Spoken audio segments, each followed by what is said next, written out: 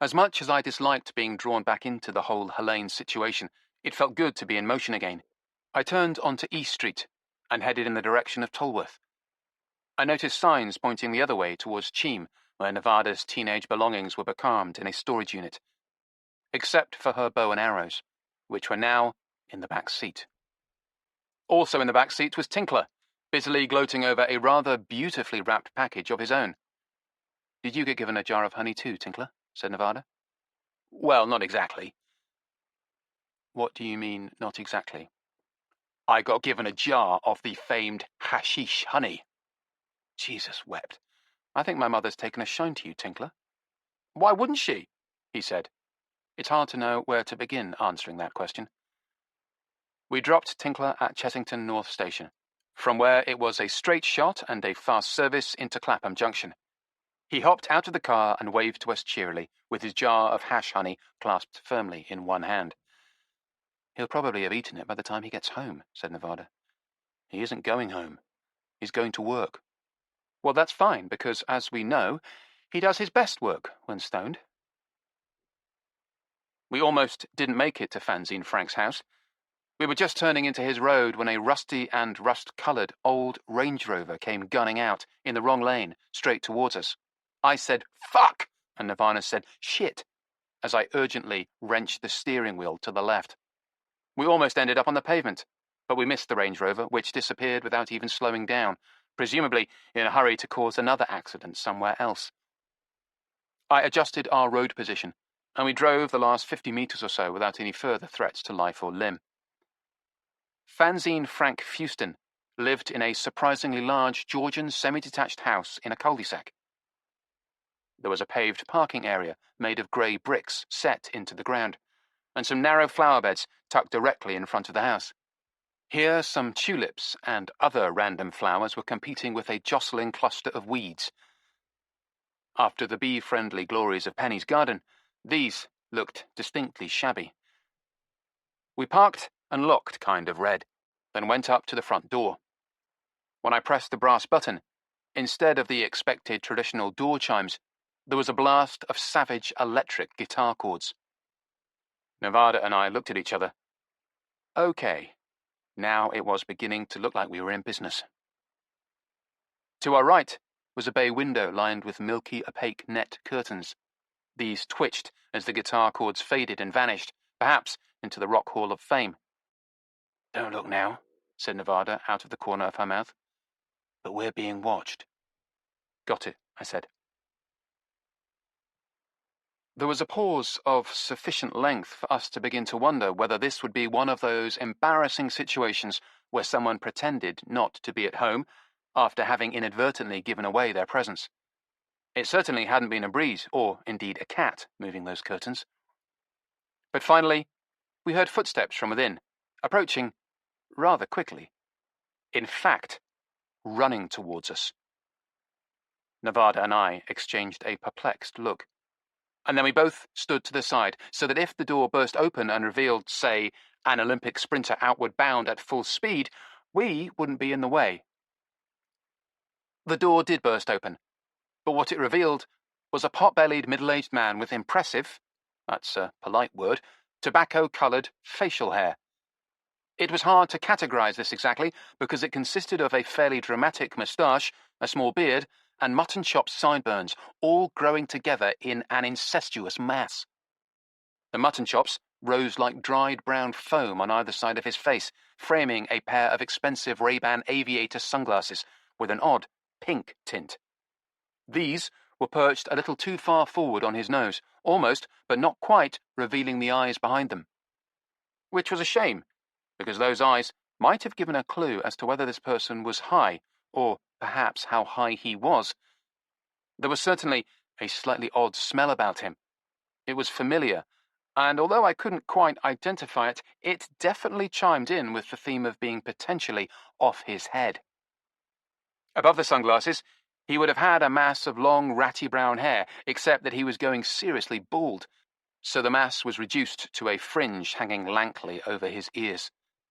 He was wearing a yellow sweatshirt, which was far too tight for his portly girth. On it, in red, was printed the words, "Never trust an atom," They make up everything. And a picture of a smiling cartoon atom. Beneath the sweatshirt, the lower part of his body was clad in a pair of shorts which had once been known as hot pants, but were now called booty shorts. They were made of something like satin in a metallic royal blue shade and had printing on the elasticated waistband which read, mendaciously, "Better Bodies." Below the shorts, his legs were skinny to the point of being stick-like and strangely hairless. Perhaps the growth of all that facial stuff had exhausted his follicles. On his feet was a pair of vintage American-style sneakers in a particularly unpleasant shade of orange with no laces in them. This apparition now removed his sunglasses and was looking at us a little wildly, though oddly without any particular surprise, bafflement, or lack of recognition.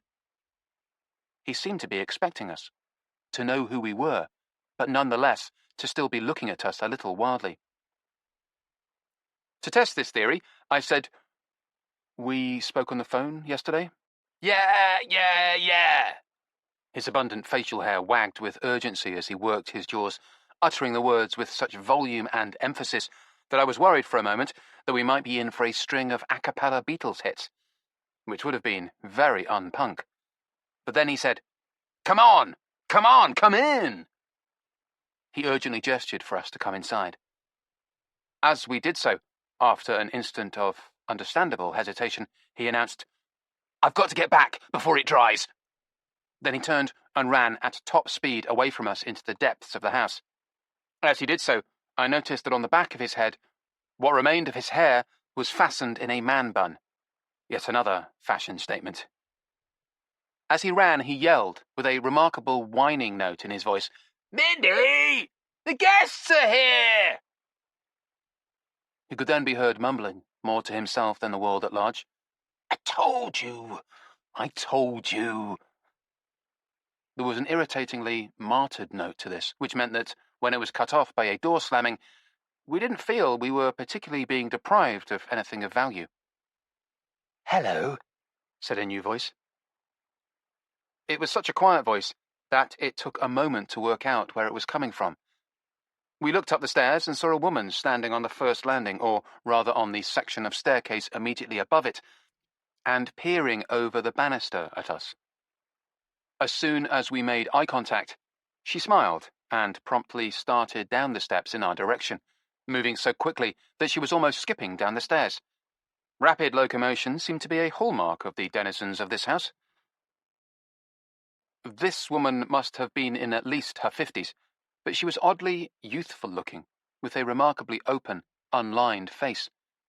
She was somewhat chubby, although nothing in the order of Frank, assuming that the individual in the atom sweatshirt had been fanzine Frank, and was dressed in shorts made from cut-off jeans, flip-flops, and a kind of denim smock with brass buttons at the neck and a large pocket over her left breast.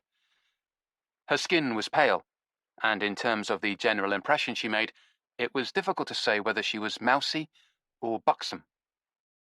Her hair was a pale brown shade, hovering somewhere between chestnut and grey, and she wore it in a mannish cut. Her smile, however, was appealingly bashful and tentatively welcoming. It was also, thankfully, sane. "I'm sorry to keep you waiting," she said as she came down the stairs, flip-flops flapping. "Frank is right. I was supposed to answer the door when you got here, but when you did get here, I suddenly panicked." She chuckled. It was an engaging little sound, self-deprecating and inviting you to savour the general silliness of existence. "I decided I had to rush upstairs and get changed." Nevada flashed me a quick look, which I understood to mean, Christ, if this is what she looks like after getting changed, what was she wearing before? The woman was now at the foot of the stairs, and we stood back to give her room to join us in the hallway. She smiled again, brushed past us, and closed the front door, which the apparition had left open, and which we'd been loath to close in case we needed a quick escape. When the door closed, we were abruptly in darkness, but not for long. The woman flipped a switch, and a light came on. An ultraviolet light. Suddenly, What had looked like featureless yellow walls in the hallway and on the staircase were revealed to be covered with glowing pictures. These had been done in UV marker pen or something similar. They were ghostly shades of lavender, blue and red, and depicted musicians, punk musicians of course, in the throes of performance. Guitar heroes thrashing their instruments, drummers pretending they could drum, singers throttling their microphone stands. They were somewhat crude, but energetic and vivid and altogether kind of impressive. Our hostess, now reduced to a disembodied set of Cheshire cat teeth glowing at us in the darkness, said, "Uh-oh, wrong switch." There was another click. A normal electric light came on. The walls were featureless yellow again, and the smile was reattached to the woman. "Sorry about that," she said. "Would you like a cup of tea?"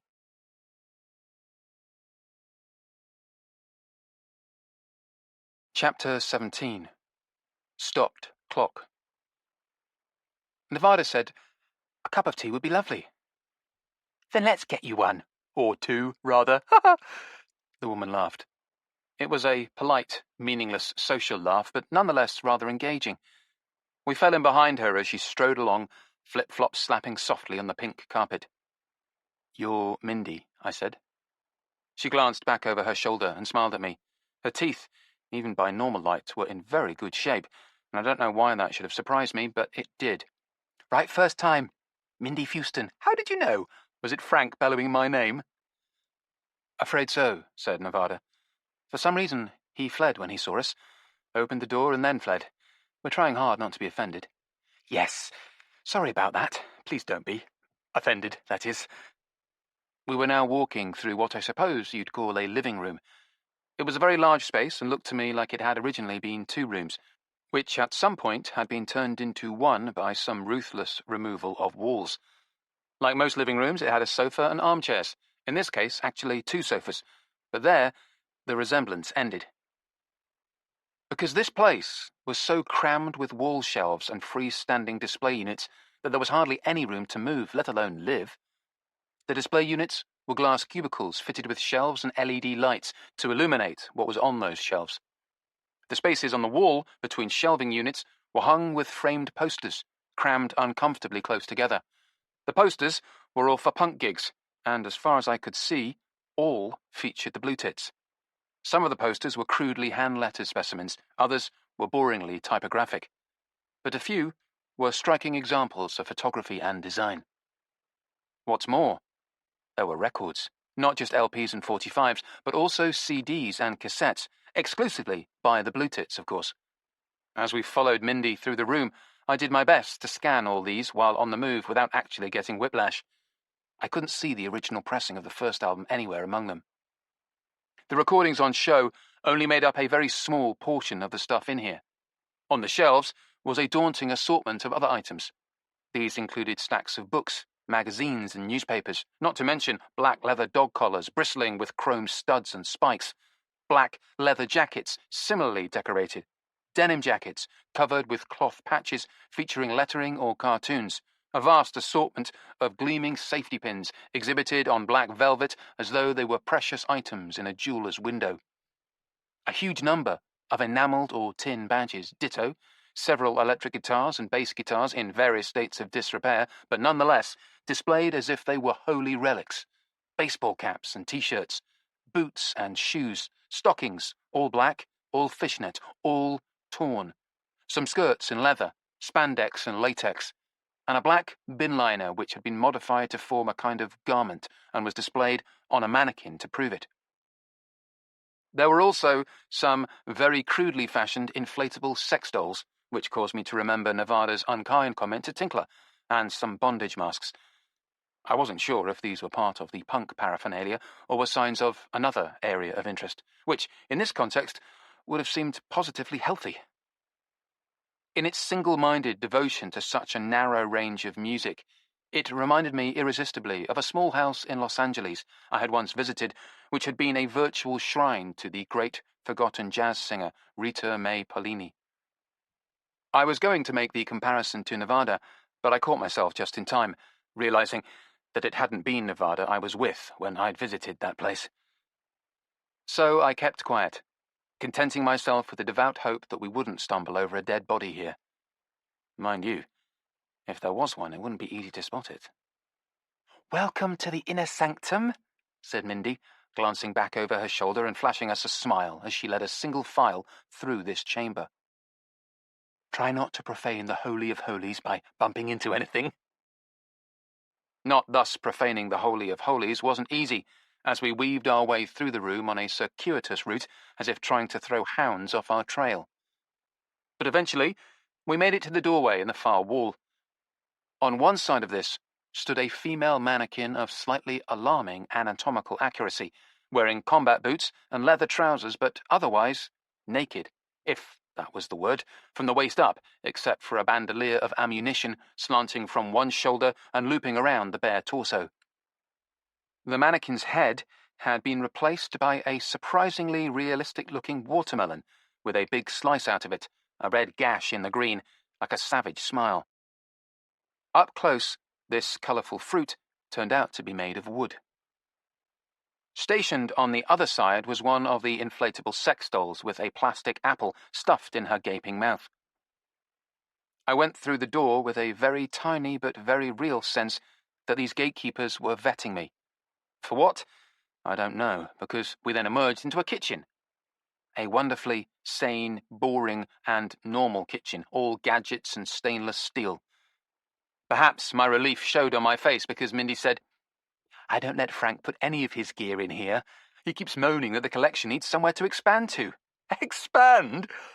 I think of it as one of those 1950s science fiction B-movies where the rampant protoplasm just keeps on growing and growing. "Like the Blob," said Nevada. I could see she was forcing herself not to utter the date of the film's release and the name of the director. Mindy gave a delighted little squeal. "Exactly like the Blob, but it's not getting its slimy pseudopods into my kitchen. That's where I draw the line. Here and in my shed. That's where the lines are drawn." She nodded towards the window that looked out on the garden. "You have a shed?" said Nevada. "Is it big?" I sensed some garden envy coming on. "It's a decent size, thank goodness. It's so nice to have somewhere that's me. I like to potter around in the garden, hang out in my shed. It's my personal space. There isn't much personal space in there." She pointed back towards the sitting room full of paraphernalia. "So it's nice to have a place of my own. Though, just at the minute, it isn't my own. Frank is using it." She smiled contentedly. "I'll kick him out soon, though." "So Frank is out in your shed?" I wondered if he was deliberately hiding from us. "Yes. Very rude of him when he knew you were coming to visit." "He said something about something drying. Is he painting?" Mindy shook her head. "Not paint. Glue." Glue. That was the smell I detected on him. "What is he gluing?" said Nevada. "Action figures? No, that's not the correct term. Action figures have movable limbs and can be posed, as no doubt Frank would quickly remind me if he was here. But what he's gluing are little figures made of plastic. Forgive me, resin. They come in kits, and they're made in very limited editions in Japan. They're very expensive, and Frank buys them very avidly as soon as they're released. Then it's off to the shed to glue them together. Oh, what joy! He does indeed paint them, but that's a tribulation for another day." She chuckled. Nevada said, "And these little figures are of members of the Blue Tits, of course. The Blue Tits are proverbially big in Japan. Still, 40 years on. But wait a minute, I'm supposed to be making you tea." Normally, I would have kept my mouth shut and allowed myself to be served tea, but this was an extremely well-equipped kitchen, and among its many gleaming appliances was a rather beautiful red and silver Astoria espresso machine, crouching on the counter as though impatient to leap into action. So I nodded at this lovely device and said, "I couldn't help noticing." Mindy's face immediately fell. "I am so sorry. The coffee machine is out of action. What bad luck." Arguing against this being a lie just to thwart me was the fact that she sounded genuinely grief-stricken, and also that I now noticed the machine was unplugged and pulled away slightly from the wall. Damn. "It's broken," I said. It didn't look broken. "Maybe if we just plugged it back in." "Not broken," said Mindy pedantically. Out of action. I'm modifying it. Oh, okay. Tea is fine, then. And Nevada whispered in my ear, You hero. Mindy began to open cupboards and assemble tea-making essentials. I'm sure Frank will be finishing gluing his figurine soon. Then he'll remember his manners and come in for a chat. She paused in the act of opening an airtight stainless steel cylinder with tea printed on it. And if he doesn't, we'll go and turf him out. She grinned happily at the thought. She made the tea quickly and efficiently, and we were soon drinking it. I suppose it was all right if you like that sort of thing. Mindy glanced up at the silent electric clock over the sink and said, Right, that's long enough. It's time Frank emerged from his den and was sociable. Do you mind bringing your tea out to the garden? Far from minding. I was thrilled at the possibility of pouring it discreetly away among the vegetation. So we trooped after Mindy through the back door and out into the sunshine. It was a big garden with high walls and big trees. On closer inspection, apple and pear trees, rising higher than the walls and providing shade in the garden. There had evidently once been well-defined lawns and flower beds, but these didn't appear to have been tended in recent decades and had been allowed to revert to the wild. This wasn't necessarily a bad thing, and the whole place was emphatically alive, teeming with bees, wasps, butterflies, moths, and crickets. But any chance of it providing an idyllic environment was somewhat nullified by the Christmas decorations. These consisted of brightly painted silhouettes, apparently cut from fireboard using a jigsaw with more enthusiasm than skill, to create mostly life-sized versions of Santa, Rudolph the red-nosed reindeer, the three wise men, respectively riding a unicorn, a camel, and a kangaroo, and a generic snowman. This macabre procession stood among the long green grass and wild roses, looking more than a little surreal. I noticed that Santa was depicted wearing sunglasses and with a safety pin through his nose, while Rudolph had a mohawk. Thank heavens for that, I thought. Or the whole thing might not have been in keeping with the punk rock theme. The figures were all lavishly garlanded with strings of Christmas lights, now thankfully dormant. Mindy caught us gaping at this gallimaufry. Yes, she said. I'm afraid that lot's been up since Christmas. And not last Christmas either. I keep nagging Frank to take it down, but he always says there are more urgent things to do. Like gluing figurines. Behind the Christmas cavalcade, deep in the shadowed recesses of the garden, stood the shed we'd heard so much about. Windowless and made of unpainted pine, it was indeed large. On the wall of the shed was a big electrical switch with a painted arrow pointing towards it and the words, Time for Fun, in big red and green lettering. Christmas colours. Snaking from the switch was a black cable that disappeared down into the grass and rose again to fasten itself to a grey plastic junction box connected to the strings of lights. The junction box was attached to the hindquarters of the wise man riding a camel, the one with the greatest claim to historical accuracy. I guessed that when the Time for Fun switch was thrown, the whole mess would light up in a questionably festive fashion. The neighbours are getting mightily pissed off, said Mindy, with a certain amount of relish. I mean, looking out your window and seeing this every day of her life, but Frank can't be persuaded to make it a priority. Of course, Mindy could have dealt with this Christmas tat herself, but I sensed one of those domestic conflicts that gradually hardened into a stalemate that could last for decades. Poor neighbours. Still, said Nevada brightly, come December, you're all set. Right, said Mindy. Once a year, it's absolutely brilliant. Like the axiomatic stopped clock that's right twice a day. Come on, let's go get Frank. But as she began to wade through the long grass, there was the distant sound of electric guitar chords. The front door. Sorry, said Mindy. I won't be a minute. She trotted back into the house and left us becalmed there in the overgrown garden. I took advantage of her absence to pour my tea out on a thirsty-looking plant. Nevada shook her head. Shame about that coffee machine, she said. Do you think we should intrude on Frank in his shed?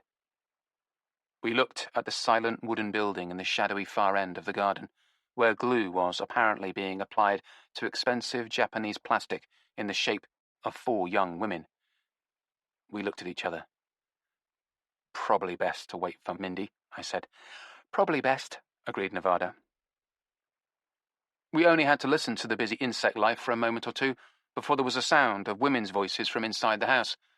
The back door of the house opened, and Mindy came out, followed by a fleshy, formidable-looking woman in a smart, grey business suit. Tanya Strack. "Well, I'll let you lot get acquainted," said Mindy. She started back for the house, calling over her shoulder, "Earl Grey, isn't it?" "Yes, well remembered," said Tanya Strack. "Milk, no sugar." Mindy disappeared indoors, and Tanya turned to us with an expectant look. I made the introductions, and she and Nevada began to chat with guarded cordiality, while I tried to assess the situation. It was true that I'd wanted to go back to Tanya and talk to her again, but I was utterly wrong-footed by her suddenly appearing like this. What's more, I could tell by the glances she was giving me and a trace of tension in her voice that something was up. As soon as I saw a gap in the conversation, I said, "This is quite a coincidence." Tanya looked squarely at me and said, "It isn't a coincidence at all. I told Frank to get in touch with me when you came to visit, so I could come and see you." For a second, I wondered how she knew that I was coming here. Then I remembered that it was Tanya who had given me Frank's details in the first place, in her Putney penthouse that day. "Okay," I said. "I want to talk to you." Nevada shot me a swift look. This didn't sound good. "Okay," I said again. "Is it true that you think I'm trying to kill Helene?" That shut me up, good and proper. When I finally thought of something to say, it was, "Who told you that?" "Monica." Good old Monica. Everybody's favourite roadie. I was caught somewhere between astonishment and fury. After all, it had been Monica who had been so adamant that Tanya was a leading candidate for Helene's would-be killer. I resisted the temptation to point this out. Instead, I said, "Did she also tell you about what's been happening to Helene?" Tanya dismissed this with a curt wave of her hand. "She touched upon it. But to return to my question, do you think I'm trying to kill Helene Hilditch?" "No," I said. Nevada gave me a surprised look, and Tanya glared at me with suspicion. "No?" she said. "No, I don't particularly think you're trying to kill her. You're merely one in a rich and varied field which includes you, Delia Lispector, Ophelia Brident, Saxon Ghost, Bill Bridenstine, Bill Bridenstine's Christian midget girlfriend, Lenny Nettleford, Enrica Morado, devoted friend of Marcia Strickland, the late Marcia Strickland's grieving husband." I nodded at the shed. "Fanzine Frank Fuston." I nodded at the house. "Mindy Fuston, the charmingly garrulous Monica herself, and a person or persons unknown. Quite possibly any domestic animals owned by any of the above, except for goldfish. I think we can safely rule out goldfish." There was silence, except for the noise of industrious insects at work in the sunny garden. "Oh," said Tanya. "I like charmingly garrulous," said Nevada. "So do I, actually," said Tanya. Then, "But you do suspect me?" "Yes," said Nevada. "And not least because Monica was very adamant that we should include you on the list." Tanya looked at me. "Is that true?" I nodded. "So much so that I'm rather surprised she told you what we were up to." Tanya shook her head. "Oh, she'd been drinking. Monica will say anything when she'd been drinking." She paused and seemed to be thinking something through very carefully. "Why would I want to kill Helene?" "Because she scuppered her political ambitions." "I see. And how is she supposed to have done that?" "By threatening to dish the dirt on your colourful behaviour back in the good old Blue Tits days." Tanya nodded sagely. "I see. But assuming that such facts exist and that the whole thing isn't just a tapestry of lies, wouldn't it be remarkably stupid of me to kill Helene and to have the whole thing come out anyway after she's dead?" I felt a little thrill. It seemed word had got round in just the way we wanted it to. Full marks to Bong Cha and her ability to work social media. Because in that case, said Tanya, any such putative scandalous material would be in the public domain, which is the last place I would want it. And at the same time, I would have been involved in a murder that could conceivably, no matter how careful I'd been to cover my tracks, be traced back to me. Wouldn't that be a remarkably stupid thing to do?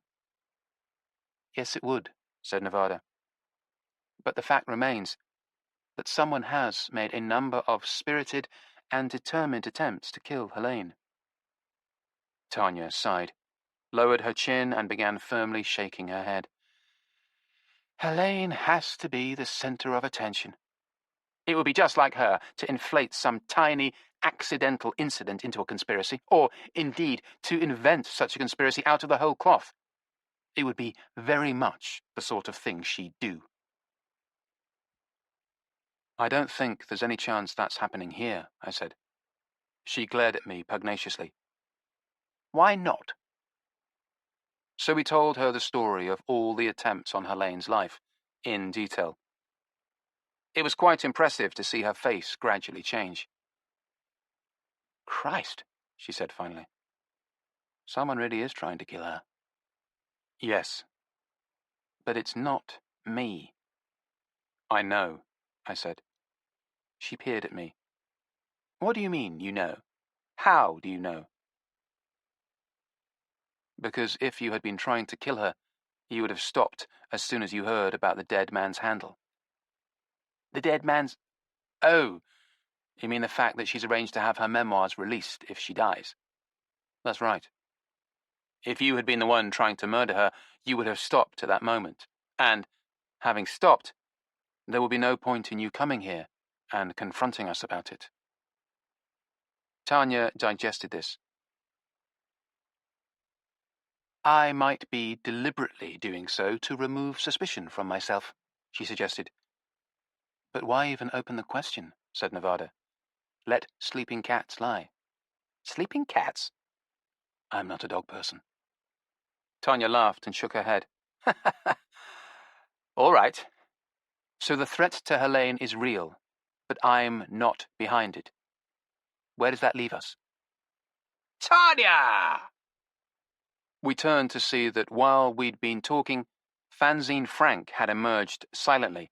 It was tempting to say stealthily from his shed and had approached us unnoticed, his skinny white legs smoothly parting the long grass.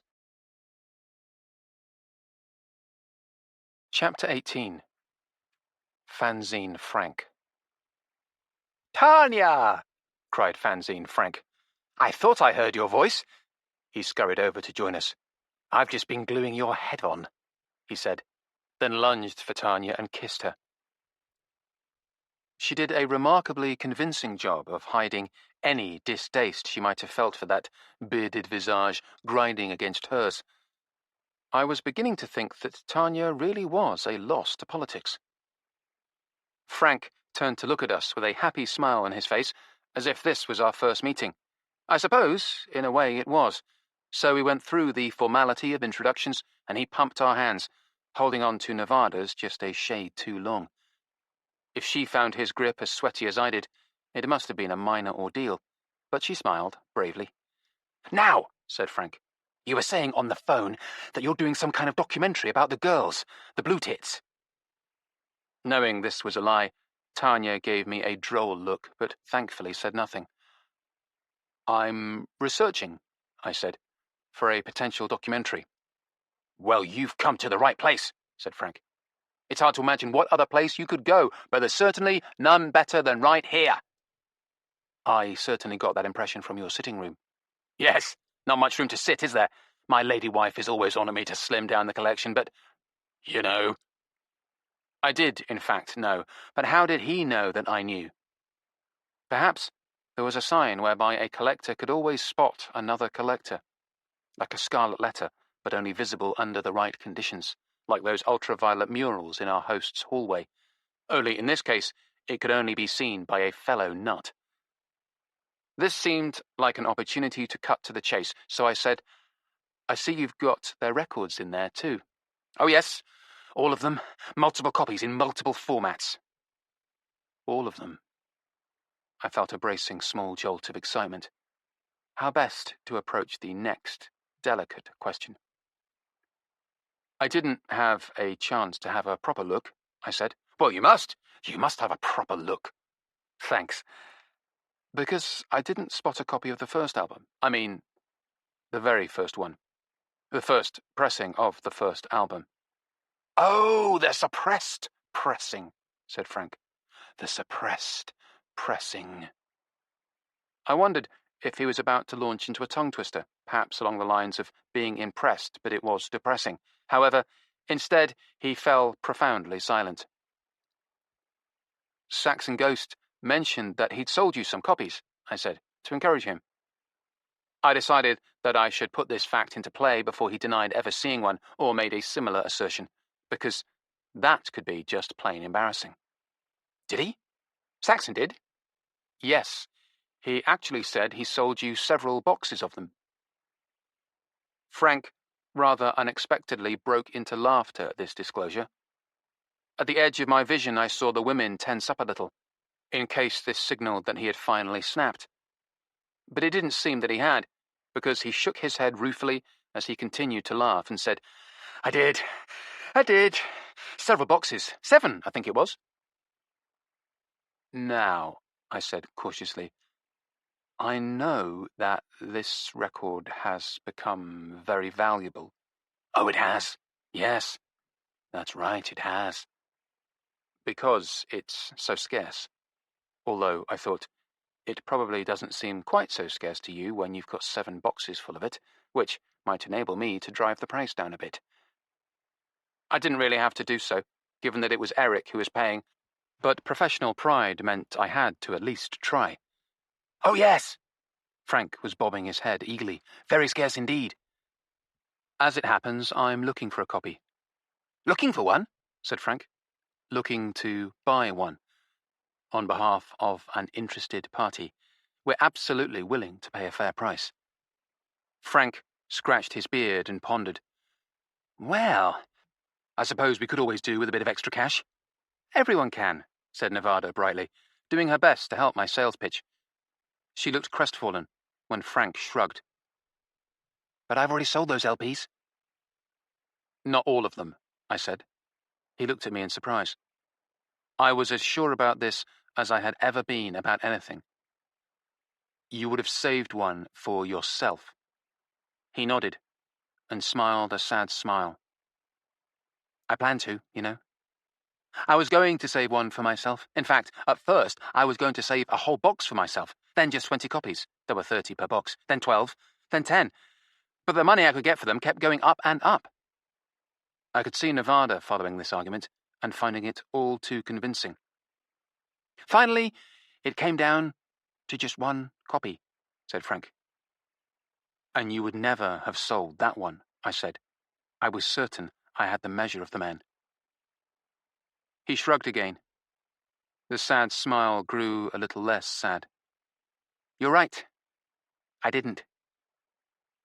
I silently sighed with relief. It had been like pulling teeth, but finally he'd admitted he had a copy. Now the question was, how could I convince him to part with it? I didn't sell it, said Frank. I gave it to someone. At the instant he dropped this bombshell, as if she'd been planning her entrance for maximum impact, Mindy came out of the house with a mug in her hand. Oh, Mindy, said Frank, his face suddenly brightening. It was as if he was surprised to see her, but was glad she turned up. Mindy gave the mug to Tanya, who thanked her. Steam was rising from it, which was a little startling. Given the length of time Mindy had gone, it seemed more likely that it would have had a layer of ice on it.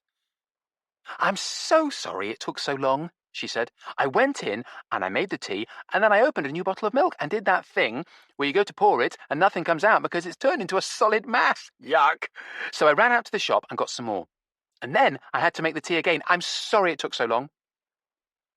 You shouldn't have gone to all that trouble, said Tanya, blowing on the tea. It was no problem. I could have had it without milk. Now you tell me, said Mindy, rolling her eyes and laughing. Frank joined in, although I could tell his heart wasn't in it.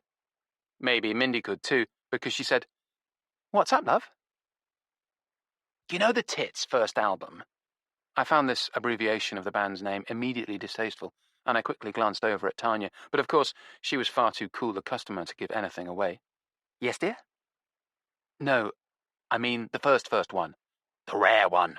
Oh, that one, said Mindy, in such a way that I was far from convinced that she did actually know it, as opposed to saying whatever was easiest at the moment to just shut him up. I could sympathize.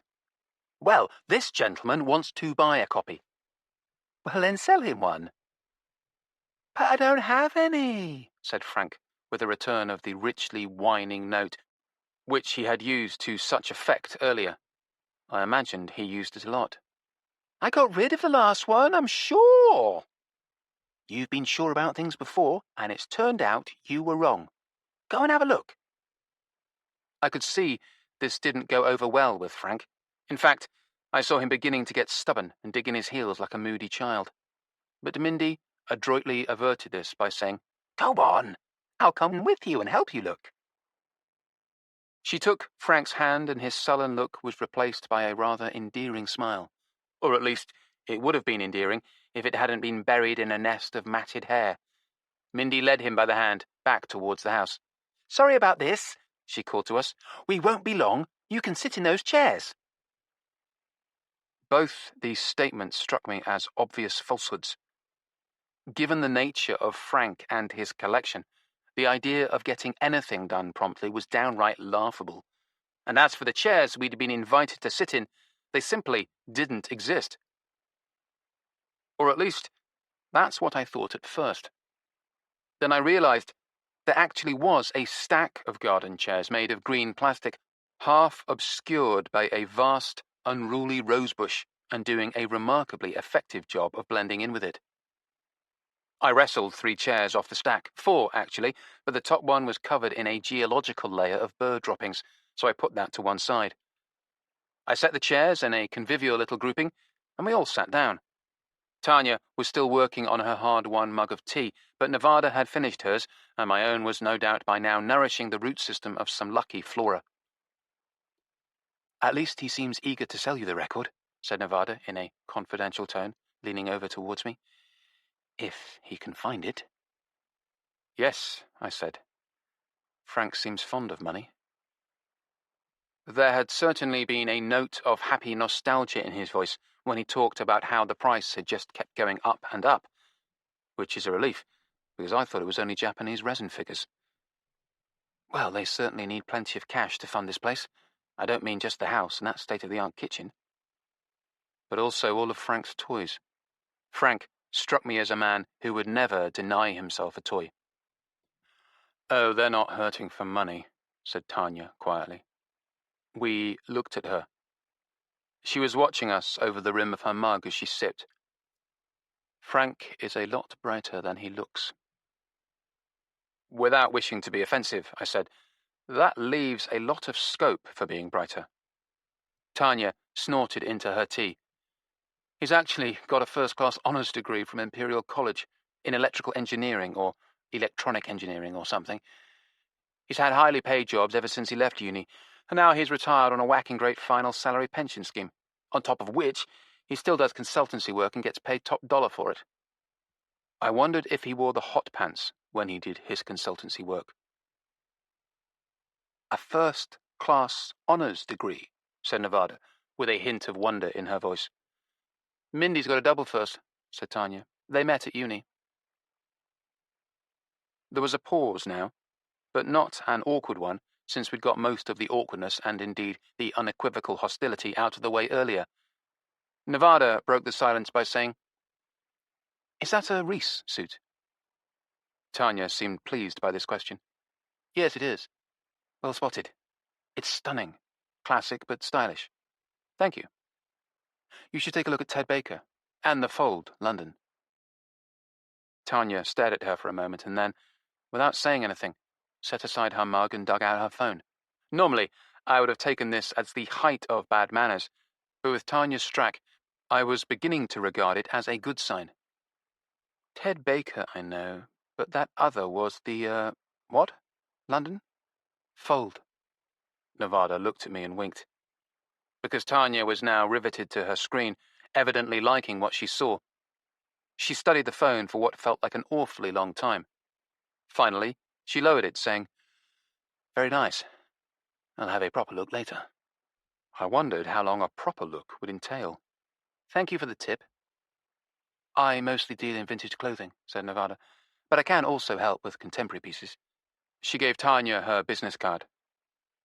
"Thank you," said Tanya, putting it away carefully. "I may give you a buzz." "I hope you do."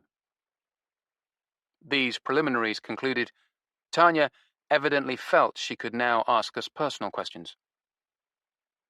"You guys have been together a long time?" "Yes, quite a while." She favored me with a rather beady gaze. "So are you actually searching for this record you're harassing Frank about, or was that a load of hokum? Just a cover story for you trying to find Helene's assailant?" "I'm actually searching for the record." "That's good, because if it was the other, God knows how many laws you'd be breaking." Probably none, I thought. But I said, I was also telling the truth when I said we have a firm buyer. "That's not all you're interested in, though, is it?" "No, true. We're hoping in the course of searching for the record to flush out the would-be killer. It gives us a perfect cover story for getting close to the suspects, or who might be able to point us towards suspects." "People like me and Frank," said Tanya. "Well, you're no longer in the first category, but you're still definitely in the second." Tanya didn't take the hint implied by this. Instead, she said, "What happens if you do flush out the killer?" I said, "We'll go to the police." While at exactly the same moment, Nevada said, "We'll cross that bridge when we come to it." Tanya laughed. "And you actually think Frank might be the culprit?" "I don't know," I said. "I have an open mind. But I'll tell you one thing. I don't believe his story." Tanya folded her arms and looked at me sternly, as though I was giving evidence to a select committee, and I was sounding dodgy. "Which story is that?" "About having sold the last copy of that extremely rare record." Nevada corrected me. "Having given it away." "Yes," I said. "That was even less plausible, wasn't it?" "Why?" said Tanya. But this sounded less like a cross-examination and more like she was really interested. So I told her. "Because he's an anorak, a fanatic, a collector." "Does it take one to know one?" said Tanya with a note of sweet malice. Nevada shot her an annoyed look, but it didn't bother me. "Perhaps it does. But either way, I'm not wrong. He's not the sort of person to surrender the last copy of a valuable collector's item, especially when it's pretty much the crowning glory of that entire obsessive assemblage in there." "I'm afraid you're wrong about that," said Tanya. "His crowning glory and most prized possession would never be an LP." How wrong you are, I thought. But I said politely, "What would it be then?" "Oh, a used pair of knickers, I should think. Underpants would be where it's at, and the more stained and filthy the better." She laughed at the shocked expressions on our faces. It was a pity Tinkler wasn't here, because he would have been delighted with the turn the discussion had taken, providing it was one of our pairs of knickers. "One of the Blue Tits?" "Oh, yes." Tanya leaned back in her chair, the green plastic bending dangerously with her weight. "You see, I agree with most of what you said. Obviously, you are right in your analysis of Frank as a compulsive and fanatical collector. He is exactly the sort of person who has to have it all, who has to collect the set. So you were entirely correct when you said he would never part with such a cherished and sought-after trophy. Never," she repeated, smiling broadly. "Except in one very particular set of circumstances." She fell silent, savoring the drama of the situation. I decided to allow her her little moment. But before I could reply, Nevada said, "Okay, we'll bite." What set of circumstances? If one of the girls asked him for it. If one of us asked him for it. Nevada and I looked at each other. I hadn't considered this. But now Tanya had said it, it had the ring of truth. One obsession trumping another. Tanya was nodding vigorously, as if agreeing with herself. If one of us so much as batted our eyelashes, we could get him to do anything we wanted. That's the way it always was, and for better or worse, the way it still is. We've always taken advantage of him shamelessly. Some of us more than others. Did you see all those guitars in there? And the electric basses? Yes, it's an impressive collection. Every time we wanted a new instrument, we just sold the old one to Frank for his museum, for more than we'd originally paid for it. Even if we'd completely trashed it, it was rather cruel. You think? I said. She spread her hands in a helpless gesture. What were we supposed to do? I suppose you could call it abuse of power, because we certainly had power over him, but we hadn't asked for him to become fixated on us. What exactly is the etiquette in a situation like that? And if we exploited him, he certainly exploited us, too. He was definitely getting full value for his money in terms of the creepy sexual thrills. I don't suppose, said Nevada, that any of you actually ever... She made a gesture in the air with her hand that was somehow both meaningless and entirely meaningful. Sleep with him, said Tanya. Certainly not. None of you? None of us. Tanya paused and added, well, not in reality, that is.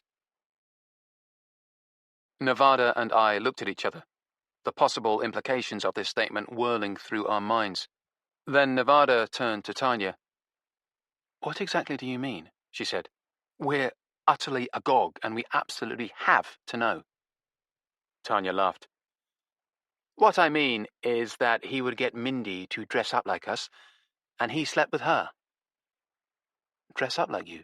Well, dress up and do her hair and makeup and all the rest of it. Like all of you? Well, not at once, said Tanya. One at a time, the various members of the band, in rotation. In their marital bed. Nevada thought about this for a moment and then said, yeah. I think you speak for us all, I said.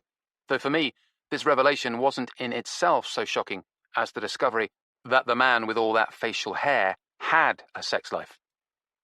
Tanya laughed. To each his own, I say. And what does Mindy think about all this? Said Nevada. Well, why don't you ask her when she comes back? Ask her? Oh, sure, said Tanya. They're entirely open about their sex life and happy to discuss it. Christ, said Nevada. Just when I thought it couldn't possibly get any worse. So now, perhaps, it seems a little less reprehensible, the way that all of us always used to take advantage of him so shamelessly. I wasn't sure that it did, but then something seemed to occur to Tanya. Helene in particular, though, she said. Helene really rode roughshod over Frank. She looked at us suddenly, struck by another thought. How do you know Helene, anyway? We're old friends of her new boyfriend, said Nevada. What's his name, the guitarist from Valerian? That's right, Erik Make Loud. Ridiculous name, said Tanya. What exactly is a tongue strap again? Said Nevada. All right, I'll give you that. Ridiculous names do rather go with the territory, I suppose. So, anyway, how long have you known Helene? Not long at all, I said. All right, then. So, here is what you need to know. Setting aside my quite justified personal animus and trying to look at things objectively, she is a genuinely dreadful person. I want you to know that. She seemed eager for us to believe this. I sensed many old grudges at work here, and some new ones too. Why do you say that? Said Nevada. Because Helene rides roughshod over everyone in her life. It should be no surprise to anyone that someone wants to kill her. In fact, the really surprising thing is that it isn't the other way around. What do you mean? That she isn't the murderer instead of the murder victim. Helene is quite capable of killing someone. She is altogether a nasty piece of work and, I might add, quite dangerous. Tanya leaned over to one side with considerable effort, the plastic chair bending with her, and carefully set her mug on the ground. Then, as if this signalled a sudden change of tone, she said, "Admittedly, she was a lot of fun when we were in the band. We were great friends back then." The door of the house opened, and Mindy stepped out. "You got the chairs sorted? Good!" She went to the rosebush, where the two remaining chairs were standing, one covered in birdshit.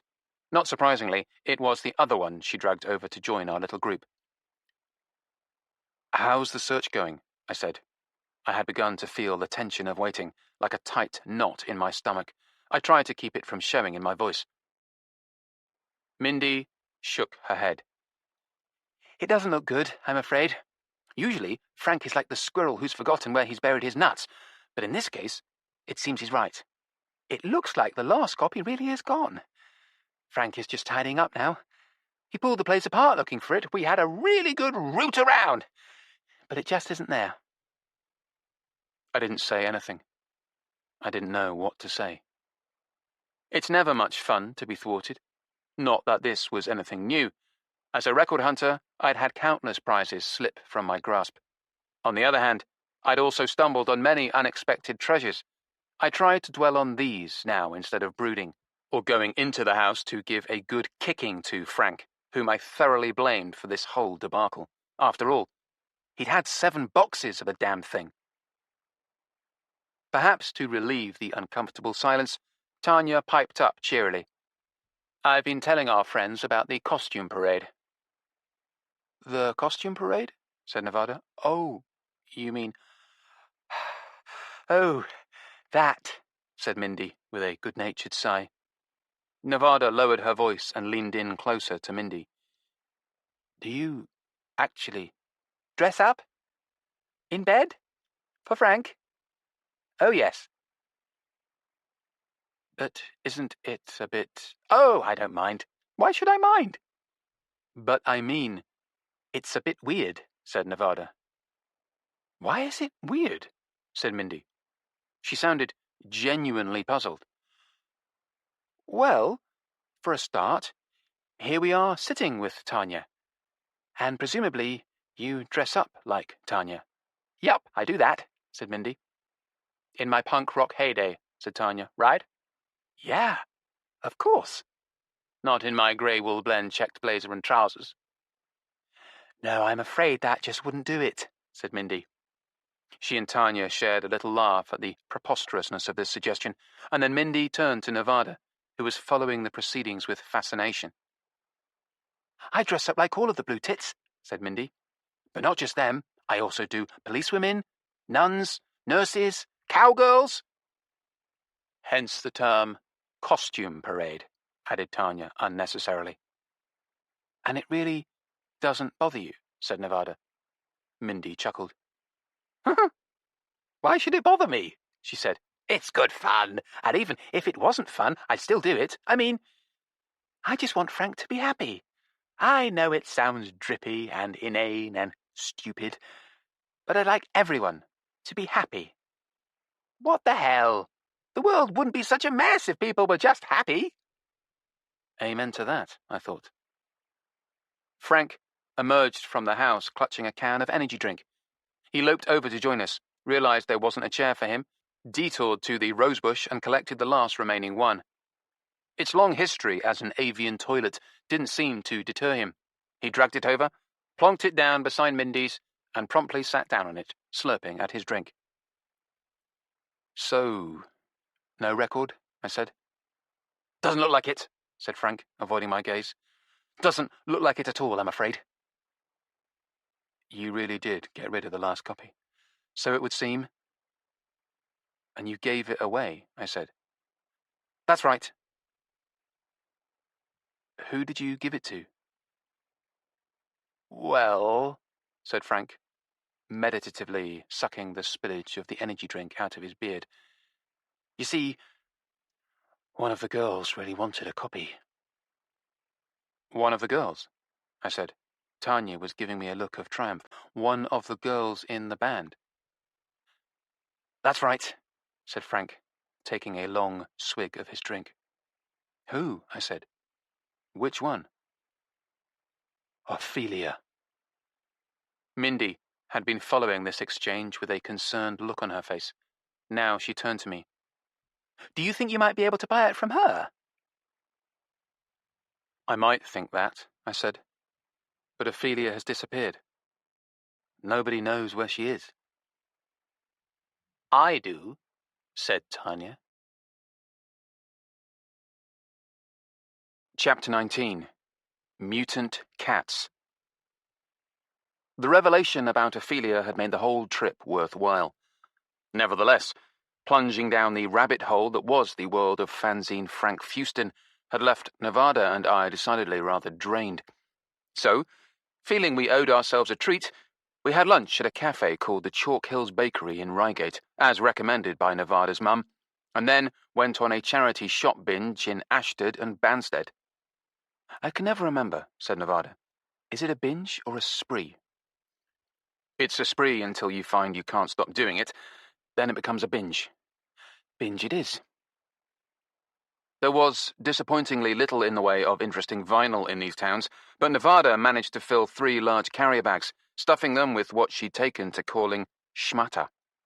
This officially meant cheap, old or unfashionable rags, but when Nevada used the expression, it meant anything but. She was very pleased with her finds and hummed a happy, tuneless little tune all the way on our drive back, sitting beside me in kind of red. I felt a pleasant sense of homecoming as we turned off Roehampton Lane onto Clarence Lane and drove past the high-rise towers of the Alton estate, modernist slabs poised on their dainty little stilt-like legs. Then we were on Abbey Avenue, and then home again. Somewhat to our surprise, there were no flurrying rush of felines to greet us as we approached the front door. Usually the sound of us opening the gate or rattling our keys would have occasioned an eruption of whiskery welcome through the cat flap. We looked at each other. I hope everything's all right, said Nevada.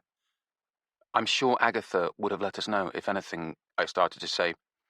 Then a voice said, Through here.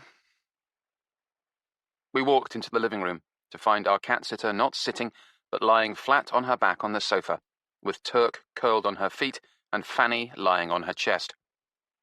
Agatha's head was propped comfortably on a couple of cushions, and she was reading a black lizard paperback of Pickup by Charles Willeford. She lowered the book onto Fanny's back. Fanny didn't seem to mind, and said, Apologies for not getting up, but obviously I can't move until the cats do. Obviously, said Nevada.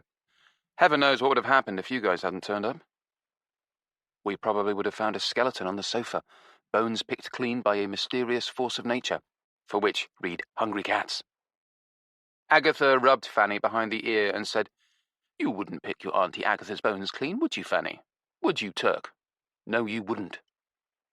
Fanny purred an unconvincing demurral. Turk opted for a diplomatic but non-committal silence. Do you think you can drink a glass of wine while lying flat on your back like that? I'm certainly willing to try. Okay, said Nevada. Wine coming up. It's a tough life, said Agatha from her prone position. I sat on the armchair next to the sofa. Thank you for looking after the little wrongdoers. Any time. But we thought you were only staying until this morning.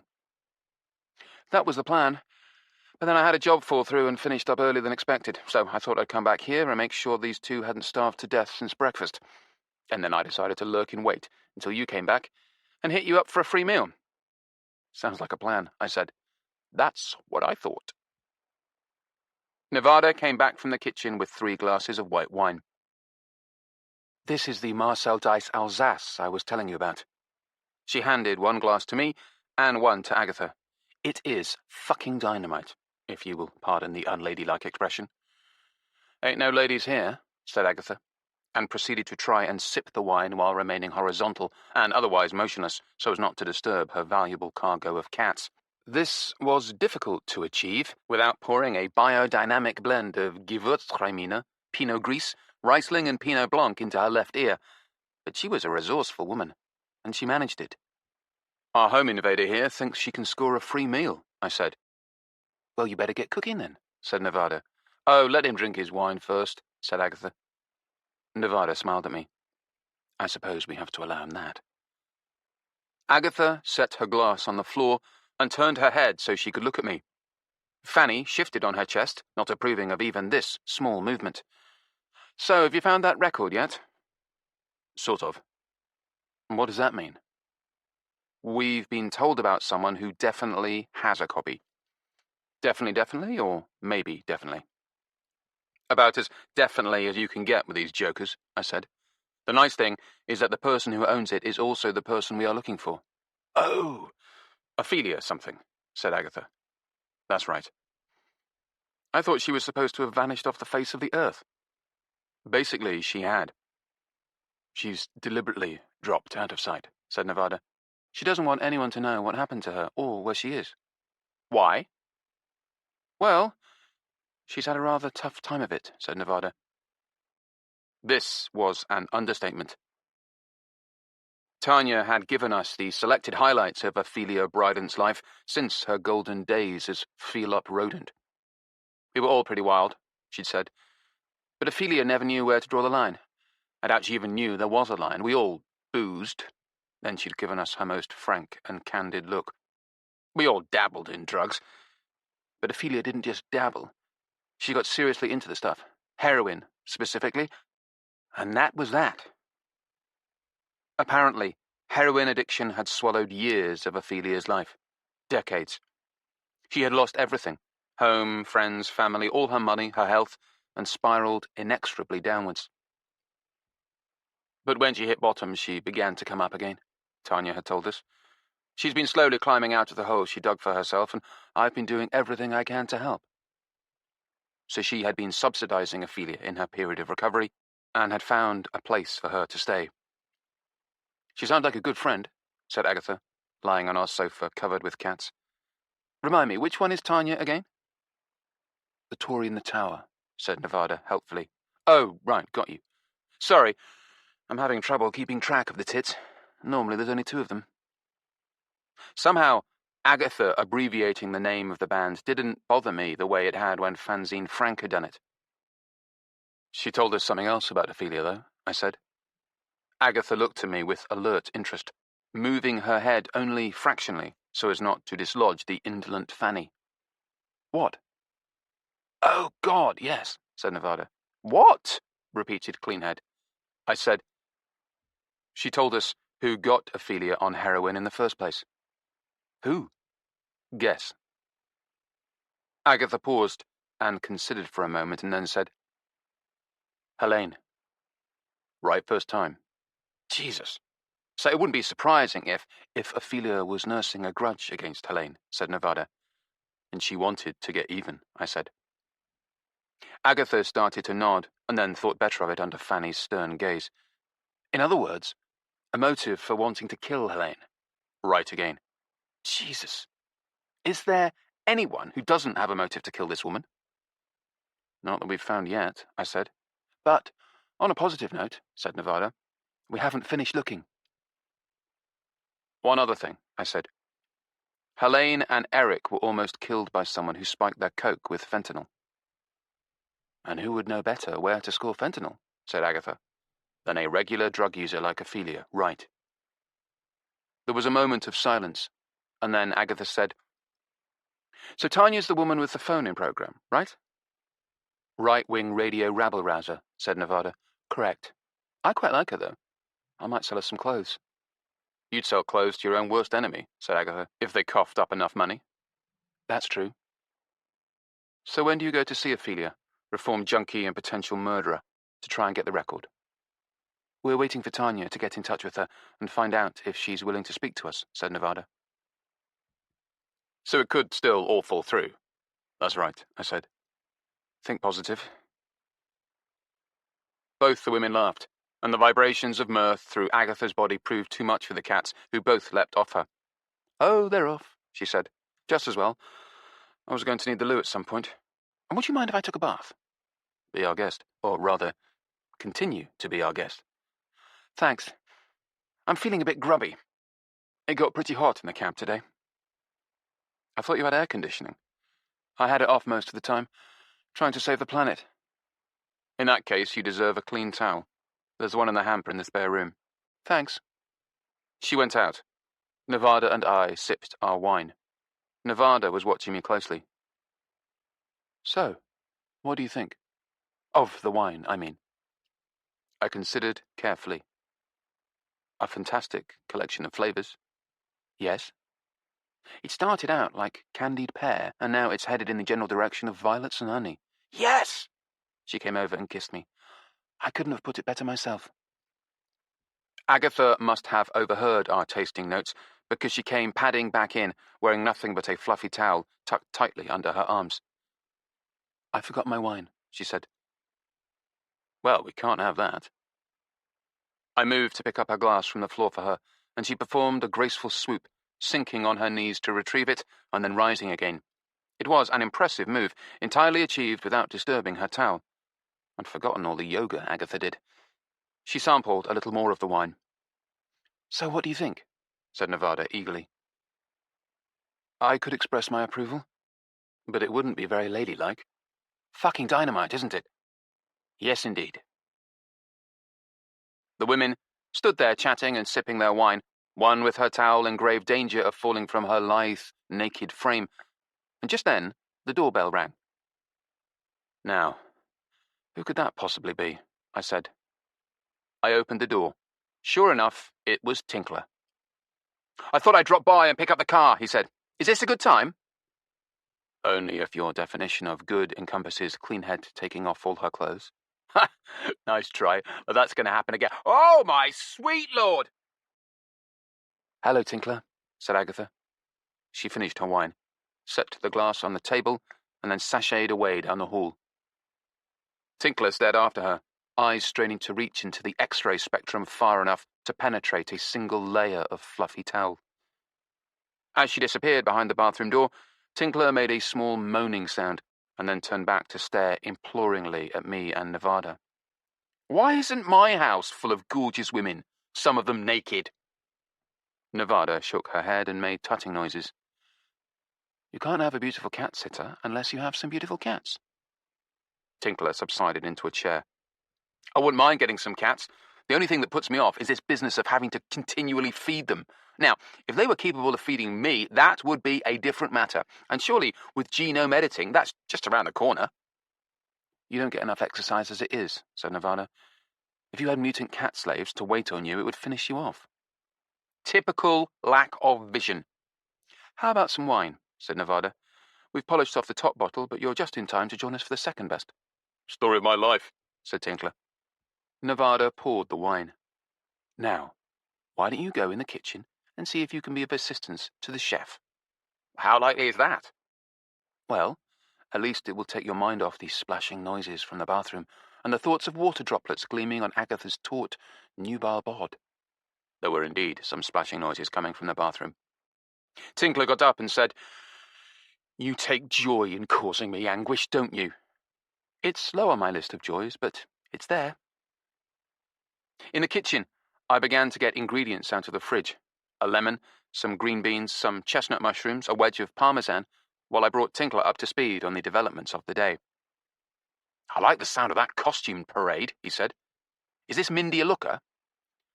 Not up to your high standards, I said. Speaking of which, you'll never guess who's now constantly getting in touch with me. I'll give you a clue. It's Opal. I think she's missed me. I think she's obsessed with me. I may well have a stalker. It will be my first. Anyway, I am beginning to believe it's entirely possible that she will be mine once more. That must be why you're not showing any interest in other women. We paused and listened to the boiler on the wall.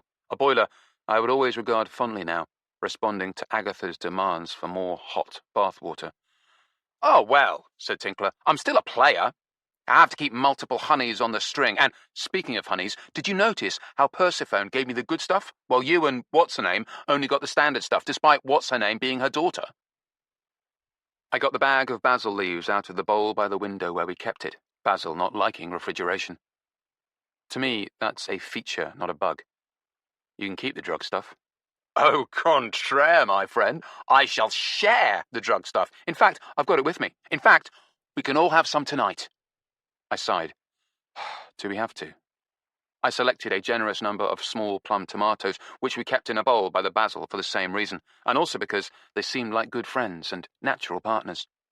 You may be opposed to the use of recreational drugs, old buddy, but I suspect the gals will leap at the chance. What on earth might you be about to do with all those tasty-looking ingredients? I picked up the conical chrome grater, the lemon squeezer, and the large ceramic mixing bowl, and moved them to the food prep area, the corner of the counter where the cats were theoretically forbidden to roam, which simply meant they waited until we went out before shamelessly gambling there. Create the lemon zest, I said, beginning to do just that. I love that word. So zesty. Squeeze out the juice, add an equal or greater amount of olive oil. I got the extra virgin Sicilian out of the cupboard. Perhaps it was a romantic illusion, but I thought it had a citrus hint, which went well with the lemon juice. I glugged it into the bowl, the deep green oil curling attractively with the pale yellow sauce. Grate in the parmesan, add torn basil, steamed fine green beans, sliced mushrooms, add half a zest, add spaghetti cooked al dente, toss together with more parmesan, lemon zest, and sliced plum tomatoes, and serve. You make it sound so simple, although I'm sure it would prove not only difficult, but potentially dangerous for anyone but a trained professional like yourself to prepare. Tinkler knew very well I wasn't a trained professional. It really is simple, I said. You should try making it. What, and deprive that food delivery app with a cute little cartoon kangaroo of its chance to exploit its employees? Forgive me, independent contractors. I refilled Tinkler's wineglass, not just to shut him up, and got on with making supper. So now, you have to wait for word from Tanya, he said, about whether the mysterious Ophelia is going to grant you an interview. How do you know that? Nevada told her mum, and her mum told me. Why were you talking to Nevada's mum, Tinkler? Checking if she did a bulk discount on the honey for large orders. The special honey. He wagged his eyebrows. Well, as it happens, that's right. We're going to have to wait for Tanya to get back to us, but while we're waiting, there are other people we need to look into. Like who? I hesitated for a moment, because I didn't even like to say the name. Bill Bridenstine, for a start. Christ, you are a glutton for punishment, aren't you? It's not him we want to talk to. I hope not. I doubt your jugular vein could stand the strain. But he has a girlfriend. Shit! Why is it that everyone has a girlfriend except me? Even psychopathic alcoholic losers of ex-television personalities. When your rant is over, I said, I was going to say that we're considering the possibility that she could be behind the attempts to kill Helene. So perhaps you can stop feeling envious now. Oh, I don't know, said Tinkler. I'd happily date a psychopathic killer if she had compensating features. Is she a looker? She's a Christian midget. I still haven't entirely lost interest, but how are you going to go about determining if she's the culprit? I don't know yet. I don't even know her full name or where to find her. Ah, the true professional at work, you never disappoint. But while we're finding out those things, there is one other lead to chase up. The fourth and final Blue Tit. Oh yeah! Dildo something. Dildo Inspector? That's right, I said. Delia Lispector. It turns out she lives just this side of Hammersmith Bridge. Well, Jesus, she could hardly be closer. Why haven't you spoken to her already? Because I got in touch, and it turns out she's in New Zealand. Oh, I see your problem. That is, indeed, outside the London travel zone. But she got back today, I said. Excellent, said Tinkler. So the game is afoot. He rubbed his hands. Now, what's for dessert? It had better go with hashish honey, or I'm going to give you a really shitty review on TripAdvisor. Chapter 20. Jet Lag. Delia Lispector lived in one of these side streets off Castleknow just before the bridge. Nevada and I could have caught the bus there, But we opted to walk because that meant Nevada could ravage all the charity shops in Barnes en route and also feed her Marcel Dice addiction by picking up another bottle or two at Lee and Sandelman. The only problem with this plan, said Nevada, is that unless I'm phenomenally unlucky, I'm going to end up carrying a load of purchases with me. Is it unprofessional of us to turn up at Dillis's place dragging a load of shopping? Even if it transpires that she is a depraved killer, one wants to make a good first impression. Bring along a posh and stylish bag to put everything in, I suggested. Posh, stylish, and capacious, said Nevada. Excellent idea. It might have been an excellent idea, but it involved an extra 15 minutes waiting while she went through her bag collection looking for something suitable. But finally, we set off. It was another dazzling spring day, and once we'd crossed the main road and left the traffic behind, it was positively idyllic. And we were able to get over both the level crossings on Vine Road without having to wait for any trains to pass, a near miraculous occurrence. You see, said Nevada, we've made up for all that time lost in bag selection, so you can stop fretting now. This was true. As it happened, we were able to trawl our favourite shops in a leisurely fashion, though we were lucky it was too early in the week for Olympic Studios records to be open, otherwise that would have put a serious dent in our schedule. We ended up at the Red Lion with time to spare and set off walking north on Castleknoe. With Hammersmith Bridge closed, a massive volume of vehicles had been forced to find other ways to cross the river, and it was blissfully peaceful. Soon enough, the bridge itself was in sight, looking far too well built and Victorian to really be in need of any serious repair. Perhaps it was all merely a massive and very cheeky traffic calming measure. The temptation to stroll onto the bridge and just stand there watching the big khaki river go by was considerable. We'll walk across it and go into Hammersmith afterwards, said Nevada. This sounded like a fine idea. It was a pity it was never going to happen. The nearer you got to the Thames, the more elite the properties in this neighbourhood became, peaking in Riverview Gardens, the street where Dillis lived. It was lined with big, handsome buildings made of red brick with thin layers of white brick, like a cinnamon cake with vanilla filling.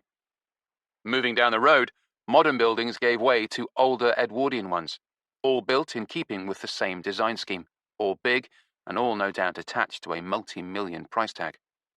Jesus, said Nevada. How did a punk rock... What did she play? Bass. How did a punk rock bass player end up with a house here? It was a very good question.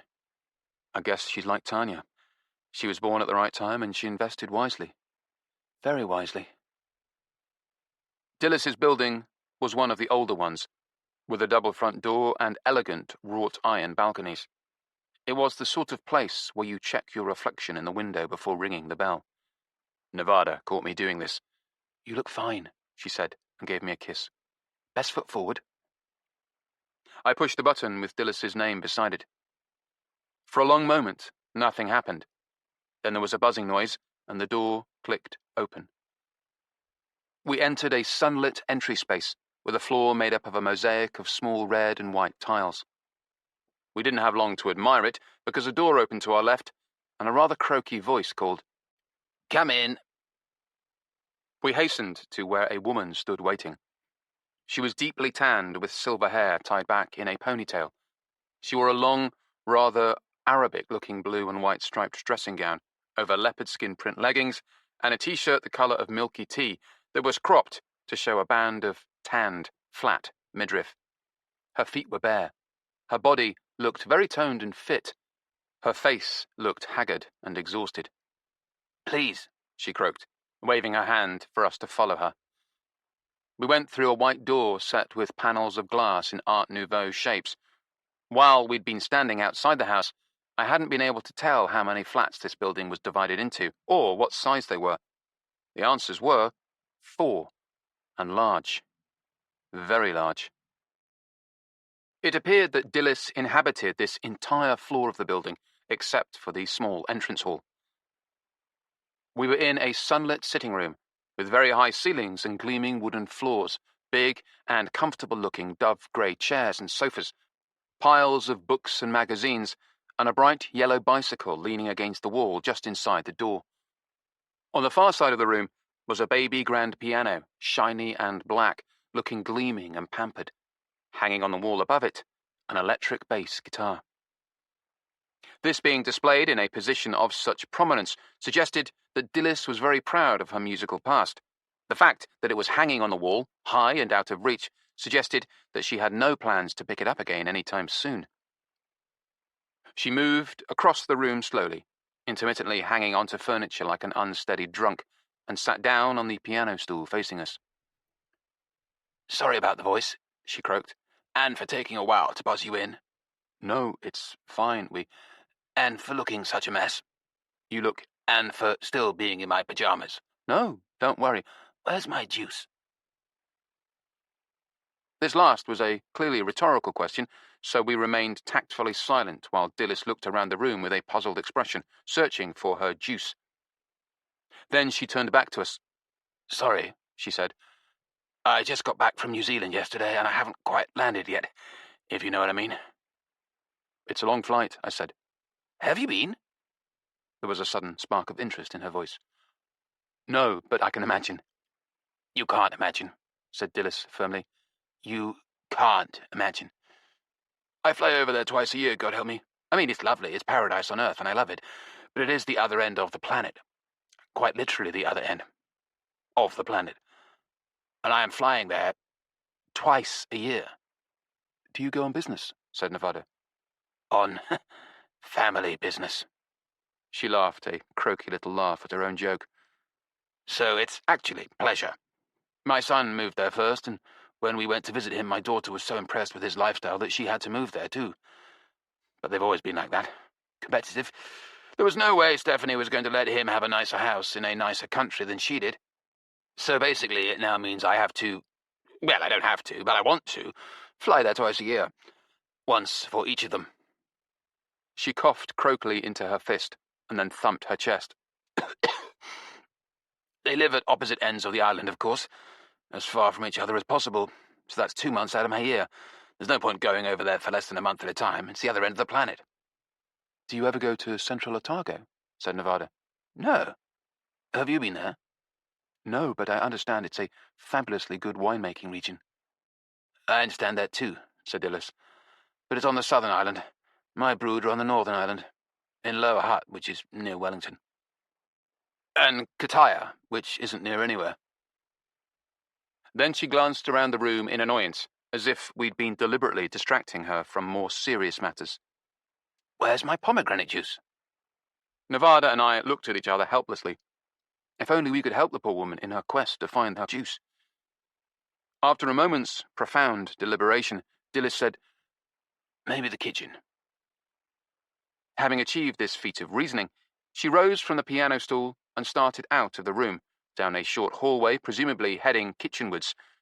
We hesitated for a moment and then followed, which is just as well, because she croaked an impatient, "Come on through." The kitchen was as big as the sitting room, and looked out onto some well-maintained gardens at the back of the building. A big window was open just wide enough to let a cool flow of breeze in. Beyond the lawns and flower beds, I realized with a foolish shock, was the vast green drift of the Thames itself. Riverview Gardens actually provided a view of the river from its gardens. But in my defense, in a world where names like Sunny Meadows invariably betoken a gloomy cul-de-sac, my surprise may not have been entirely foolish. Nevada and I stood for a moment, just staring out the window at the view. It was well worth the £4 or £5 million it must now command. It was like an impressionist canvas. Seurat, maybe. As she moved restlessly across the kitchen, presumably in search of juice, Dilys stumbled and grabbed onto the counter to steady herself. We moved forward to help her, but she waved us back. "It's all right. I'm not drunk. I just spent 23 hours on a plane and I still haven't got my land legs back yet." She demonstrated this by standing in the middle of the kitchen and weaving woozily around as if her feet were glued to the floor while the rest of her body was slowly swaying. It was a bit like a hula hoop competition. "It's like being on a surfboard on a gentle swell, but you're standing on solid ground. It takes about a day and a half to normalize." She collapsed on a high stool beside the counter and stared around her. "Where's my pomegranate juice?" I'm afraid we don't know, said Nevada politely. Of course you don't know. You're here to talk to me about the Blue Tits, right? It was a relief that she was tracking at least to this degree. That's right, I said. I'm sorry if we've called it a bad time. No, it's fine. It's not a bad time. I told you to come round, didn't I? This seemed like a genuine question rather than another rhetorical one, so I said, yes, when we emailed you. That's right. You emailed me. Sorry, I'm a bit slow on the uptake. I've just flown through God knows how many time zones. I'm not clear about small matters like dates and times and which way is up. Would you like us to come back later? No. She shook her head, her grey ponytail sweeping back and forth like its namesake. Let's... I had a strong impression that she was about to say, let's get it over with, but she politely corrected herself and instead said, let's talk now. Nevada looked at me to take the lead. Okay, I said. So, we've been interviewing all the members of the Blue Tits. Have you spoken to Helene? Yes. Oh, is she? She's fine. She nearly got killed, you know, said Dillis. Nevada and I looked at each other. Yes, we heard something about that. In fact, I understand she nearly got killed, what was it, 4 times? That's pushing it a bit, don't you think? Dillis reached down, grabbed her stool and twisted it around, screeching on the kitchen floor tiles, so she was facing us more squarely. Suddenly, despite her jet lag, her eyes seemed very clear, and the mind behind them very sharp. Don't you think? She repeated. Her voice was harsh now, and it wasn't anything to do with the croakinit. Yes, it's a bit excessive, said Nevada. All at once, the mood in the room had changed. Sunlight was still pouring in, and the heat of the day hadn't diminished. But suddenly, it felt distinctly chilly. The spring breeze flowing in through the window had a frigid bite to it. Delia Lispector held out her right hand towards us, balled into a tight fist. She extended her first finger as if she was pointing at Nevada. She was nearly run over. She extended her second finger. Then the gas was left on in her flat. A third finger. Then someone tried to give her a lethal fentanyl dose. A fourth finger. And then she was almost fried by an electrical short in her guitar. That's right, I said. You know all about it, then? Yes, I said. But I'm surprised that you do. Why? Dillis suddenly swiveled round on her stool so that she was facing away from us towards the counter. In front of her was a toaster, a blender, and a chunky, highly polished wooden block with an impressive array of kitchen knives displayed in it. She continued speaking with her back to us. She's an old friend and a bandmate. Why would it be surprising that I know what's going on in her life? She abruptly reached forward and pulled one of the knives out of the wooden block, then set it down on the counter beside her. Then she swiveled around to face us again, leaning back so her elbows were planted casually on the surface of the counter.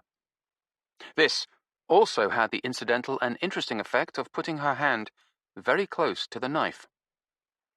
She looked at us, her eyes tired but alert, and cynical, and wary. My question, she said, is how on earth you know all about that? Helene told us, said Nevada. She was keeping her eyes fixed on that knife and on the hand which was so close to it. Helene and Erik, I said. Who's Erik? Her boyfriend. Oh, the guitarist. That's right. He's very concerned about her. Is that right? Said Dillis. Where does Erik live again? It's in Wimbledon, isn't it? No, I said. He lives right here in Barnes. By the river, said Nevada. By the Bull's Head. Oh, yes, that's right, said Dillis. Funny I forgot that. She turned around again, picked up the knife from the counter, and slipped it back into the wooden block. Out of the corner of my eye, I saw Nevada relax. Still with her back to us, Dillis said, Everyone must know that, where he lives. I mean, it must be easy to find that out. All a person has to do, To find that out is to look on the internet, right? Actually, I said, Erik and I are old friends. As soon as I said it, I wished I hadn't, because it sounded false, even in my own ears. The thing was, I had indeed known Erik for years, but for most of that time, we certainly hadn't been friends, and I wasn't even sure that I would call us that now. Maybe because she caught that false note, or for other compelling reasons of her own, Delia Lispector reached for the block again and drew out another knife, a much larger and sharper one. She twisted around to face us and set the knife down, elbows casually back on the counter again. Her hand wasn't just close to the knife this time, her fingers were actually touching its handle. At my side, Nevada was very still indeed. "What's with the knives?" she said. Her voice was casual and relaxed. Delia shrugged. The movement didn't cause her fingers to leave the knife. Avocado for breakfast. Got to slice the avocado, need a decent knife for avocado slicing. "I thought you were having pomegranate juice," said Nevada. She made it sound cordial, conversational. Delia seemed to forget about the knife for a moment.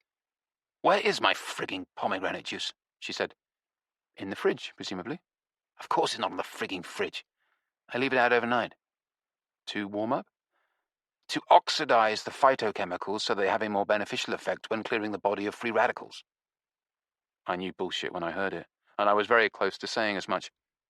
But then there was the small matter that our hostess had her hand on a fucking huge sharp knife, so I stayed silent and let Nevada do the talking. "It would be a really friendly gesture if you put that back in the block where it came from." "Would it?" said Delia, not moving. "Have we said something?"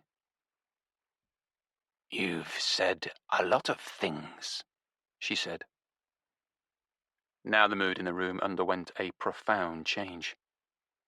I don't believe in anything resembling the paranormal, Tinkler's nude Agatha radar notwithstanding, but I really did feel something at this moment. When I discussed it later with Nevada, she said she'd felt it too. There was genuinely a sense of something in the room. Maybe when an event like this is about to happen, there's a preliminary tremor, like those subsonic signatures of an approaching earthquake that animals can sense. We didn't know what was going to happen, but we knew that it was coming, and that it was going to be bad. And we were both working like hell to avert it. "Would it be best if we just get up and leave?" said Nevada. "Don't get up and do anything," said Delia. "Don't move from where you are, please." At least we were still on the please and thank you stage. "Do you have some kind of doubt that we're who we say we are?" said Nevada. Delia kept her hand on the knife. "No." "Because you haven't said who you are." "It was all in the email. I've got a copy on my phone." "Don't touch your phone." I moved my hand slowly away from the vicinity of my pocket. Nevada nodded imperceptibly that she agreed this was the right thing to do. She was dividing her attention carefully between me and Delia. "You want us to confirm who we are," said Nevada. "That would be nice." "Why don't you call Helene?" "Because I don't have my phone here with me," said Delia with heavy sarcasm. "Let one of us get it for you." "Stay where you are." "Call her on one of our phones," I said. "We both have our phones here." Delia thought about this. She looked at Nevada. "All right. You put your phone down on the end of the counter and slide it towards me." Nevada unlocked her phone and then did exactly as she was told. Delia picked up the phone with one hand. She was now actively holding the knife in the other one. She peered at the phone. "You've got a lot of pictures of cats." "Tell me about it. You just press the contacts icon." "I know how to work a phone," said Delia tetchily. "Well, anyway, her number's programmed in." Delia lowered the phone. "How do I know it's her number?" I said, "Call it. If she answers, it's her number." Delia lowered the phone further. Our objective seemed to be steadily receding. "But what if it's not her?" "What?" I said. "You mean because we have a voice actor on standby ready to impersonate her?" She gave me a venomous look and punched the number. We waited for a long time in a tense silence, then Dilys put Nevada's phone to her ear as the call connected. We waited another long time, presumably while it rang. And rang. Then she lowered the phone and looked at it. No answer. Well, try Monica's number then. Monica Dunkley. She hesitated for a moment and then said, Okay. Maybe she was just enjoying using Nevada's phone. She scrolled through our contacts and punched another number. This time, there was an answer at the other end, and promptly, too.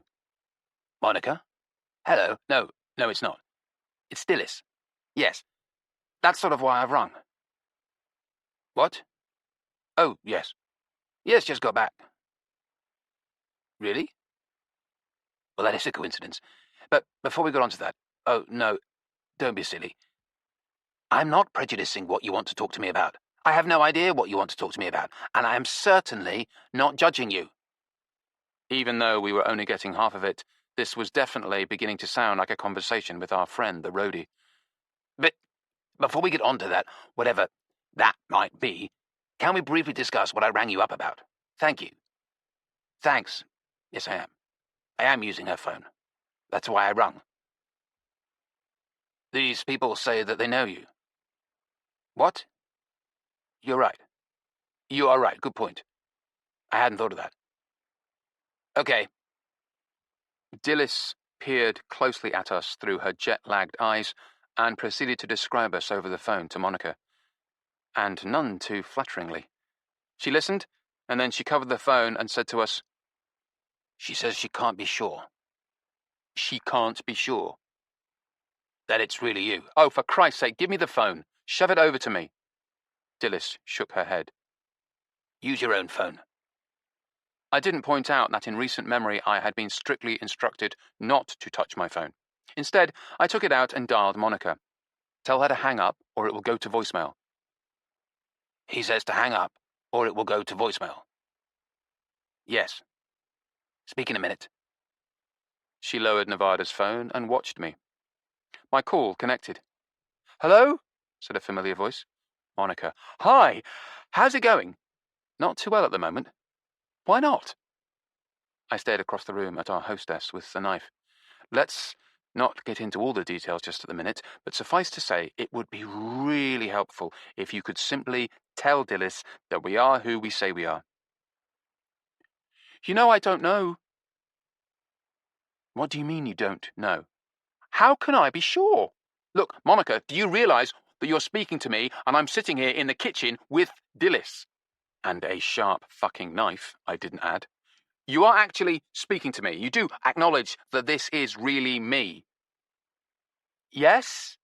And by extension, that it is Nevada sitting beside me. Yes? So you can vouch for us.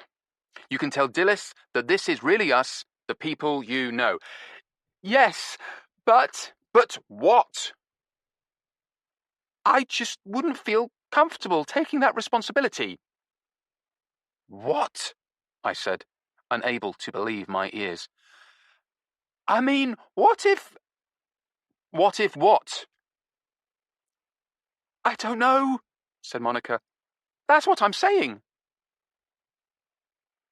There was then a long, stubborn silence. In my imagination, I could see Monica's pouty face all too clearly, pudgy and grim and determined. Nevada and Dilys were both looking at me. I could feel sweat flowing freely down my ribcage. Are you still there? I said, finally. Yes. But you're not going to vouch for us. Oh, I didn't say that. So you'll call Dilys back, right now? Yes. And you'll say that we're really who we say we are. Of course, said Monica. I'll say it's you. Great. Thank you. Her voice softened apologetically. But I just can't tell her to trust you. What? I just can't take that responsibility. Why not? Because it wouldn't be appropriate, she said primly. Thanks a bunch. Sorry, said Monica. Can you pass me back to Dilys? I need to speak to her. No, I can't pass you back. Call her back on Nevada's fucking phone. Oh, yes, right. Sorry. She hung up, and a moment later Nevada's phone rang in Dilys's hand. She answered it and listened impatiently to what was apparently a monologue from Monica. It went on quite a while, and Dilys's impatience only grew. Finally, she said, "Yeah, let me think about it," and hung up. She switched off the phone and set it on the counter and looked at us. "Sorry if I used up your minutes." "What was all that about?" said Nevada. "Oh, she wanted to borrow some money. Not for the first time. Poor Monica never really got her shit together." This seemed to sound a more convivial note. In any case, it was something we could all certainly agree on. So it made sense that Nevada said, "Do you think you can put the knife away now?" This suggestion appeared to enrage the woman. "Do what? Why would I do that? Why in God's name should I trust you? You worm your way in here to try and tell me that you're looking for Helene's killer?" Monica must have told her this because we hadn't. "Actually," I said, "we wormed our way in here to try and tell you that we're looking for a record." "A record?" "The very first pressing of the very first Blue Tits album." "The first one? The original one?" "Yes." "The one with all the guitar solos?" "Yes." "Those are pretty good solos." "So I understand." "That record changes hands for a lot of money these days." I said, "We would be very happy to provide a lot of money so a copy could change hands today." "I'm sorry?" "If you happen to have a copy," said Nevada, "we would be delighted to buy it from you," I finished. "For a fair price," said Nevada. Dilys was giving us a very seriously assessing look. I was beginning to think she might have the record, never mind the one supposedly in Ophelia's possession. It would hardly beg a belief that two members of the same band had retained a copy of their first ever professional recording. "You would have to pay a lot of money for that record," said Dilys, "assuming I did have a copy. A great deal of money." "Because you need it, living in a place like this," I didn't say. "After all, it may be the only copy in existence." "Actually, we know of at least one other," I said. She looked at me skeptically. "Really? Where?" "Ophelia Brident has a copy." "Oh. Does she really? Well, good luck with that. Jolly good luck, because Ophelia has vanished from human ken. Nobody knows where she is." She smiled at us, pleased by the decisive way she had trussed us up with her logic. "Tanya does." "She doesn't," said Dilys with confidence. "Well, she claims she does, and she sounds pretty sure of herself." "I don't believe you," said Dilys. And then, before we could suggest it, she picked up Nevada's phone again and began scrolling down the screen. "Christ," she said in a chagrined voice. "Is there anybody's number you haven't got in here?" She tapped Tanya's number and put the phone to her ear. It seemed to be answered very swiftly. "Hi, what?" "No, it's me, Dilys. Yes. Yes. Well, it's a long story. I'll get to all that in a minute. What I want is to verify who these people are and if they are to be trusted." She looked up at us again. "I'll describe them," she said. I wasn't inclined to sit through another one of her caustic verbal portraits of us, so I said, "Let me talk to her." Dilys shook her head emphatically, as she was listening to something Tanya was saying. "Okay," she said. "You describe them." She listened some more, and then began saying, "Yes. Yep. Yep, that sounds about right. No, that's great. Thank you. Oh, wait, there is just one more thing. Apparently you know where Ophelia is." "Well, how do you think?" Okay, I'll tell them." She looked up at us. "You said you weren't supposed to tell anyone that she knows where Ophelia is." "Tell her we got freaked out because you're brandishing a huge fucking knife in our direction." She laughed merrily and said into the phone, "Did you hear that? He said they're freaked out because I'm brandishing a huge fucking knife at them." "Yes. Oh, She looked at the knife in her hand. The Global G2 Chef. Oh yes, they're great, aren't they? Do you use a ceramic sharpener? I know. Me too. It's outrageous. It's almost cheaper to buy a new one.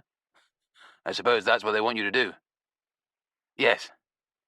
That would be great. Can't wait. Ciao. She hung up and turned to Nevada. She said I should do a fashion consultation with you. That was nice of her, said Nevada. But Dilys was staring down at her leopard print leggings. I must say I found it rather offensive. And a little hurtful. This wasn't great news because the last thing I wanted was this woman upset. But she just set the knife aside, as simple as that. She moved away from the counter towards the refrigerator, saying, You know, we should put our heads together and try and work out who's trying to kill Helene. She grasped the refrigerator door for stability and turned to look at us. I'm so sorry for thinking it was you. That's okay, I said. I was beginning to think it was you.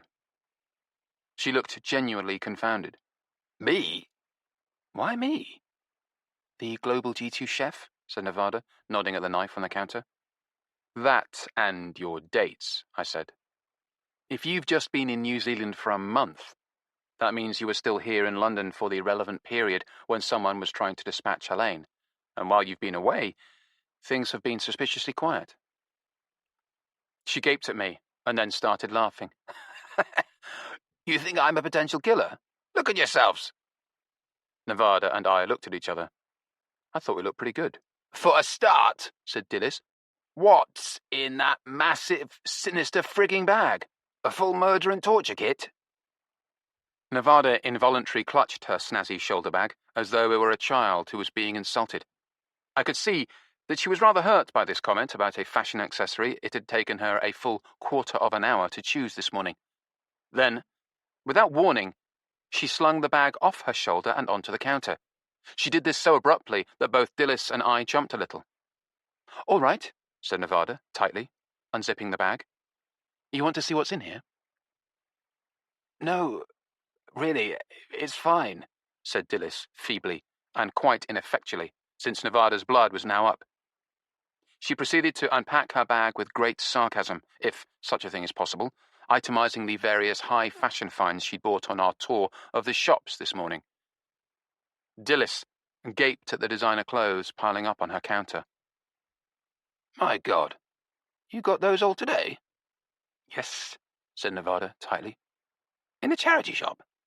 In fairness, in a series of charity shops. How much did you pay? Nevada told her. Jesus wept, said Dilys. I'm going to have to start going to those shops, confirming, yet again, that nobody likes a bargain better than a rich person. The sincerity of Dilys's envy seemed to have mollified Nevada. She concluded by taking out the 2 bottles of Marcel Dice wine to show her we'd gone for the Rottenburg as well as the Alsace. That looks good, said Dilys, perhaps by way of an olive branch. But the sight of the wine apparently reminded her of something. What could I possibly have done with my pomegranate juice? Nevada shrugged a "that's your problem" shrug and began to repack her bag. I always leave it in the sitting room, said Dilys, so I can drink it in there first thing in the morning, watching the sun come up. She paused for a moment, nibbling on her lower lip, and then a big smile spread across her face. Ah, I remember now. It's in the bedroom. I left it there last night so I could drink it in bed, in case I was too tired to get up. She hopped down happily from her stool and trotted out of the room. I looked at Nevada. At least that's one mystery solved. Praise be.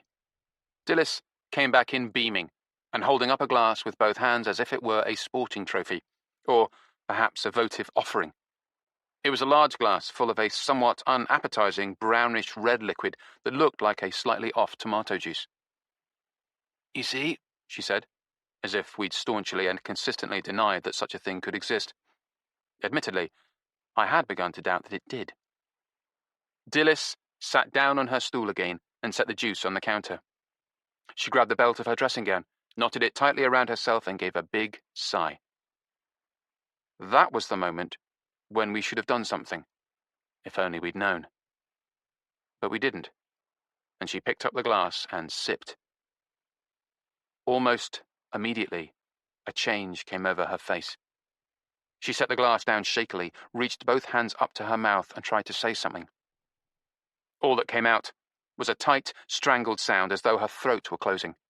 Her face had gone milk white, and her eyes were staring blindly in front of her. She stood up and took one step towards us. Then she collapsed to the floor, falling hard, like trash casually tossed from a giant hand. Chapter 21. Vanilla Vodka. "She was poisoned," said Bongcha. "It looks like it," I said. Bongcha was a short, solid-looking woman with a face superbly designed for scowling. She invariably wore sweater and blazer combos that looked like down-market knockoffs of Tanya Strack's business suits. Bong was theoretically Erik Make Loud's live-in housekeeper, but over the years they had become more like flatmates, or perhaps a mildly bickering married couple. Either way, there had been an inevitable decline in the scope and frequency of her domestic chores. She had, however, deigned to personally open the door to myself and Nevada today, no doubt because she wanted to be the first to hear the news. "So, what happened?" she said eagerly. "If you don't mind, I'd like to tell everybody at the same time. It will save me repeating myself over and over again." "Oh, well, if it will save your precious time," she snarled. Then she put on her nicest smile and said, "Hello, Nevada." "Hello, Bong." The women exchanged cheek kisses, and then Bongcha glowered at me again. "Everybody's upstairs waiting in the audio-visual room. She will be able to tell us all at the same time. You know the way. Go on up." "Thanks. Don't say anything until I've come to join you," said Bongcha as she disappeared in the direction of the kitchen. "Or you might have to repeat yourself." The audio-visual room was a big room at the rear of the house, facing away from the river. It was much as I remembered it, pretentious name and all, except that the television, once the largest I'd ever seen, had begun to look somewhat shrunken and antiquated. Time for an upgrade, surely. And the blackout blinds had been opened to let in the evening sunlight. Tinkler was sitting on the sofa, Erik and Helene in the reclining armchairs on either side of it. They weren't reclining at the moment. They were sitting bolt upright, and they all sprang to their feet as Nevada and I came in. Helene ran to Nevada and hugged her. Tinkler and Erik converged on me. "Are you guys all right?" said Helene. "Luckily we don't drink pomegranate juice," I said. "Christ, who does?" said Tinkler. "Delia Lispector." "Not anymore, by the sound of it," said Tinkler. Helene gave a little sob. "Is she dead?" I shook my head. "No." "Thank God." "But she is reportedly in a critical condition, in a coma." "Bummer," said Tinkler. There was silence for a moment, and then Erik said, "What happened?" "Wait, wait!" yelled a voice from the doorway. Bongcha came barging in, pushing an unnecessarily elaborate-looking office chair with a wheeled base.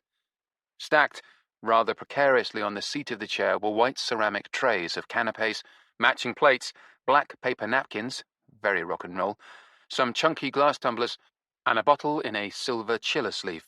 "Wait for me, otherwise you might have to say something twice." She shot me a vindictive look, but I went and helped her with the trays anyway, setting them on the driftwood coffee table in front of the sofa, first moving aside a 6-disc Blu-ray set of the Ken Burns documentaries about World War II. Tinkler's hand shot out and snagged a canapé immediately, not waiting for the plates or napkins, which were distributed a moment later. Drinks were poured. The bottle was vodka, of course, but it turned out to be Stolichnaya vanilla, which was a startling break with tradition. Blueberry vodka had generally been Erik's house tipple. Maybe this was Helene's influence. And then everybody sat down, Bongcha in the chair she just wheeled in, Nevada and Tinkler and I on the sofa. We described our visit to Dillis. Helene gave a little gasp when she heard about the knife. Tinkler just said, "I've always said you two look like dodgy characters. It's surprising you don't get knives pulled on you more often." "And she was constantly banging on about this juice she was looking for," said Nevada. "She set the glass down somewhere and couldn't remember where she'd put it." "But she did remember," said Erik. "Unfortunately, yes." "And they're sure the stuff was in the juice," said Bong Cha. "As soon as she drank it, she went down like a felled tree." Nevada had instantly started performing first aid, though she'd wisely avoided mouth-to-mouth resuscitation. It was obvious to us that the drink was responsible, and Dillis's mouth would have been contaminated with it. Meanwhile, I had called for an ambulance. The ambulance came from the Accident and Emergency Department at Charing Cross Hospital, which was good news because it could hardly have been much closer. The bad news was that Hammersmith Bridge was closed, so they had to come via Putney, which was like going around 3 sides of a square instead of coming straight down to us. "That fucking bridge being closed is a fucking nightmare," moaned Erik. "It's not a nightmare for everyone," said Bong Cha. "I know people who live by the bridge who are turning backflips with joy." "All I know is, every time we head north over the river, we have to go across Putney or Chiswick," said Erik stubbornly. We seemed to be getting off topic here. I said, all the while we were waiting, Nevada was performing CPR. She showed me what to do so I could relieve her. Then she would take over again, and then I would relieve her again, and so on. "Jesus," said Helene. "You poor things." "Poor Dillis," I said. "We broke a number of her ribs." Erik winced. Nevada said, "It's almost inevitable if you're doing it properly, and doing it for a long time." "That's right," said Bong Cha firmly. "Anyway," I said, "the ambulance finally got there and they took over, and then they had to drive around 3 sides of the square to go back." "Poor Dillis," said Helene. "So now she's in a coma in Charing Cross Hospital." "I was in a coma there," said Tinkler nostalgically. This was actually true. "Let's hope she comes out of it too," said Nevada. "Do they know what it was?" said Erik. "What it was in the pomegranate juice that caused her to have that reaction?" "Luckily, they've got almost a whole glass of the stuff to analyze. She only took a sip." "Just a sip? Jesus." "But apparently, it will take weeks to identify the toxin." "Toxin," said Helene softly, and shuddered. "Are they sure it just wasn't that the pomegranate juice was off?" said Erik. "They're sure." "So, someone—" "Yes," I said. "Someone deliberately put something in the juice so she would drink it and this would happen. Actually, not so this would happen, but rather so that she would drink it when she was alone and no one was around to help." "No one to break her ribs performing CPR," said Tinkler. "Exactly. If we hadn't been with her, that would have been it." "But why would anyone want to try and kill Dillis?" said Helene. "Why would anyone want to try and kill you?" said Erik staunchly. "Actually, I've got a theory about exactly that," I said. They all turned to look at me, Tinkler draining his glass as he did so. "A theory? Great! Is there any more of this vodka?" As he got his refill, I began to set it out before them. "It's proving difficult to kill Helene," I said. "Damn right." There was a note of pride in Erik's voice. "And the fuckers are going to find out that it will continue to prove difficult." "Good," I said. "Okay. But what if it was so difficult that they gave up?" "Gave up?" said Erik incredulously. "They never gave up. They made 4 attempts. But they've stopped now, for the time being at least. That's because we're onto them, and because our guard is up." "Exactly," I said. "So it's become too difficult for them. So what if they changed their tactics and decided to kill Dillis instead?" The room went silent. They were all staring at me except Nevada. We'd discussed this earlier. "That doesn't make any sense," said Bong Cha. "Kill Dillis instead." I said, "It does make sense if they didn't necessarily want to kill Helene." Erik nearly popped a blood vessel. "What do you mean, didn't necessarily want to kill her? Do you think we were lying to you about what happened? Do you think we were mistaken?" "Easy, doll, easy," said Helene. Fortunately, Erik heeded her and began to calm down. Otherwise, we might have been called upon to do some more cardiopulmonary resuscitation, and I was still aching from last time. I spoke slowly and carefully. I meant, what if they didn't necessarily want to specifically kill Helene at that time? Not specifically her. So they could give up on her for the time being and come back for her later, because what I'm saying is, they don't want to just kill Helene. Everyone was listening to me with full attention now. "It all falls into place," I said. "It makes perfect sense if they want to kill them all." "Them all?" said Erik. "All the Blue Tits," said Helene. "Yes," I said. "I think someone wants to kill all the members of your band." Chapter 22. Leech Lane. Erik's reaction startled me, though I suppose it shouldn't have. He rejected my theory out of hand. Talking about it later, after we'd returned home, Nevada and I realized that one of the problems with it for Erik was that it deprived Helene and her plight of a certain, dare I say it, romantic aspect. When she was the only damsel in distress, the one woman facing death, that made her special. And no doubt she genuinely was special to Erik.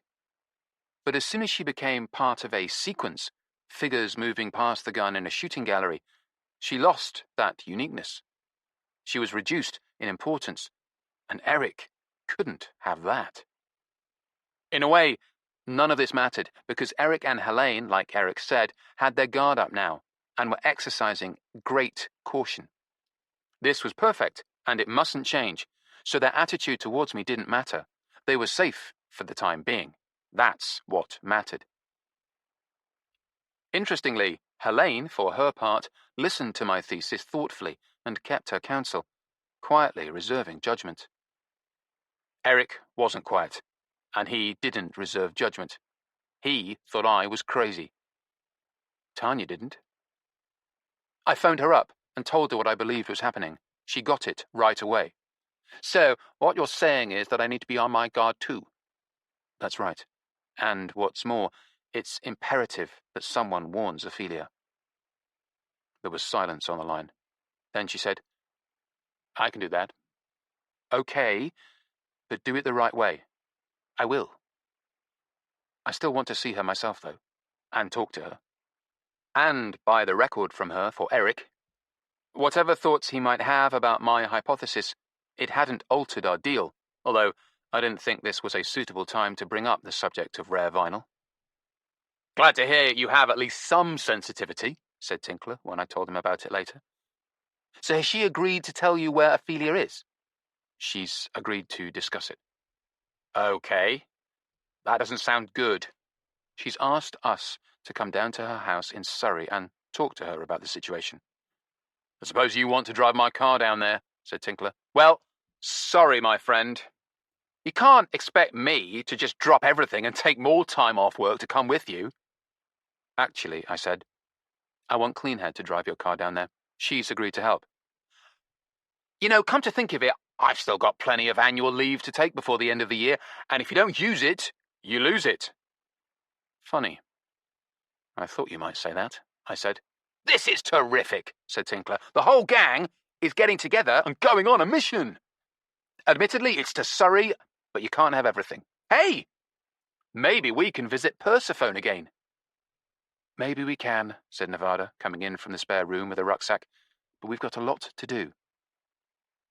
"We never did have that hashish honey," said Tinkler. Why don't we eat it in the car on the way down?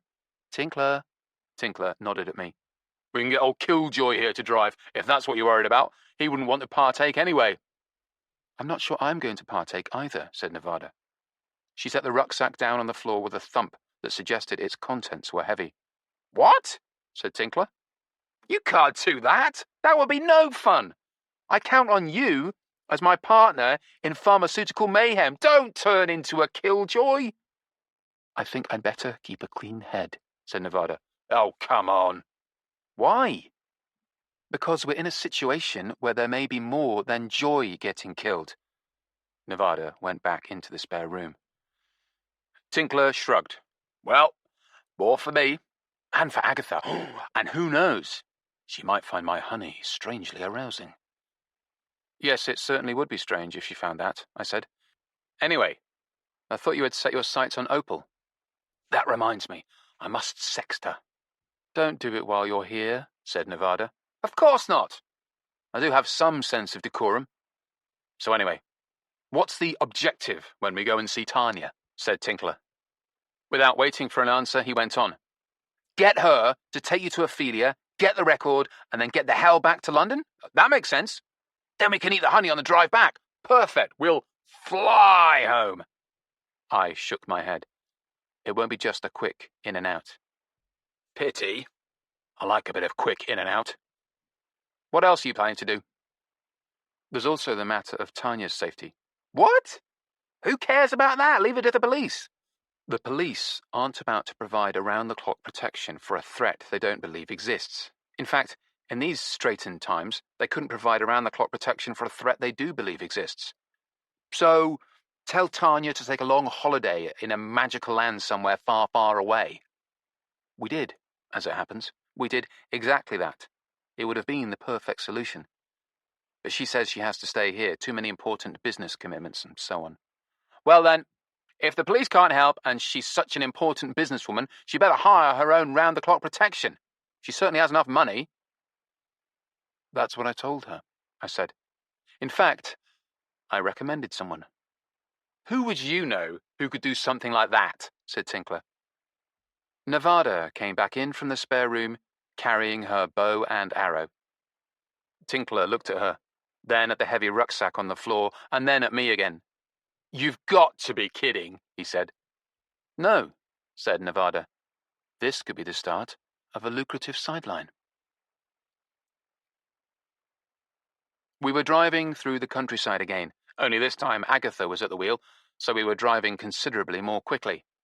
We passed low, ancient-looking stone walls and big barn-like buildings behind dense hedges.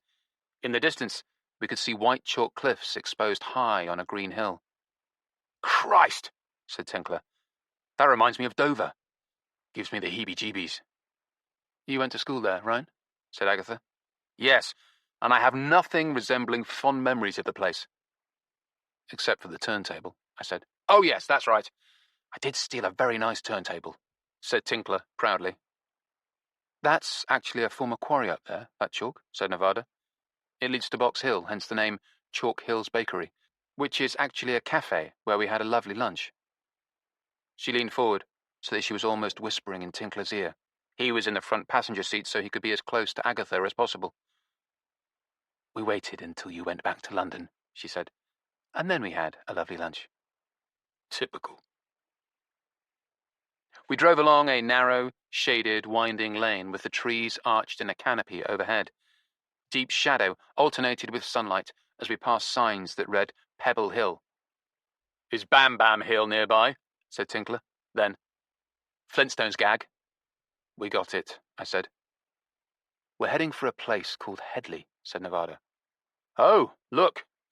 Another picturesque place name, said Tinkler. Leech Lane.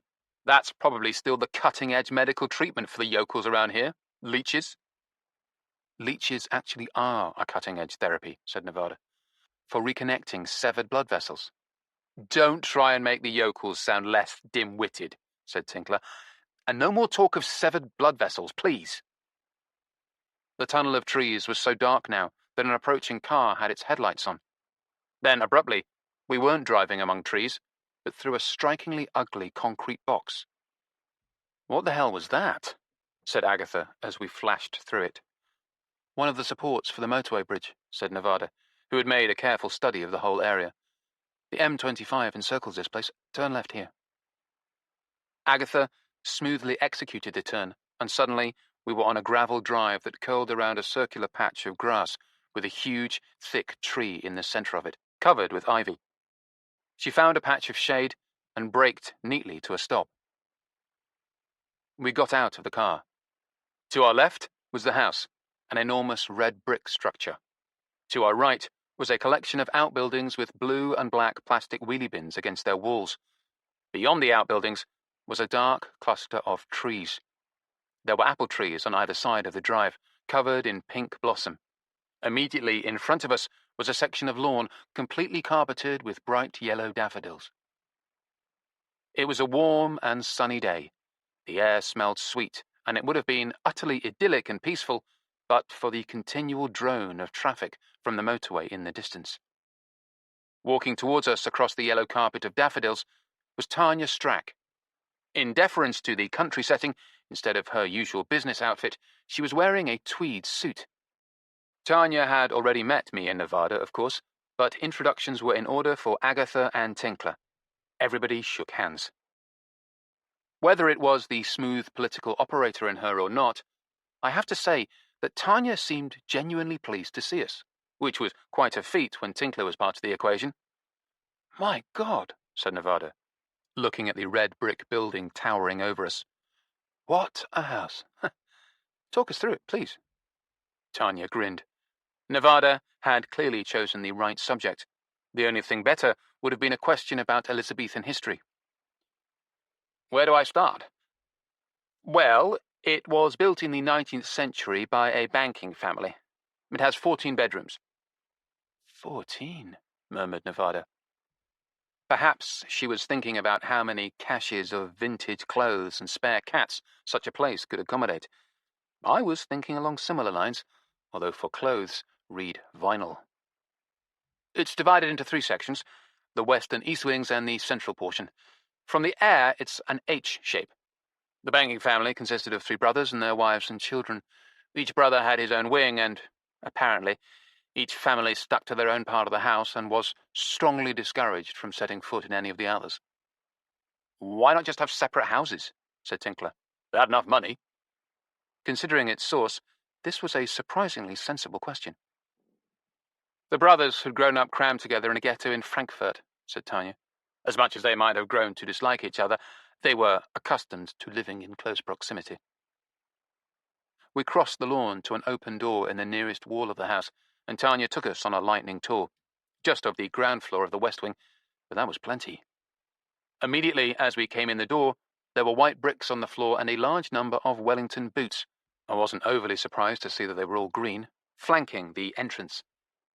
An adjacent room had a sink and floor-to-ceiling dark wood cupboards in 2 sections. "Those were the gun cupboards," said Tanya. "Gun cupboards?" "You know, for the shooting parties."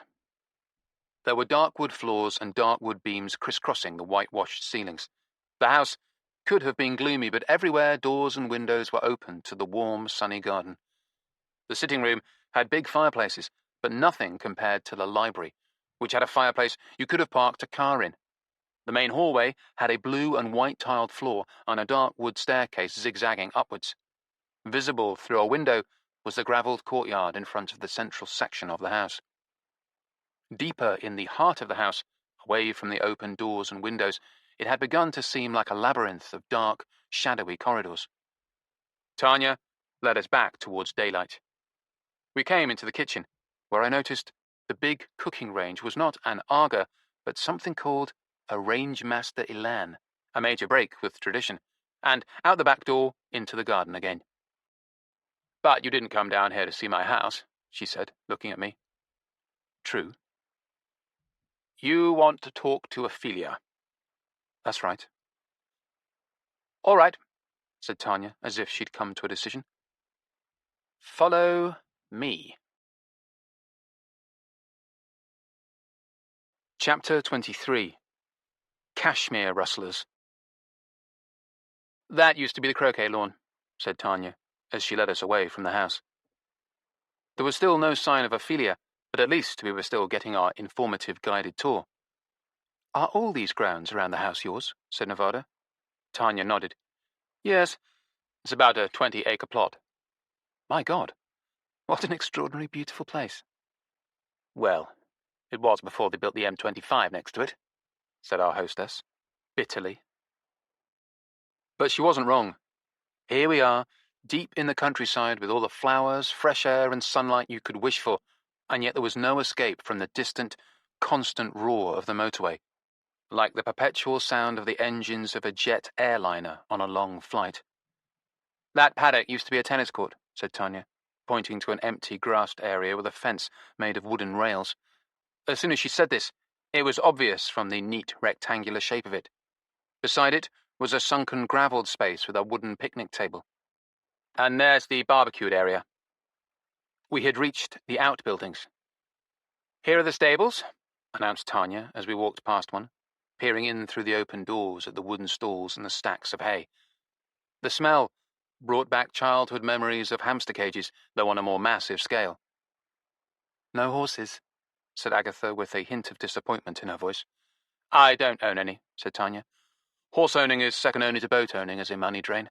However, friends do stable their noble beasts with me. It so happens there is one in residence at the moment." There were 2 sets of stables, and a paddock adjoining each of them. It was in the furthest of these that we saw a large, lazy-looking brown horse. He was chewing away at hay that was stuffed in a giant red string bag hung over the paddock fence. He also happened to be wearing what looked like a mask. "Hey," said Tinkler. "A gimp mask. Kinky horse." "It's to keep the flies off him, you oaf," said Agatha. Tanya stopped beside the paddock and gazed at the horse. "This is Charlie.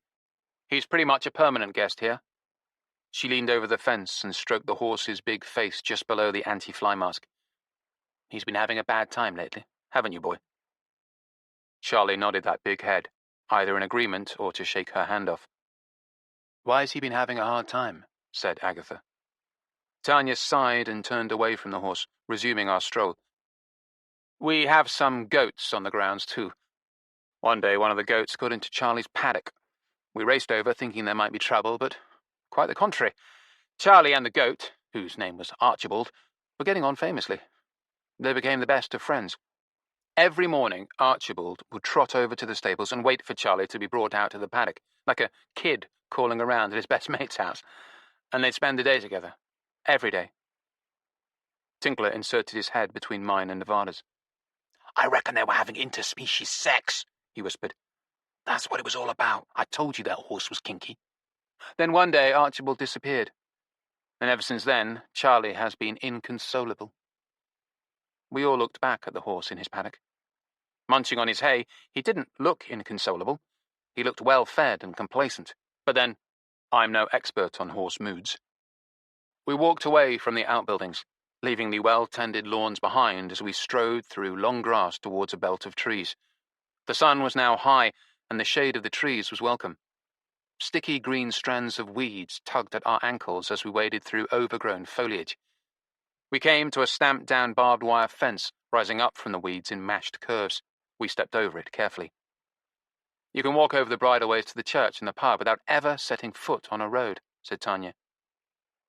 The sound of crickets seething in the grass had grown louder than the distant traffic on the motorway, and the sour, pleasant smell of growing things was all around us. We were looking out across a big oval field with a rail fence at its circumference. "That's a training track," said Tanya, "for racehorses." In the middle of the oval space stood a green metal structure. "Is that a feeding station for the horses?" said Nevada. "It's a release gate," said Tanya, "to train them for races." At the top of the oval, to our left, was a Tudor cottage. At the bottom, to our right, a blue tractor stood in the shadow of some trees. Directly in front of us, on the other side of the field, was a run-down-looking barn, and near it, a big, blunt, silver bullet shape. It had a long, green horizontal stripe along the side, with windows in it and a short vertical stripe, which I realized was a door. It was a caravan. Surrounding the caravan were animals which, at this distance, could just be identified as goats. Tanya stopped at the fence and leaned on it, gazing across the field. We seemed to have come to some kind of definitive halt, so I said, "Are we meeting Ophelia here?" "No. I have arranged for you to have a chat with her at her place." "Where's her place?" Tanya pointed to the silver caravan. As we approached the caravan, the goats withdrew, casting suspicious glances back at us. It was just Nevada and me. We'd left the others on the far side of the field, but that still seemed to be plenty enough to spook these critters. Now that we were closer, I could see that there were green hubcaps on the tires with the word Bluebird embossed on them. There was also a porthole window in the green door of the caravan. The other windows had fringed green awnings over them, and in the largest window, in the center of the vehicle, I suddenly noticed that a woman was looking out at us. She was sitting, smoking a cigarette, and regarding us without surprise. As soon as she realized that she'd been spotted, she stood up and walked out of sight for a second before her face reappeared in the round window of the door. She opened it and looked out at us.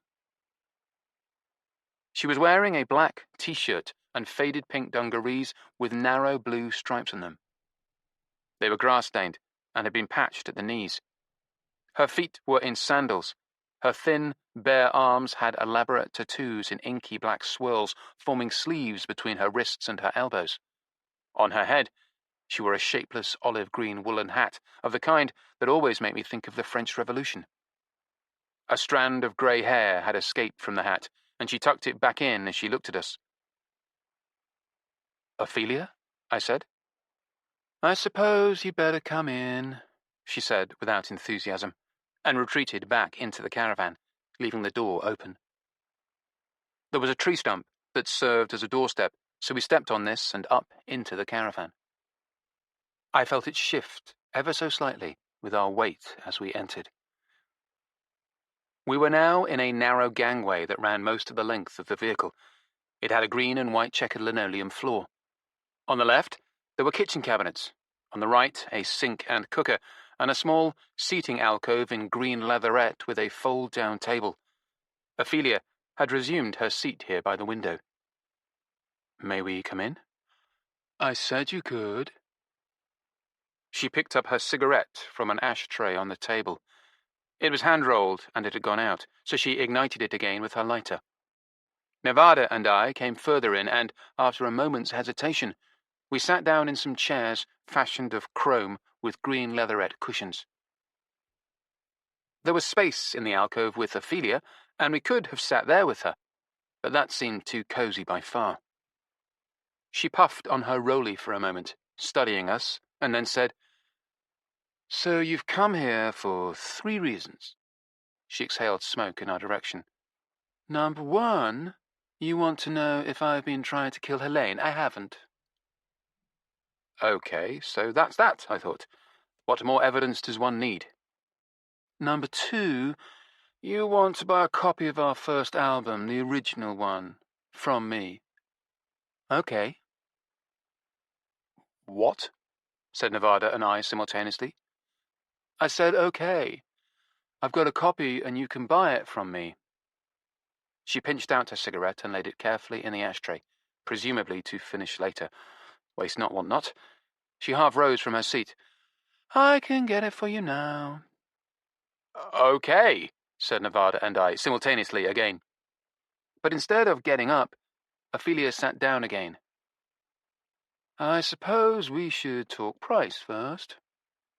She didn't sound enthusiastic about it. This wasn't a bad idea, although I would have liked to see the LP, or at least been fully convinced of its existence before we started haggling. "All right," I said.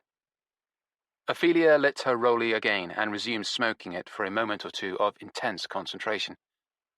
And then she named a sum that was so outrageous that I burst out laughing. She didn't like this, and I don't blame her. Nevada, who had been looking at Ophelia with horror because of the price, was now instead looking at me with horror because of my breach of etiquette. But I really hadn't been able to stop myself. "What's so funny?" said Ophelia. So, here's the thing, I said. There are no copies of this record for sale anywhere online at the moment. I knew this because, of course, I was constantly checking, and had been ever since I'd accepted Erik's assignment. That sounds about right, said Ophelia. But they do turn up from time to time, and I'm sure one will turn up in the next couple of months. This was a generally sound assumption, although maybe I was being a bit optimistic about how long we'd have to wait. Ophelia shrugged, shoulders rising on either side of her frayed dungaree straps. So what? So, when copies do turn up, the price is only a 10th, sometimes less, a 20th, of the amount of money you're asking for. Ophelia looked at her cigarette, which had gone out again, and irritably mashed it to fragments in the ashtray. That was one she wouldn't be smoking later. Look, she said. Have you seen how Helene lives? Have you seen where she lives? I haven't actually seen Helene's flat, I said carefully, but she's more or less living with Erik Make Loud now, and it's true he certainly does have a nice house in a nice part of town. And what about Dillis? Have you seen her place? True again, I said. That has to be the most fantastic flat I've ever seen in London, said Nevada. Too bad you can't enjoy the view when you're in a coma, I said. Ophelia gave me a bug-eyed stare, and I thought I'd gone too far. But then she started coughing, covering her mouth and looking so embarrassed that I couldn't help feeling sorry for her. Sorry, she said, as the coughing fit subsided. I shouldn't have mentioned poor Dillis. Poor Dillis. I forgot for a second what happened to her. But the point I'm making is, look at where they live. And look at where Tanya lives. And now, she gestured around her, look where I'm living. Okay, let's be clear about this. I am in no way, shape, or form slagging off Tanya. Without Tanya, I wouldn't even have this. I'm just saying that they've got theirs, and it's time I got mine. Just a tiny slice of something for myself. She looked around the caravan. Tanya lets me live here, and she's let me start raising my goats. You saw them, right? Yes, they're very lovely, said Nevada, lying fluently. They're cashmere goats, said Ophelia. They are lovely. They take a lot of grooming, but they're lovely. When I can get them established and they're producing a decent quality of fleece, I can set up in partnership with a local spinner or even learn to do the spinning myself. And I can begin to earn a living. She delved into the big central pocket in the chest of her dungarees and drew out a tobacco tin. A living. At last. That's all I ask. But it's going to take money to get established. I need to buy this land I'm using from Tanya. It's all very well for her to let me live here for free, but I want to pay my own way. She had popped open her tobacco tin and begun to delve inside, but now she looked up at us fiercely. I want to pay my own way, she repeated. Fair enough, I said. I didn't add, you still aren't going to get a fraction of what you're asking for that record. And it's not just the land. I need everything else to get started with the goats, including, God help me, the goats themselves. The ones you see out there are about half of what I had. She turned and peered out the window, looking anxiously for her goats. What happened to the others? Said Nevada. Someone stole them. Cashmere rustlers, I thought. Including Archibald, I said. She seemed to wilt. Her whole formidable facade vanished, and her manner suddenly softened. Yes, including Archibald. He was such a lovely little chap. And poor Charlie is heartbroken. It took me a second to remember that Charlie was the horse. Are you sure they were stolen? Said Nevada. Yes. Who'd have done something like that? Oh, I know exactly who did it. Fucking Fansa. Who's fucking Fansa? I said.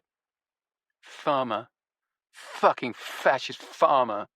Lived less than a mile from here. He got wind of my plans to raise goats for Kashmir and did the maths and realized it could be quite lucrative. So he decided to take a crack at it himself. She picked up her tobacco tin again and extracted a pack of rolling papers from it. He purchased some suitable goats and he brought them back to his farm in a trailer. Then she paused as she expertly sifted a pinch of tobacco into a cigarette paper. Then he got drunk and forgot about them. It was a particularly hot weekend, and he just forgot about them and left them in the trailer. Jesus. Ophelia rolled the cigarette, licked it, and lit it. And by the time he remembered, they were all dead. Jesus Christ.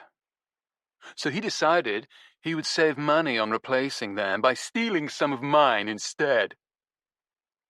But can't you do something? Said Nevada.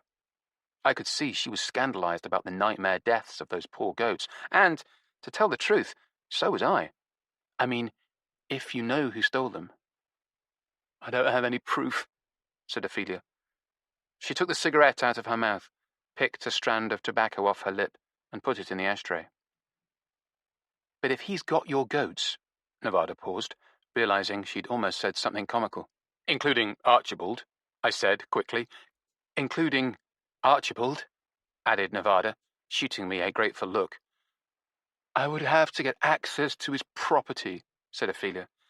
And then I'd somehow have to prove the goats are mine in the first place. Believe me, I've thought about it, and I've discussed it with Tanya, but there's really nothing she can do. I mean, what is she going to say to him? She has to live here, and I suppose I do too. She doesn't want to confront him and make an enemy of a neighbor. I mean, she probably would if I kicked up a big stink about it, but she's done too much for me already. She took a drag on her cigarette and studied us. She now seemed more sad than formidable. Anyway, now you know why I need that money. Okay, I said, but it still doesn't alter the fact that Erik won't pay that much for the record. Even if he wanted to, he couldn't afford to. Rich retired rock star he might be, but Mr. Make Loud couldn't afford to throw away tens of thousands of pounds. Except on drugs, of course. Look, said Ophelia, her voice low and imploring. Just ask him. All right? Okay, I said. Sure. No harm done. No harm except him possibly bursting a major blood vessel when he heard. Okay. Thank you, said Ophelia. Now, about that third reason. I didn't know for a moment what she was talking about. Then I remembered that she had announced that she knew we'd come here for 3 reasons. She took a long drag on her cigarette and then exhaled. Since it was a rollie, it wasn't as obnoxious as tobacco smoke usually was, but nevertheless it was annoying and inconsiderate. Maybe something in my demeanor conveyed this to her, because she leaned over and opened the window. Then she turned to me and said, It seems you've managed to convince Tanya that her life is in danger. We believe it really is, and so is yours. The open window brought in the far-off sound of the motorway, and a current of fresh air, along with the faint smell of goat. Ophelia gave us a crooked smile. So now you're charging Tanya to provide protection for us? She shook her head. I don't like to see my friends being taken advantage of. What makes you think we're taking advantage of her? She gestured with her cigarette in the direction of Tanya's estate. Staying down here in a cozy bedroom at the big house? It's like a country hotel jaunt for you two, isn't it? And what could you possibly do to protect us anyway? A lot, said Nevada, and we won't be staying in a bedroom at the big house. Ophelia gave us her crooked smile again. Really? Really? You mean you won't even be on the premises? We'll be very much on the premises, but we'll be sleeping in a tent. A tent? Nevada nodded. Perhaps you can help us choose a spot where we can be tucked away out of sight, but keep an eye on Tanya's house. Ophelia was staring at her. All right, she said. In fact, said Nevada, perhaps if you wouldn't mind, we could have a look for a suitable spot now. I'd like to get the tent set up. All right. Ophelia stubbed out her cigarette and got up. As the two women went off and explored the perimeter of the oval field together, I waited outside the caravan and got on the phone to Erik. I started by telling him that we'd met with Ophelia and that she claimed to have the record, but to brace himself because the price she was asking was completely insane. How much? He fell gloomily silent when I told him. After a moment or two, to relieve the silence and the gloom, I went on to explain what she wanted the money for, and I told him about her feelings regarding where she was in her life versus the other Blue Tits. Feelings which I felt were entirely justified, but it wasn't my job to tell Erik that. It was my job to try and get hold of the record. Nevertheless, I made sure he understood her situation. This led to more silence, but somehow it wasn't so gloomy this time. I have an idea, he said. By the time the two women came back, Nevada seemed to have won Ophelia over completely. They were chatting away cheerfully, although the subject was far from cheerful. Ophelia was saying, But what if you do happen to find someone? An intruder? A potential murderer? We apprehend them. But how? Well, there's a range of options, said Nevada. I knew that amongst these was the hand taser she'd bought the day before with Tanya's money.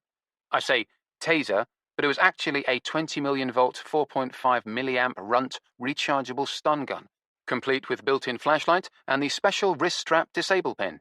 It also came in a vibrant range of colors.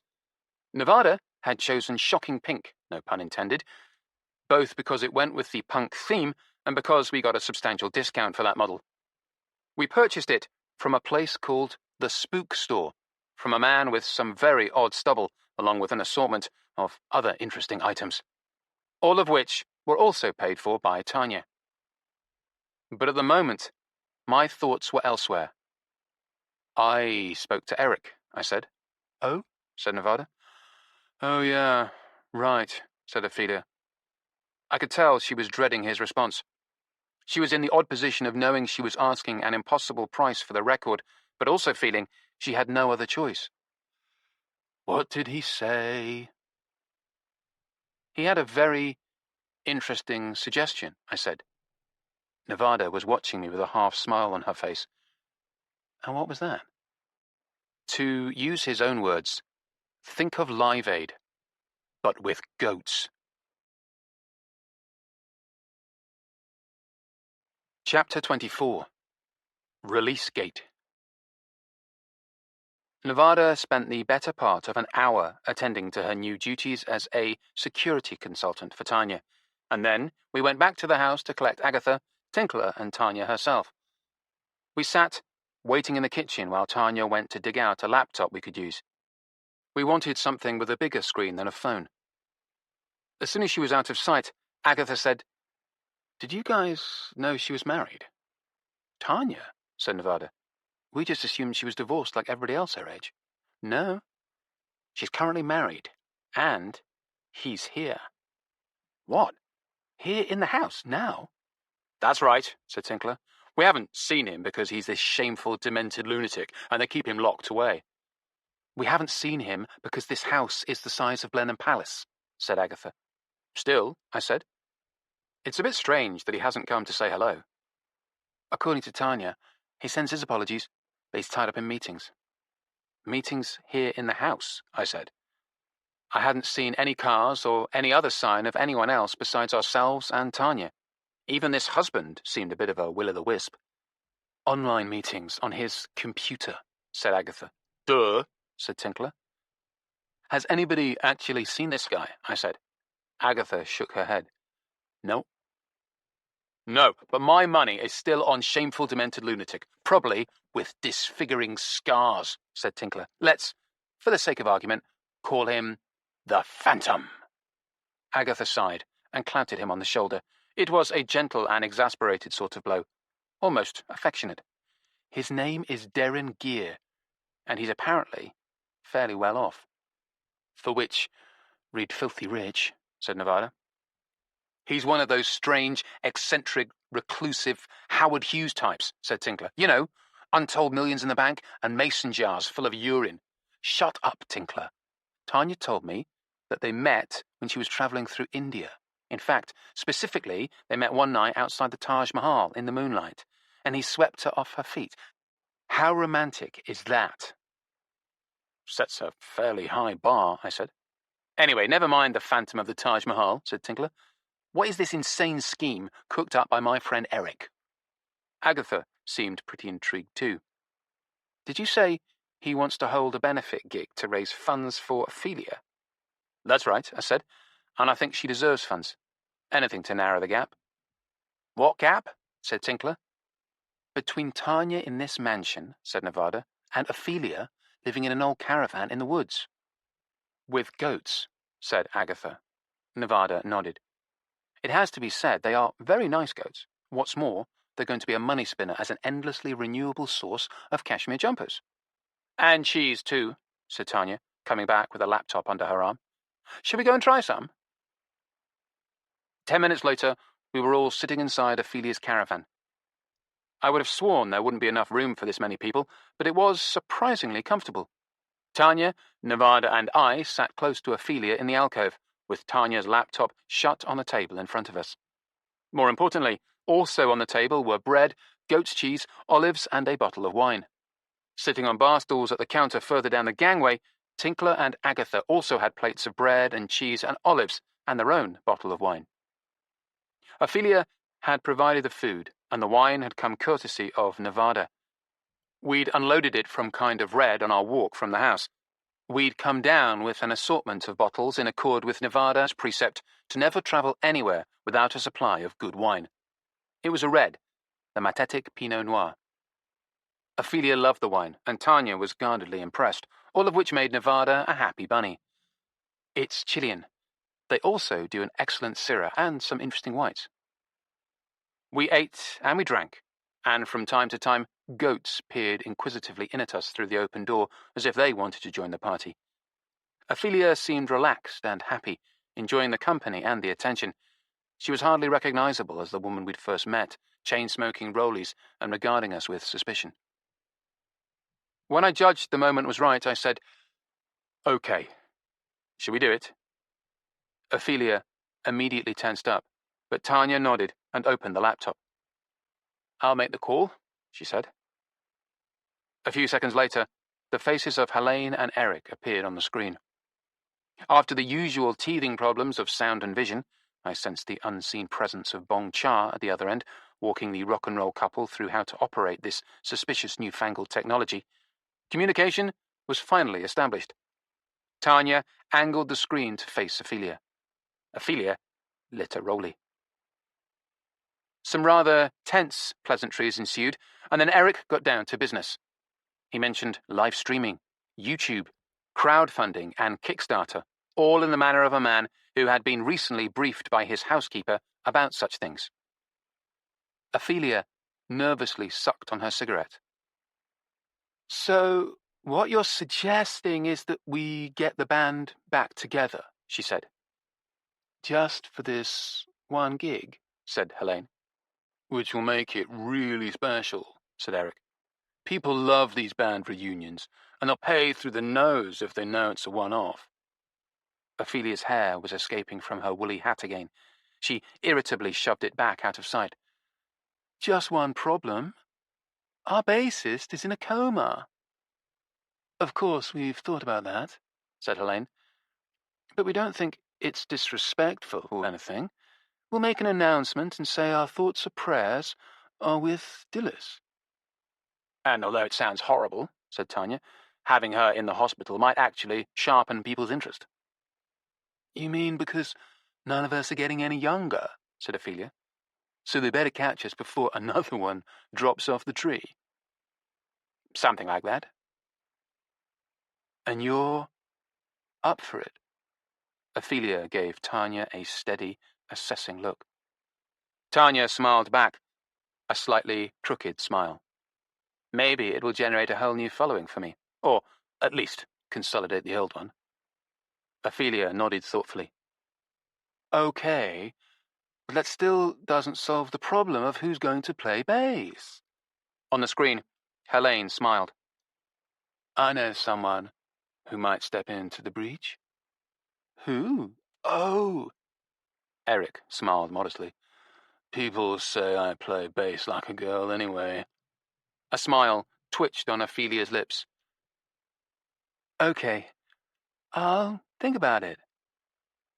Thank you, that's great, said Erik. I just said I'll think about it. Of course, said Helene. But if we were to go ahead with this, said Ophelia, how exactly do we make any money from it? You let us worry about that, said Erik, which translated as, we'll get Bong Cha to explain that to us. Goodbyes were said, all very civil, then the laptop was shut, and Nevada refilled everybody's wineglass. Now that they'd finished eating, Tinkler and Agatha had moved in close to the table. Ophelia was in deep thought. We're going to have to film this gig. We might be able to help you with that, I said. Nevada was busy opening another bottle of wine with her Swiss Army knife, but now she looked up and added, That's right. We know a cameraman, camerawoman, actually, and a sound woman. You mean Sydney the Giantess? Said Agatha. And Foxy Foxcroft? Exactly. Oh, my lord, said Tinkler. Women are drawn to me as if by some strange magnetic force. By which he meant he'd failed to sleep with Foxy Foxcroft once and was now being given the opportunity to fail again. But they work for Stinky Stanmer, said Agatha. If we enlist them, Stinky is bound to find out what we're doing. And? It took a moment for the penny to drop. My God, said Agatha, you're right. For once, we want Stinky to know what we're up to, because we need the publicity. It's brilliant! Ophelia had been listening to this with keen interest. You know Stinky Stanmar, she said. I'm afraid so. And you think you can get him to come down here to cover our gig? Once he gets wind of it, the problem would be to try and keep him away. A big smile blossomed on Ophelia's face. This might actually work, she murmured. Stinky Stanmere. Just one thing, said Tinkler. You may want to put chastity belts on your goats to make sure Stinky doesn't try to shag them. To her credit, Ophelia didn't even blink. She said, Even the male ones? Especially the male ones. Night was falling, and the moon was up, bright and white and as big as a house, as we made our way back from Ophelia's caravan. We walked past the big oval field towards Tanya's mansion. Tanya indicated that she wanted to talk to me, so I hung back with her as Nevada, Tinkler, and Agatha forged ahead. I thought that went pretty well, I said. Tanya's head bobbed, her eyes invisible in the spring night. Yes, I agree, but that isn't what I wanted to talk to you about. I've been in touch with the hospital. Sensing that something significant was afoot, Nevada dropped back and joined us. News about Dillis, I told her. That's right, said Tanya. And it's not good. Oh, shit. No, said Tanya hastily. She's still alive, and her condition hasn't deteriorated. On the contrary, she's beginning to improve. Then what's the bad news? Someone tried to kill her. Tried again, you mean? Yes. In the intensive care unit of the hospital. What happened? Someone injected a substance into the bag feeding her saline drip. It would have worked, too, but a nurse spotted that something was wrong. She changed the bag and saved Dillis's life. Thank God for that. She deserves a medal. I agree, but instead she's being blamed for what is being described as a mix-up in administering drugs. The nurse is incredibly pissed off. She's the one who spotted the error, and she's gone from being a hero to being the scapegoat. She's livid, not least because there was video footage which clearly shows an intruder by Dillis's bed. An intruder? In hospital garb. They must have been aware of the cameras because the intruder took great pains not to let their face be seen at any time. It wasn't even possible to tell if it was a man or a woman. Wasn't, I said. Her use of the past tense seemed unsettling. Yes. The footage from the security camera mysteriously vanished. When they went back to look at it again, it was wiped. Like I say, this intruder was aware of the camera. They had apparently thought out carefully how to neutralize it as part of their campaign. There was silence, except for the distant murmur of Tinkler and Agatha in conversation, and the swishing of our shoes through the long grass. The cold, bright light of the moon fell across the fields around us. So we're up against the sort of person who can do shit like that, said Nevada. Someone very dangerous. We've got to leave this to the police, I said. The police don't believe a word of it. They don't think there ever was an intruder at the hospital. They think there was an incompetent nurse who is now covering her arse, and the nurse isn't having any of it. She's kicking up a stink, so there's going to be some kind of inquiry. One day. Much good it will do us. When we reached the house, we said goodbye to Tinkler and Agatha, who were driving back to London. As they pulled away, I said, "Those two are getting on surprisingly well. Cleanhead's keeping a close eye on him, now that Opal's back on the scene." "Is she jealous?" I said. "Our girl Agatha doesn't do jealousy. She's keeping him under observation because we have a wager." "We?" "She and I. Though we'd be happy to cut you in on it." "A wager?" "Let me guess." "That's right," said Nevada, "on whether Tinkler will—" What is the phrase he used? "Get his ashes hauled." She looked at me. "Do you want in on the bet?" "What are the odds on ash hauling actually happening?" "Astronomically against." Chapter 25. Technicolor Yawn. It turns out that goats eat grass pellets, not tin cans, as Tinkler had helpfully suggested earlier. Tinkler had rejoined us at Tanya's the following day. "We thought we got rid of you," said Nevada when he turned up beaming. "I got a lift here. You know how I love getting a lift." "Yes, for a man who owns a car, you seem remarkably reluctant to drive it." Speaking of driving cars, I asked Cleanhead if she wanted to come too, but she had some far-fetched story about having to work. "Having to work, and, much more importantly, look after our cats," said Nevada. "Like that isn't work," said Tinkler. The three of us were crossing the field towards Ophelia's caravan. The late morning sun was just starting to burn off the dew in the long grass, which was still wet enough to feel cool through our shoes. It was going to be another hot day, and the early coolness was welcome. We were making slow progress because Nevada and I were lugging large and rather heavy plastic sacks. Tinkler, characteristically, was carrying nothing. The sacks contained grass pellets, something I hadn't known existed before today. They arrived in a delivery this morning, and Tanya had suggested we might take them over for Ophelia. "They'll help you make friends with the goats," she said. She wasn't wrong. As we approached the silver caravan, the goats, who had always previously retreated whenever we arrived, instead came drifting tentatively towards us. "Watch out! They're closing in," said Tinkler. "Do you think they can smell this stuff?" said Nevada, setting her bag on the ground with an emphatic thud. "Or they recognize it," I said, thudding my own one down beside it. "Do goats have good eyes?" "They have weird eyes," said Tinkler, "unless you're the Lord Satan, in which case they have perfectly normal eyes." It was true, but the goat's eyes were extraordinary, with eerie black horizontal rectangular slits that served as pupils. We could see several examples now among the group peering warily as they drew close to us and the bags of food. "And that's not all," said Tinkler. "That one's got a comb-over. A bad comb-over. A bad goat comb-over." This was also true.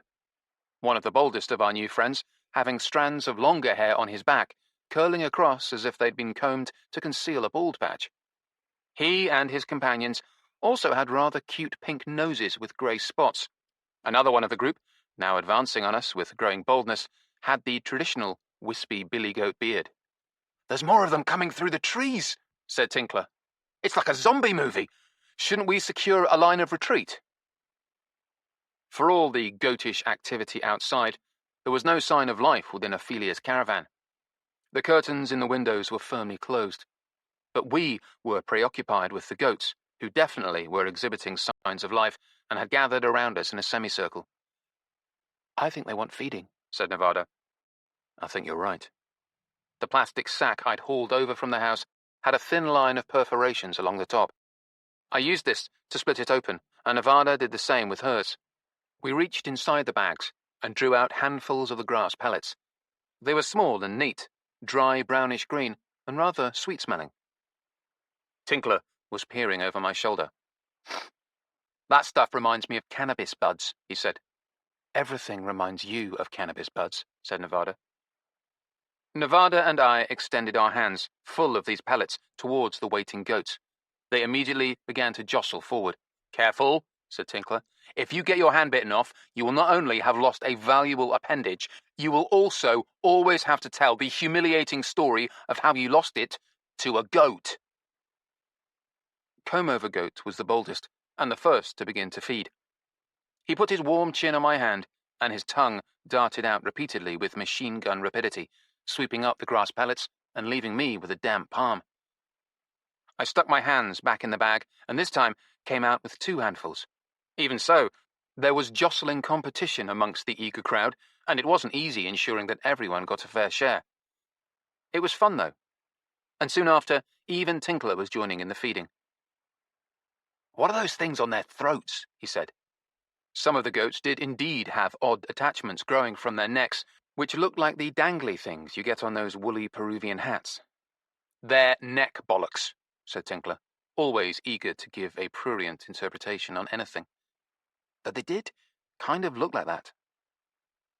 "They're called toggles," said a voice behind us. We turned to see Ophelia standing there in her dungarees, barefoot, smoking a rollie. We had been so preoccupied with feeding the masses that we hadn't noticed her emerge from her caravan. "They're scent glands," she said. "They use them for putting markings on trees." "Just like we men use our bollocks," volunteered Tinkler.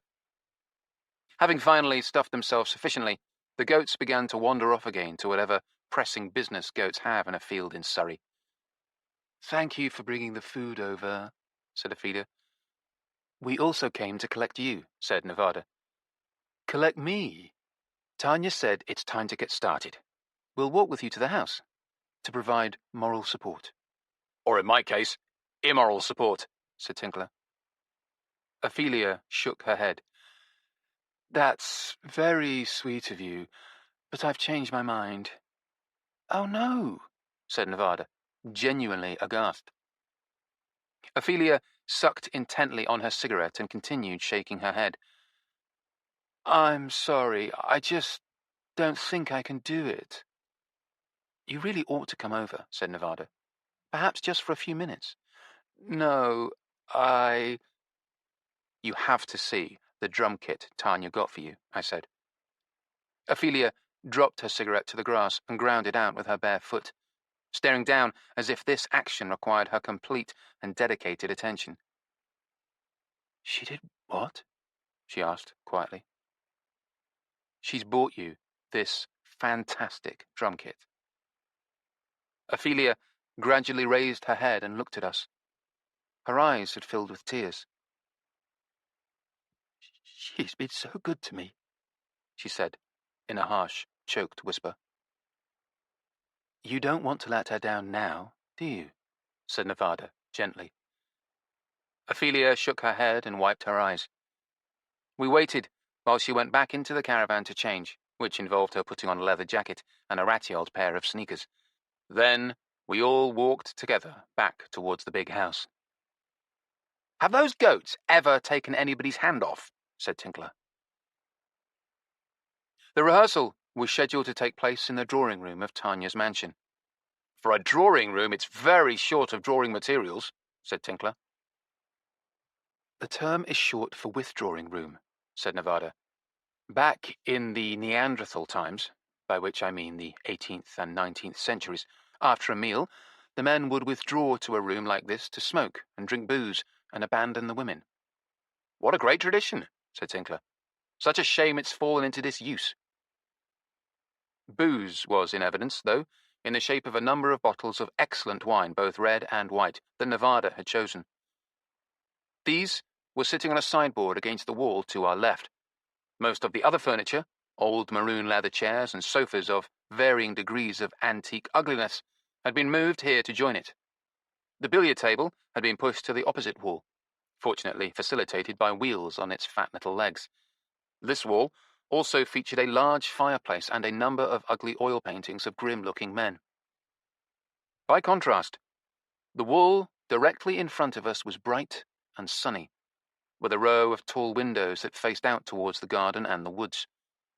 There was a built-in bench seat running under the length of the windows, upholstered in maroon leather, of course. Moving the furniture had left the bulk of the room essentially empty. The vast, dusty pink carpet which had covered the floor had been rolled back to reveal an expanse of dark wood. In the middle of this, there now stood guitar amps, though as yet no guitars, a microphone stand, and a gleaming black and silver Saturn V MH Exotic Rock 3-piece drum kit. Nevada, Tinkler, and I walked further into the room, our voices and footsteps echoing in the uncarpeted space. Ophelia followed shyly and hesitantly, like one of her goats venturing into a strange and potentially dangerous place. She wandered over to the drum kit and gingerly took her seat behind it. Then she leaned forward and ran her fingernails across the drum skins on the low tom-tom, creating an eerie sound. As if she'd been waiting in hiding to spring out at this exact moment, Tanya now came in to join us. Rather than her usual business suit or country lady attire, she was wearing jeans, a black turtleneck sweater, and, surprisingly, Doc Martens shoes, polished to a high shine. She smiled at Ophelia, sitting behind the drums. "You look good there," she said. "You shouldn't have bought this," said Ophelia, reaching out to caress a cymbal. "It must have cost a fortune." "You can pay me back from the proceeds," said Tanya, still smiling. "The proceeds?" said Ophelia. "The gig is going to be a big success." "A big success," repeated Ophelia. She didn't sound convinced. A moment later, she looked up sharply as if she'd heard something she didn't like, but the empty room was silent. "Where's Helene?" she said. "Out in her car." "Out in her car?" "Well, in her boyfriend's car," said Tanya. "She's been sitting there since she arrived." It was Helene who was responsible for Tinkler being here. He had cadged a lift down with her in Erik's car. Erik himself, however, was nowhere to be seen, having remained in London. "What is she doing sitting out there in her boyfriend's car?" asked Ophelia. "Legitimately, I thought." "She said she had to make some calls," said Tanya disdainfully. "But I think she's just listening to music on her phone, because she's scared to come in." "Scared?" repeated Ophelia, her voice heavy with contempt. She seemed to have forgotten her own earlier fear. "Well, if she doesn't have the balls to get out of the car, we're not going to get anywhere." "We'll go and get her," said Nevada, in her brightest, eager-to-assist mode. Tinkler and I followed her through the maze of dark hallways of the big house to the front door, which opened onto blazing sunshine and a gleaming blue Jaguar XF saloon, parked in the driveway. Sure enough, Helene was sitting behind the steering wheel, peering at her phone. "Nice car," I said to Tinkler. "No wonder you wanted a ride in it." "My heart belongs to kind of red. I am forever true to that automobile." "Your heart isn't forever true enough to drive it, though." "It's complicated," said Tinkler. Nevada touched my arm. "Let me go and talk to her." "Okay," I said, rather relieved to be let off the hook. She walked over to the car, waving at Helene, who looked up from her phone at Nevada's approach. That, at least, was a good sign, I thought. Whatever Nevada said to Helene, it got her out of the car. She kissed Nevada and then came over and kissed me. Having spent an hour in the car with Tinkler driving down from London, she didn't seem to want to kiss him again. Who would? Interestingly, given the purpose of her visit today, Helene was dressed less like a rock chick than at any time since I'd met her. She was wearing a white t-shirt and peach-coloured trousers with the ankle cuffs turned up, over pink socks and white plimsolls. A black blazer had its cuffs turned up too, revealing a navy blue silk lining. A pair of red sunglasses nestled in her blonde hair. She'd obviously chosen this ensemble with care, though what message she was trying to send was anybody's guess. The only unambiguous signal came from the guitar slung over her shoulder. "No, Erik," I said. "He thought it was best if I had a chance to get reacquainted with the girls on my own." "That was very thoughtful of him," said Nevada. I smelled reprehensible cowardice rather than commendable sensitivity, but I didn't mention that. Instead, I said, "Who's going to play bass for your rehearsal?" Before Helene could reply, there was the sound of an approaching engine, followed by crunching gravel as a vehicle pulled into the driveway. Through the windscreen, Monica the roadie was staring at us fixedly, as though baffled by our very existence. Helene smiled. "There's your answer." Monica? "It's been a lifelong ambition of hers to be a proper member of the band. Well, this is her moment in the sun." "Can she even play the bass?" I said. "After a fashion, which means almost as well as Dilys." We all fell silent at this point, thinking about Dilys lying in a coma in her hospital bed, with someone still trying to kill her. Meanwhile, Monica emerged from the van. She was dressed in the same leather jacket, jeans and tartan shirt as when she'd first invaded our garden in the wee small hours. Gripped in a precarious fashion under her left arm, she had 2 blue and white cardboard cartons, each containing, they declared, 24 bottles of Corona Extra Mexican beer. In her right hand, she clutched a transparent plastic bag containing a number of odd-looking, small yellow and black bottles. She must have seen me staring at it, because as she walked past, she brandished the bag in my face and yelled, "Party time!" Judging by the smell coming off her, she had already made a considerable dent in the beers she was carrying. I winced to think that she had been driving in that condition.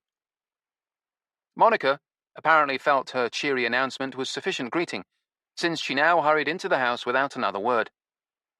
Helene looked at us, a droll eyebrow raised, and said, "Party time." Then she went and looked in Monica's van and took something off the front seat, a bass guitar. She held it up to show us. "This might be useful," she said. She carried it with her as we went into the house. 2-guitar Helene. By the time we got to the drawing room, Monica had already launched into her heartfelt reunion with her long-lost bandmate. Indeed, she was still gripping the bemused Ophelia in a bear hug beside the drum kit as we trooped in. The cartons of beer were on the sideboard now.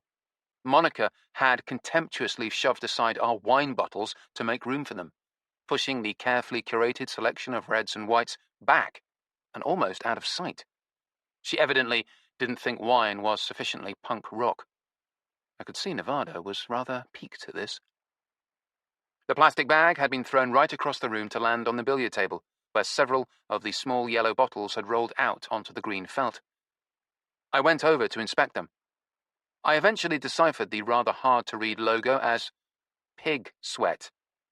This was accompanied by a cartoon of a muscular and evidently gay pig in black leathers, looking very pleased with himself, and the words, "Content, 15 milliliters." What the hell? Pig sweat? I had just recalled the fascinating fact learned on Hallig Island that pigs don't actually sweat because they don't have sweat glands, when Tanya came hurrying into the room and stopped dead. Monica and Ophelia were still standing locked in their rather one-sided embrace, swaying slightly. Ophelia looked like she wanted to be rescued. Helene turned to her. "Hello, Tan," she said. "How's it going?" "Couldn't be better," said Tanya in a tense, clipped voice. Then, to Monica, "I see you've brought the beer." "That's not all," said Monica, releasing the relieved Ophelia and trotting over to the billiard table. She lifted the plastic bag, spilling a few more bottles out onto the green felt. "Drugs, too?" The room fell into an icy silence as Ophelia's expression changed gradually from relief to anger. "You do understand that I'm a recovering heroin addict?" Monica nodded eagerly.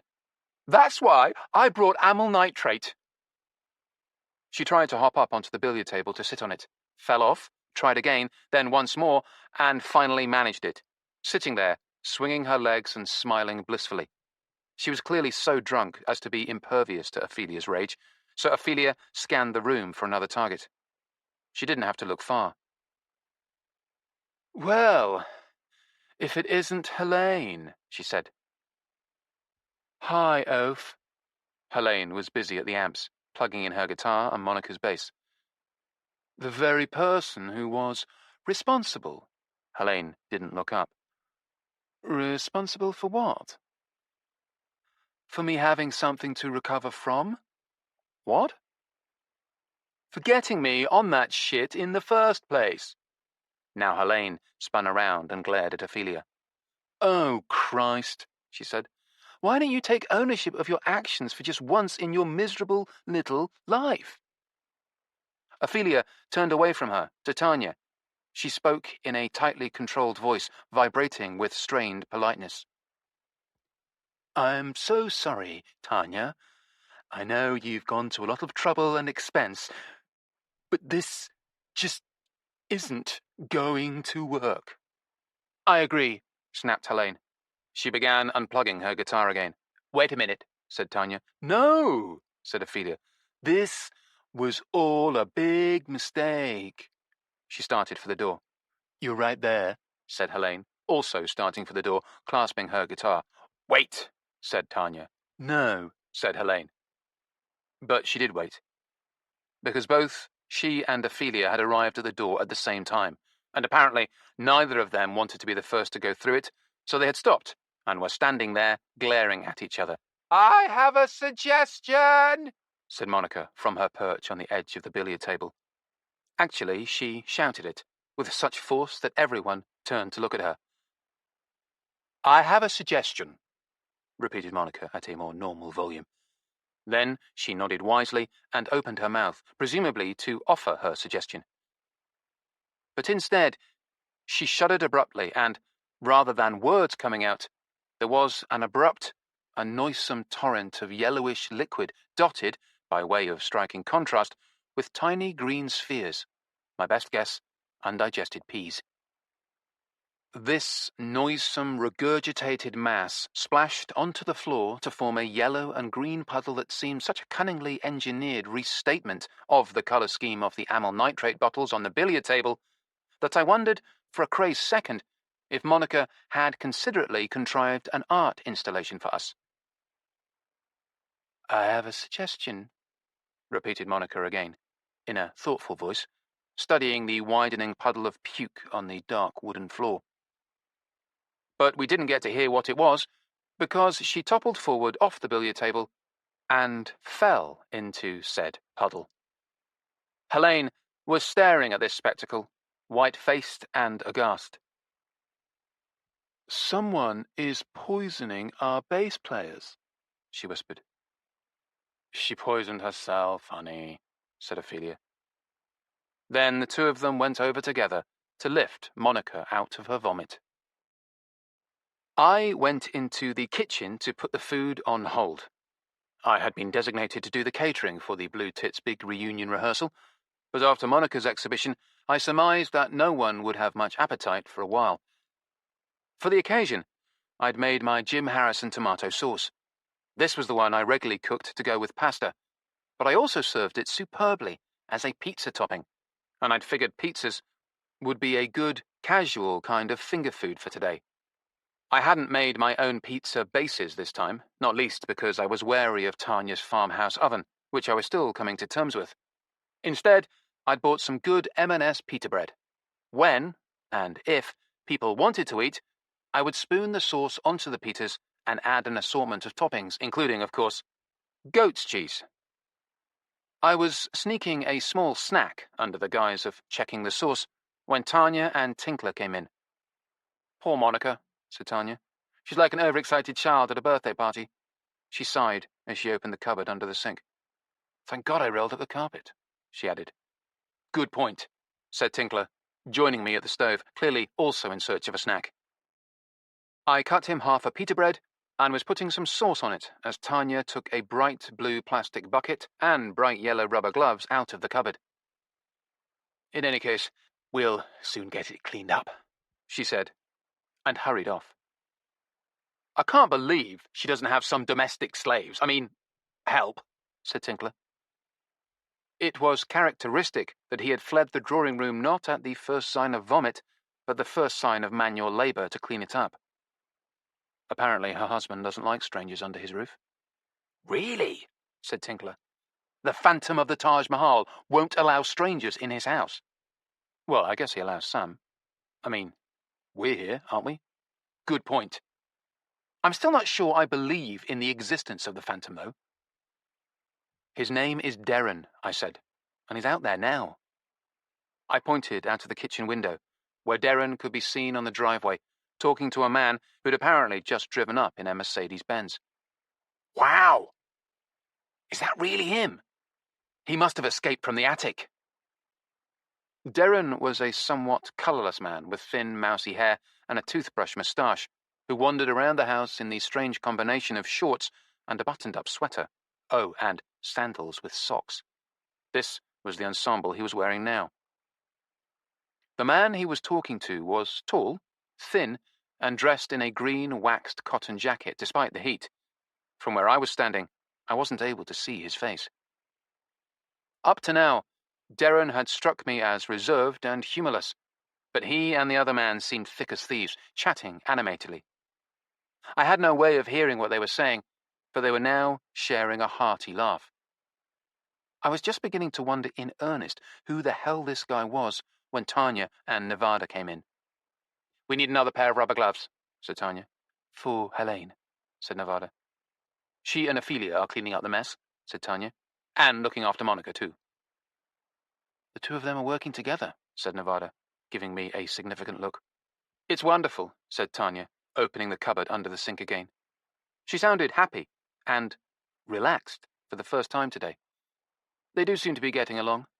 "That's right," said Tinkler. "Monica's Technicolor yawn broke the ice, so to speak. They're rallying around her." As Tanya stood up, triumphantly holding a second pair of yellow rubber gloves, I said, "Who's that?" and nodded to the window. She and Nevada came over just in time to see the visitor get into the Mercedes and drive away. "Oh, that's just Fancher," said Tanya. "The farmer," I said. "That's right." "The one who let his goats die," said Nevada, with an edge to her voice, "and then stole Ophelia's." "I'm afraid that's just rumour and speculation," said Tanya, slipping smoothly into politician mode. "Excuse me." She went out with the rubber gloves. Tinkler, surprisingly, followed her. I guess he was reassured that the cleanup was well in hand, and there was no danger of him being enlisted to help. This left Nevada and me alone in the kitchen. So she got out one of the bottles of the good wine and set about opening it, while I cut up some pitas and began assembling mini pizzas. After all, we had a responsibility to do a quality control check before serving them to the guests, didn't we? We were thus gainfully occupied when Derren came in from the garden, sandals slapping on the tiled floor. He looked cheerful. His conversation with Farmer Fancher had left him more animated than I'd seen him up until now. "Something smells good," he said. "That guy you were talking to, he was your neighbour, the farmer?" I asked, trying to sound casual. "That's right." "What was he doing here?" said Nevada. I realised that since she had been hired to look after security on the premises, she could ask blunt questions like this. Derren grinned toothily. "He said he'd been having a lot of trouble with foxes lately, and asked if we'd seen any perhaps around the stables. I said no foxes. Unless you counted this morning's influx of foxy women. We had a good laugh about that. Just then, as if in riposte to the foxy women comment, there was a blast of noise from the direction of the drawing room. It seemed to shake the foundations of the house, and we all looked up in shock before realizing that this was the Blue Tits in full cry. Ah! Sounds like the girls have got started, said Darren. He promptly pirouetted 180 degrees and strode back out into the garden. The music was causing the copper-bottomed cookware hanging on the kitchen wall to resonate eerily. Should we go and listen? Said Nevada. Not if we value our hearing. I suppose it's a rather personal moment for them, and we shouldn't intrude. Exactly. Judging by the booming bass line, either Monica was back in action or someone else had stepped into the breach. I listened carefully, trying to isolate the bass. It wasn't Carol Kay, but it carried the beat, more or less. And then the vocals began, a banshee scream that modulated into aggressive chanting, all impressively different from Tanya as slick political operator. Tinkler came hurrying back into the kitchen again, as if blown by the force of the music. The band is back together, he announced. So we hear, said Nevada. And that's Monica playing with them, I asked. Yes. She's had some amyl nitrate and she's feeling much better. The rehearsal continued all afternoon and into the evening. By the time the reconstituted Blue Tits packed it in, sweaty and happy, the light had faded and the fragrant summer night had begun in earnest. We ate supper outside on the picnic table. Nevada's wine selections were sufficiently praised, and she finally mollified. Her ruffled fur smoothed again, to use a cat metaphor. It was a good occasion, everyone friendly and cheerful, though no one wanted to sit directly opposite Monica and be in the line of fire, so to speak, in case there was another episode of gastric distress. When the meal was over, Tinkler left, getting an Uber and then a late train back to London. He could easily have spent the night at Tanya's, but since Opal was back on the scene, he'd been obsessed with the frankly ludicrous possibility that she might turn up on his doorstep, or rather, in his bed, and he wanted to be around in case of that unlikely eventuality. Helene, who'd had far too much to drink to consider driving, did spend the night. Her unhesitating agreement when Tanya suggested this was a further cheering indication that old enmities had been resolved, or at least suspended, as was Ophelia's decision to stay in the big house too. She apparently did this occasionally, and there were certainly enough bedrooms. I don't think the goats will miss me if I get back early tomorrow, she said, and then, looking at me and Nevada, and you gave them a good feed today. Even Monica was dissuaded from driving home blind drunk and agreed to sleep over in the mansion.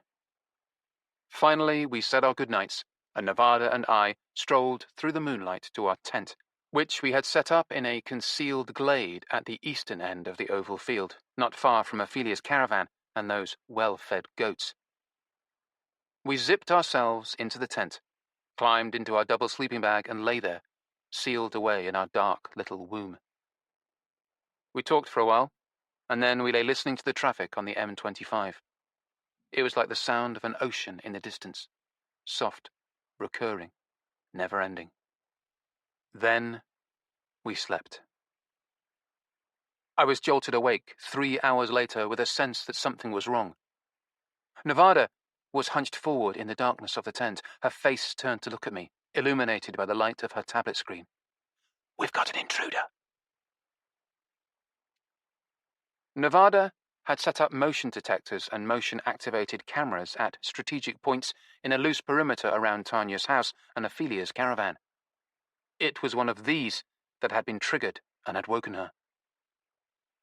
Of course, a wandering goat could activate a motion detector, which is where the cameras came in.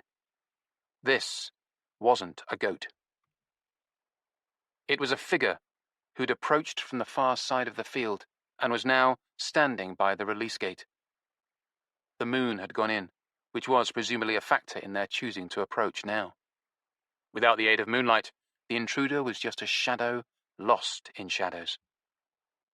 Until Nevada took out the night vision goggles that we'd bought some years ago about the time she'd thrown a breeze block in the face of a neo-Nazi. We took turns looking through them at the person by the release gate. The intruder was small, wearing a hooded camouflage jacket, combat trousers and sneakers. Something about the way they moved suggested a woman.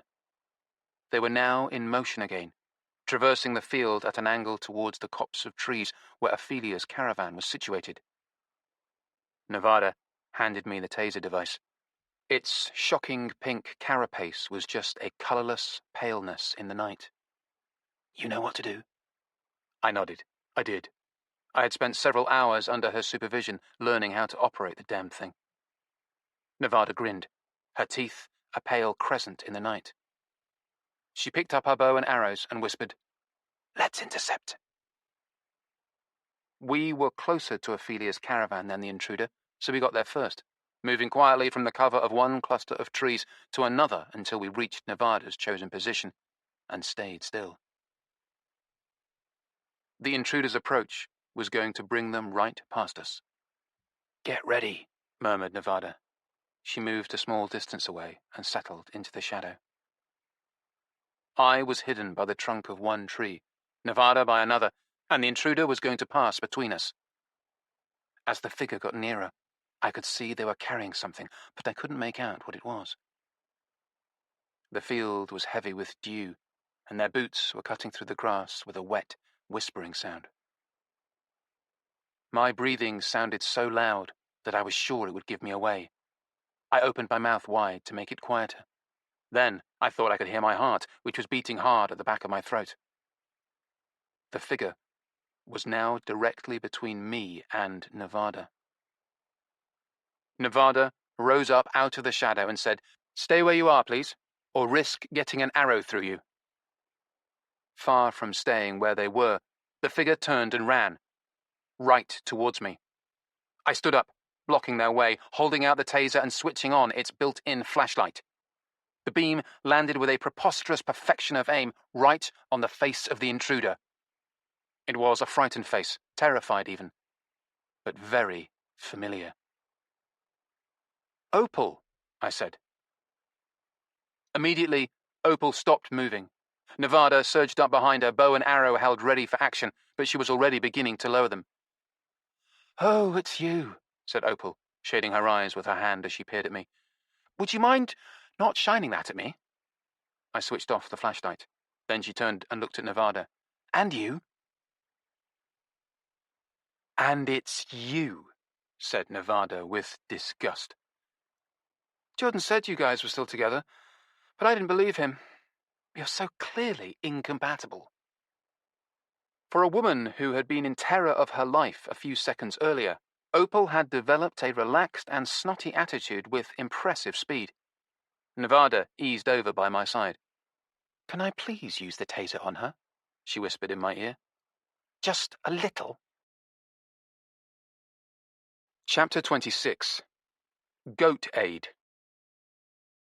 "She'd never even heard of Live Aid," said Tinkler. "I had to explain that it was this huge global charity fundraising concert event. Opal had never heard of it. Can you believe that?" "Yes," said Nevada. "That's about what one would expect from a bimbo like her. What we can't believe is that you told your vile little ex-girlfriend—" "I thought she was a bimbo," said Tinkler. "Or are they overlapping categories?" "We still can't believe you told her what was going on with the Blue Tits." "I didn't think there would be any harm in it." Tinkler should have known better than that. The bimbo and vile ex-girlfriend, or Opal Gaydon as she was more formally known, had enjoyed considerable success several years ago with a documentary based on the fascinating and tragic tale of her great-grandmother. Ever since then, she'd been looking for another true story which would have similarly wide appeal. When Tinkler had recently, in the course of a trying-to-get-laid phone call, inadvisably told her all about the situation between Ophelia and Helene, a light bulb must have gone on over Opal's, admittedly attractive, head. A one-time punk rock star who became a penniless junkie and who was now struggling to rebuild her life, bearing the hatchet with the ex-friend who had got her hooked in the first place, who also happened to be another one-time punk rock star. the two of them using the medium of music to work out their differences. It was a classic tale of redemption. Plus goats. Opal was nothing if not ruthless, ambitious, and unprincipled, and had come down here to sniff out the details. The objects she had been carrying the night we intercepted her turned out to be some small and robust spy cameras. Nevada suspected that they'd been purchased at the spook store. "I'm going to have a word with the owner," she'd said, which Opal had planned to conceal in the vicinity of Ophelia's caravan, for research purposes. "You really outdid yourself this time, Tinkler," Nevada said. "But I had no idea she was going to try and infiltrate the goat farm.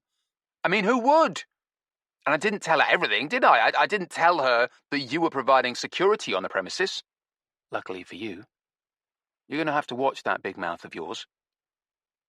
Sensing that he was as good as off the hook, Tinkler smiled and said, "Well, all's well that ends well, right? I mean, here we are." He gestured expansively at Tanya's house and grounds, which was seething with activity. "The big day? The day of the big concert? And it's going to be big. Did I mention that? Opal's going to help with filming and publicizing it." "She better steer clear of me," said Nevada. Sensing that he might not be as off the hook as he'd imagined, and that a change of subject might be a good idea, Tinkler hastily said, "Look what I've got." "Don't try and change the subject." But Tinkler was happily unzipping his jacket to reveal the t-shirt underneath. It was black, with the white cartoon face of a goat emblazoned on it. The goat's eyes were twin, pink, whirlpool spirals suggesting madness, but the big fat joint the goat was smoking indicated that instead it might just be really, really stoned. The emphatic white lettering above the goat's head read, in a comic font, "Goat Aid." "Great, isn't it?" said Tinkler. "I commissioned the design online and ordered a bunch of them in all sizes. Amazing what you can do now, eh? It's not true that the internet is just for pornography." He beamed at us. "I gave Cleanhead one, and she loves it. The t-shirt, I mean." "Where's ours?" demanded Nevada. It was actually a pretty cool shirt. "They're available for sale at Ophelia's caravan. We've set up a pop-up gift shop. For 1 day only." Most of this was lost on Nevada, who had fastened on just one fact. "For sale," she said, her voice dangerously soft. "That's right. Tell Opal you get the friends and family discount." "Opal?" Nevada's voice wasn't getting any less dangerous. "Yeah. She volunteered to staff the gift shop." "What she's volunteered to do," I said, "is to nose around Ophelia's caravan and see if she can dig up any useful dirt for her documentary." "Shit. Do you think so?" Tinkler looked genuinely crestfallen. "Absolutely," said Nevada grimly. Tinkler shook his head. "Why are beautiful women so treacherous?" "Beautiful is an exaggeration in her case," said Nevada. "And I still can't believe you're going to charge us for those t-shirts." "It's all for a good cause," said Tinkler sanctimoniously. "Did you charge Agatha?" "That's different. I'm sexually obsessed with her. I wish she could have come along today." He looked around as if expecting her to appear, but Agatha was back in London, unable to attend due to work commitments. We were sitting on the benches beside the picnic table where we dined the other night, in the barbecue area next to Tanya's stables. It was a good position because we could see whenever anybody arrived and parked in the driveway. They also had to walk past us on the way to the big oval field where the gig was taking place. The latest vehicle to arrive was a metallic green Mini, from which Sydney the camerawoman now emerged. This was in itself an impressive feat because she was very tall and the car was very small. When she saw us, she waved and came over. Any hard feelings about what had happened on Hallig Island when she put us under surveillance and we'd done our best to thwart her were apparently long forgotten. She sat down at the picnic table after shaking hands with us. Tinkler actually got a kiss, which cheered him up. "I've got all the kit in the car," she said. "I'll get it in a minute." "No hurry. The band is still setting up and Stinky hasn't even arrived yet." "Why am I not surprised?" said Sydney. Apparently there was no love lost between her and her erstwhile employer. "Well, I think I'll make a start anyway. As she left, Tinkler said, "Hey, look! They let the madman out of the attic again." A little louder, Tinkler. I don't think he quite heard you.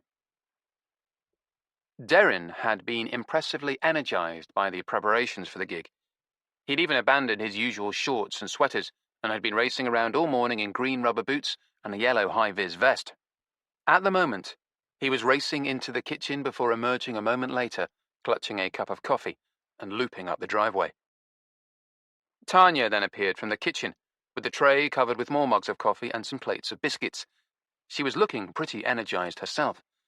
She came over to join us, setting the coffee out on the picnic table. I forced myself not to immediately snatch up a mug. It was good stuff, properly made. Tanya sat down with us. "Derrin seems to be enjoying himself," said Nevada. "He's having a field day. He's vetting all the approaching vehicles, working out whether they're part of what he calls the production team or merely punters. We worked out we could charge the punters parking on top of the ticket fee. He hasn't had so much fun in years." Regarding the ticket fee, we had decided to allow a small and select live audience for the concert, besides streaming it to subscribers. Tanya had grown quite excited at this prospect and suggested selling special deluxe VIP tickets for up to £100 per head. We had to break it to her gently that, these days, even standard concert tickets sold for £100 a head, and often considerably more. So now there were a selection of VIP packages available for GoatAid, ranging from £500 to £1,500, with the biggest ticket items providing admission to the after-party in Ophelia's caravan, and including the opportunity to share wine and goat's cheese with the stars. Guess who chose the wine? Tanya rose up from the bench. "Well, I better get ready for my close-up, Mr. DeMille." "Thank you for the coffee and the biscuits." "My pleasure. Give the extras to anyone who turns up." We said we would, though I'd mentally earmarked a second cup of coffee for myself. Tanya went back into the house. As soon as she was gone, Tinkler looked at me and Nevada and said, "Thank you, guys." Nevada was instantly suspicious. "What for?" "For not completely taking my head off for the opal thing. Loose lips, sink ships and all that." "You just got lucky," said Nevada. "We're saving our energy this morning for dealing with someone else." "Who?" "Your mate Erik." "Why? What's happening with Erik?" said Tinkler. But then he looked over at the driveway where a silver Nissan Leaf was pulling up silently. "Alicia!" he cried. Alicia Foxcroft, better known as Foxy, was another acquaintance of ours from Halleck Island. She was a petite, red-headed sound technician who'd somewhat led Tinkler up the garden path, but apparently all was forgotten in connection with this, judging by the way Tinkler hurried over to the car and kissed her as she was getting out. "Romance is in the air," said Nevada, cynically. And then, "Watch out. Here comes trouble." Trouble was Erik Make Loud, ambling towards us, all amiable, lanky rock star, with no idea what was about to befall him. We waved, and he waved back. "I'll let you start off," said Nevada, speaking quietly and rapidly as he approached. "You can be the bad cop, and I'll come in as the good cop." She paused. "What is it?" I said. "Nothing. Well, actually, I find the idea of you as a bad cop quite stimulating." She kissed me quickly. "But we'll return to that later." "Right. And if the bad cop, good cop routine doesn't look like it's working," I said, "we'll wheel out our secret weapon." Nevada nodded and took out her phone. "Right." Erik had reached us now and gave us a big grin as he settled onto the bench. He was looking forward to the gig. The poor guy. "That coffee smells good." "It's excellent. Help yourself." "And biscuits. Hey, chocolate ones." As Erik availed himself of the free refreshments, I steeled myself and said, "I'm glad you came by. We wanted to talk to you." "Nice one. Talk about what?" "About the lineup at the gig." "The lineup? Do you mean the set list?" Erik smiled condescendingly at me as he crunched a biscuit. "The set list is the songs we play. The lineup is the people who are playing." "Yep," I said. I'm afraid it's the lineup. Erik froze in mid-biscuit crunch. His highly developed musician's sensibilities, or, if you prefer, paranoia, allowed him to instantly leap to the correct conclusion. You don't want me to play? That's what we wanted to talk to you about. You don't want me to play?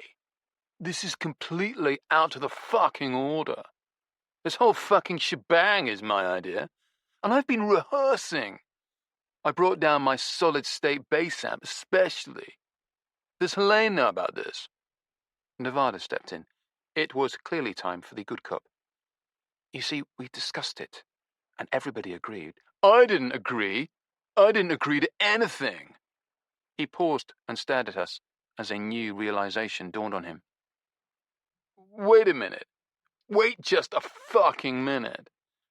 If I'm not playing bass, who is? Ah, well, Dillis is still in a coma, right? She's out of her coma, actually, but she's still in hospital, in intensive care. Then who is it? Nevada and I looked at each other. Since I was the bad cop, I decided I'd better answer. Monica, I said. Monica? For a moment, Erik was genuinely puzzled.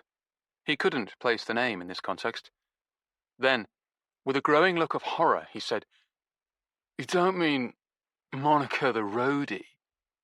Yes. Yes, we do. Horror turned to laughter. Please tell me you're joking. Sorry. I shook my head. No. Erik stopped laughing. But she was just standing in for me during the rehearsals. Down here with the girls. I shrugged. I guess the girls liked playing with her. Playing with her? She can't even play bass. That's sort of the point, I said. He stared at us silently. Then he said, You've got to be kidding. No. So it's the fucking famous punk DIY ethic, is it? Yes, that's exactly what it is. At least it's partly that. Oh, I see. It's partly that, is it? Well, what else is it? Partly. Erik was getting more angry rather than less, and I was relieved to see Nevada quickly sending a text on her phone. It's also partly that they owe it to Monica, I said. Who does? Said Erik. I don't owe it to her. No, but the rest of the band does. They owe her the chance to be a real part of the Blue Tits for once. This feeling had begun to grow when she'd bonded successfully with the others in rehearsals, after puking everywhere. It's what she's wanted all her life, said Nevada. Well, isn't that lovely, said Erik. That's the main thing, isn't it? I mean, if that's what she's wanted all her little life. And she knows the songs, I said. I know the songs, mate. I've been rehearsing the songs. I could see this argument bogging down and becoming trench warfare, so I was relieved that our secret weapon turned up at this moment, beaming, bald, and still looking very much like a Buddha who'd hired a personal trainer. Strange to say, the tracksuit and trainers contributed to this impression. Have you met Saxon Ghost? Said Nevada in her best hostess mode. Yeah, earlier. Hello, Saxon. But to get back to our discussion, you can't pull this sort of shit. People will be expecting me to play. We publicized this event telling people I'd be playing. Saxon smiled and settled comfortably into the bench opposite Erik. He had been fully briefed. You will play, mate, he said. There's going to be a jam session afterwards, and you're not only going to play on that, you're going to be the guest of honour. Jam session, muttered Erik in disgust. But I could see that the words guest of honour had hit home. And we'll want you to play on a record. The record? Saxon leaned closer to Erik. Yeah, mate. The response to this gig has been so strong it will be crazy not to release an album on the back of it. And you'll be the cornerstone of that. Not just for your blinding guitar playing, but because of all your experience in the studio? Erik shrugged sulkily. What do you need me for? You've produced plenty of records yourself. Yeah, but I was never that into the nuts and bolts of production, was I? I was never that into perfecting the sound. We need somebody with the skills to do that. Erik didn't seem to be listening. Instead, he was muttering, fucking Monica, fucking Monica, fucking Monica. But, on the whole, I took this as a good sign. Saxon, sensing that he was weakening, leaned closer still, elbows on the picnic table, his head now conspiratorially near to Erik's. Plus, during those long, difficult recording sessions, we're going to need an experienced professional to help us do all that blow. Erik stopped muttering, and his face lit up. Oh, yeah? Saxon nodded and smiled. Oh, yeah. Erik sat for a moment, silent and surprised, like a child promised an unexpected treat. It was beginning to look like Saxon had made a friend for life. But then Erik remembered that he was supposed to be angry. All right, he snarled. I'll do it. Or perhaps I should say I won't do it. I'll let fucking Monica do it. He turned to me and pointed an angry finger in my direction. But she's not using my fucking amp. All right. Erik got up and stalked off. It was a good exit, rather spoiled when he doubled back to grab a handful of chocolate biscuits. When he was eventually gone, Saxon swiveled around on the bench and looked at us. That went okay, right? Better than expected. Oh, by the way, said Saxon. I looked into that matter you asked me about, the whereabouts of the old bride of Frankenstein. And the Christian midget, said Nevada. Saxon chuckled. That's right. Alana Fairmont. I found a friend of a friend of a friend who knows them, or at least knows where they live. Some dump in West Drayton. I can send you the address. Thank you, said Nevada. I didn't say anything. I had experienced an uncomfortable feeling in my throat at the mention of Bill Bridenstine. He was, literally, a pain in the neck to me. Not that it would do you much good, said Saxon Ghost. Why not? I said. Because they both dropped out of sight. He saw our faces and added, Don't jump to any conclusions about that. Reading between the lines, I think the bugger has gone somewhere to dry out, gone into rehab, as you kids would say. And the Christian midget has gone with him, said Nevada. So it seems. She's very devoted to him, fuck knows why. Nevada shrugged. Well, that's that for the time being. She looked at me. At least we know he's out of circulation, safely shut away in a therapeutic institution somewhere. Unless it's the Abbey, I thought, which we can see from our back window. The notion gave me a sudden sick feeling in the pit of my stomach. I forced myself to be rational. Bridenstine wouldn't have had the money to afford the Abbey. Okay, said Saxon, rising from the bench. I better get back to it. Lots of egos to be soothed before the gig begins.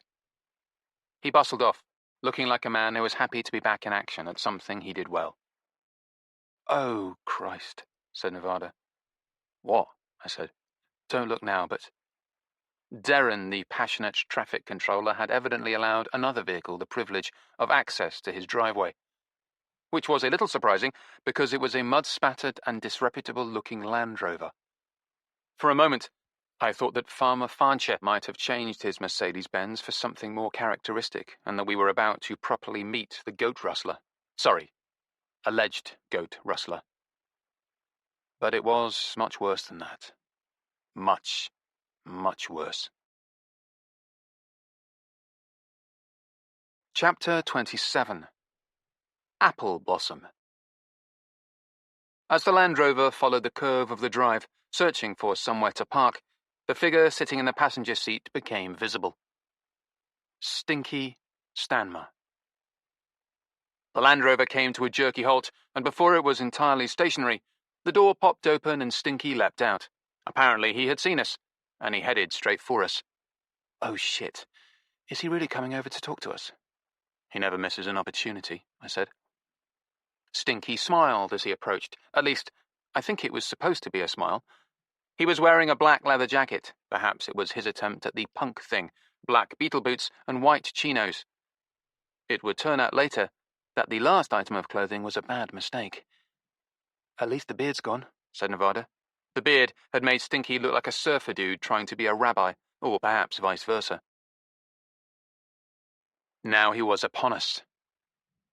"We were just saying that at least the beard's gone," said Nevada. Stinky chuckled rightly, as if he was in on the joke, and then, despite the fact that we made a point of not making room for him, sat down with us on the bench, with his legs wide apart in what someone had no doubt told him was an appropriate alpha male power stance. He smiled briefly at Nevada, and then turned to me and said, "Never let a woman drive when she's upset, mate." The driver's side door of the Land Rover had finally opened, and sure enough, a young woman, got out. She was smartly dressed in corduroy jodhpurs and a tweed jacket, both cut to flatter her trim figure.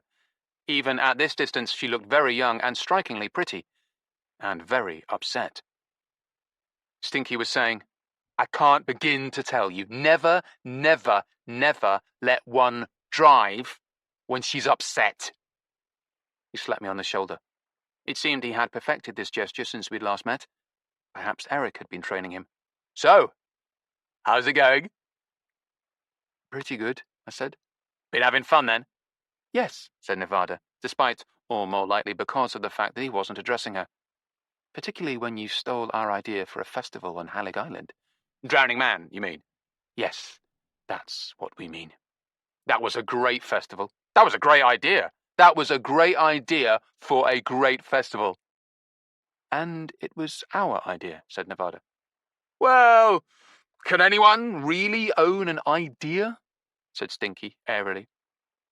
And he turned to look at the young woman in jodhpurs, whose circumspect approach had nevertheless brought her right up to the picnic table. At close quarters, she looked about 17, very posh, and it was clear that she had been crying. "This is the famous vinyl detective," said Stinky. He made air quotes around the word famous. "And his girlfriend, Arizona." "Nice to meet you," said the young woman, smiling and putting on a brave face. "I'm Araminta." Of course, Stinky hadn't thought to complete the introductions by including her. "Very nice to meet you," she repeated. "But if you don't mind." She turned urgently towards Stinky, lowering her voice. "Can we just talk for a moment, please?" "You did plenty of talking in the car," Stinky yawned. "You did enough. You did plenty enough." "Stinky, please." Stinky shot her an angry look, and she immediately wilted. She dropped her eyes and said, "Mr. Stanmer, please." I looked at Nevada. She looked as angry as I felt. Having to put up with Stinky was bad enough. Having to watch the humiliation of this pitiable girl was too much. Stinky was now digging in his pockets, apparently looking for something, which involved taking out all the contents and spilling them onto the table. Among the objects thus revealed were a phone, its black screen spiderwebbed with white cracks, a sachet of lemon-scented wet wipes, some vape cartridges in assorted exotic fruit flavors, and a pack of condoms. Ditto. At the sight of the condoms, Araminta literally went pale. The phenomenon must have caused us to stare at her because Stinky looked up at her too. Then he turned back to me and winked. He picked up the condoms and put them back in his pocket. "Because you never know when you might be called upon to make love to a beautiful woman, mate," he said. I waited for him to punch me on the shoulder so I could punch him in the face, but, perhaps realizing this, he didn't. Araminta looked like somebody had hit her with a club. I guess the condoms were a sign, or a confirmation, that Stinky was sleeping with someone else besides her. She leaned over towards Nevada, gave her a sickly smile, and said, "Excuse me, is there a loo anywhere?" "In the house," said Nevada. "I'll show you. My name is Nevada, by the way, not Arizona." She got up and led the girl off, shooting a look back at Stinky that should have curled his hair. Stinky had finally found his vape pen, evidently the object of his extensive pocket search. "You're not going to use that here," I said. I didn't make it a question. "No, mate, no." He hastily put it back in his pocket.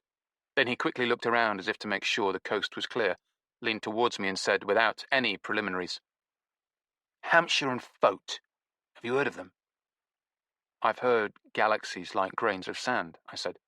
What did you think of it? It's terrific. Yeah, Stinky nodded decisively. It's terrific, isn't it? terrific. It's got a sort of Morricone meets Eno thing going on, I said. Stinky nodded some more as he took out his phone. He pushed a button on its cracked screen and spoke into what was clearly a voice recording app. Hampshire and Fote, terrific. Got a sort of Morricone meets Eno thing going on. Stinky, you do realise I am sitting right here? Yeah, mate, I do realise that. He slapped me on the shoulder, put his phone away and rose to his feet. Now, do you know where I can buy one of those T-shirts of the Stone Goat?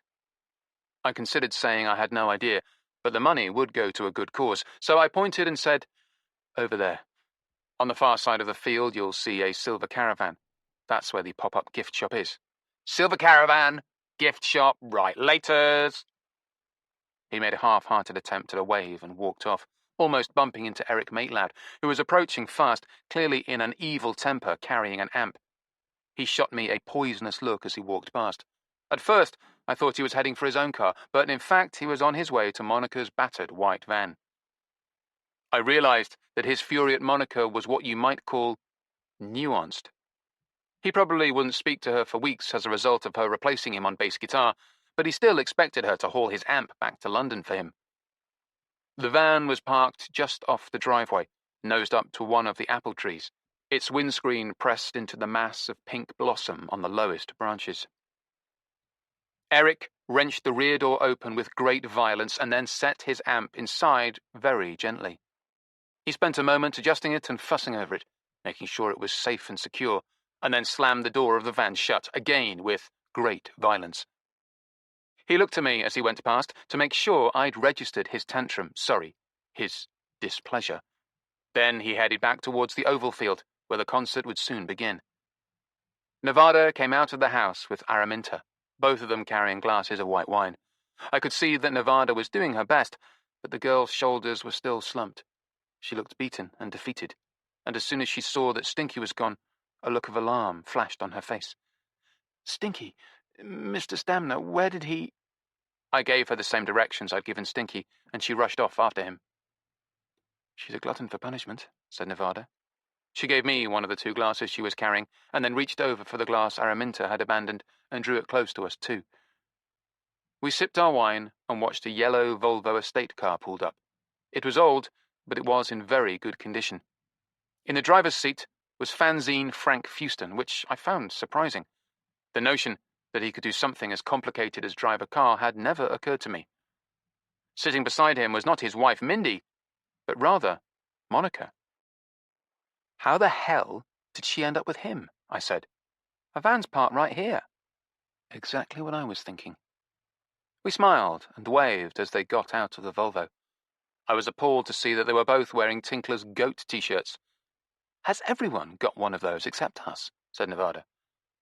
Frank and Monica had paused to delve in the back of the car, and now Monica was carrying a bass guitar that looked oddly familiar, and Frank was chivalrously carrying the amp for it. They came over and joined us, setting the amp and guitar on the picnic table. After the initial flurry of greetings, I asked Monica about the guitar, which I had now recognized. That looks like Dillis's bass. That's because it is Dillis's bass. I got it from a flat. There was a note of pride in her voice. You've got a key? No. I went in through the garden window. Anybody can get in there. I've been warning Dillis about that for years.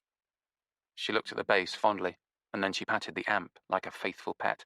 And this, I'm borrowing from Frank. We took it out of the collection, said Frank with more than a hint of pride. We weren't paying a lot of attention to Frank or the amp. Nevada was looking at me.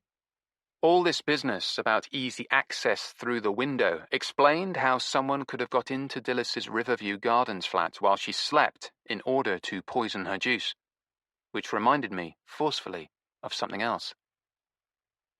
It's good to see you, Frank. It's good to see you too. Isn't this a great idea? He stared around. And so great of Tanya to let us do it on her property. I noticed the us. I wanted to ask you something, Frank, I said. Sure, yes, of course. I think you'll find I know as much about the Blue Tits as any other resource you'll chance upon. I could tell from his pious tone that he was being modest. He actually reckoned that he knew more than any other resource, and indeed, I was willing to believe this. As a matter of fact, it is the Blue Tits I wanted to talk about, I said. Of course it is. Frank looked a little bewildered at the suggestion that there could be anything else worth discussing. I glanced at Nevada, who gave me the silent go-ahead, and then at Monica, who was looking slightly alarmed. So have you heard about what's been happening to Helene? How she nearly got killed 4 times? Frank tried not to look in Monica's direction and failed. Yeah, I heard about that. It's horrible, horrible. Horrible. Yes, it is horrible. And then Delia's drinking that toxic juice. What an awful coincidence. We don't think it's a coincidence, Frank.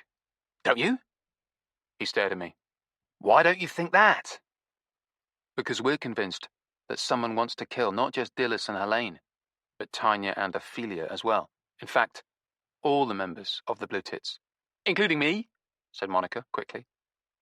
She sounded a little pissed off at not being included in the band, but maybe with justification, because she might be right. For all we knew, the killer or killers might well be after her, too. I kicked myself for not realizing this, and I could see Nevada was thinking along similar lines. She gave me a chagrined look. Frank was shaking his head, the fringe of hair around his bald spot swaying as he did so, like some kind of exotic percussion instrument. I half expected it to make a catchy Latin sound. That doesn't make sense. Why would anyone want to do that? You're talking about motive, Frank, I said.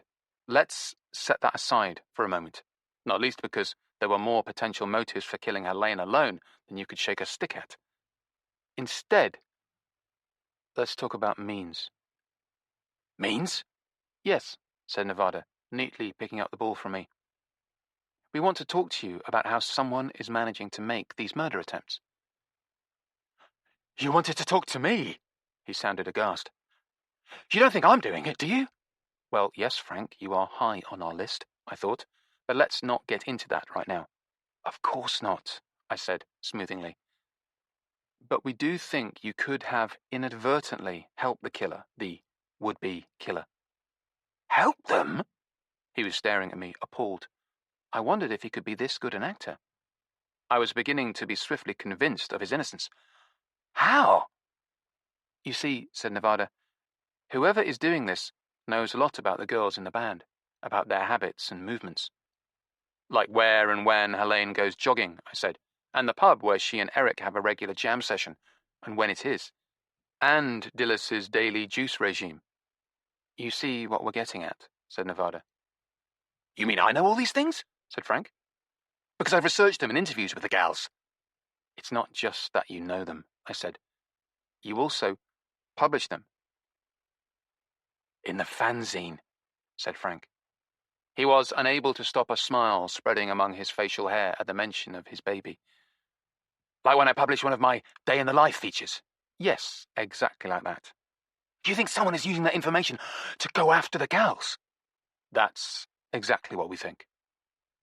Frank pondered this, sucking on the ends of his moustache.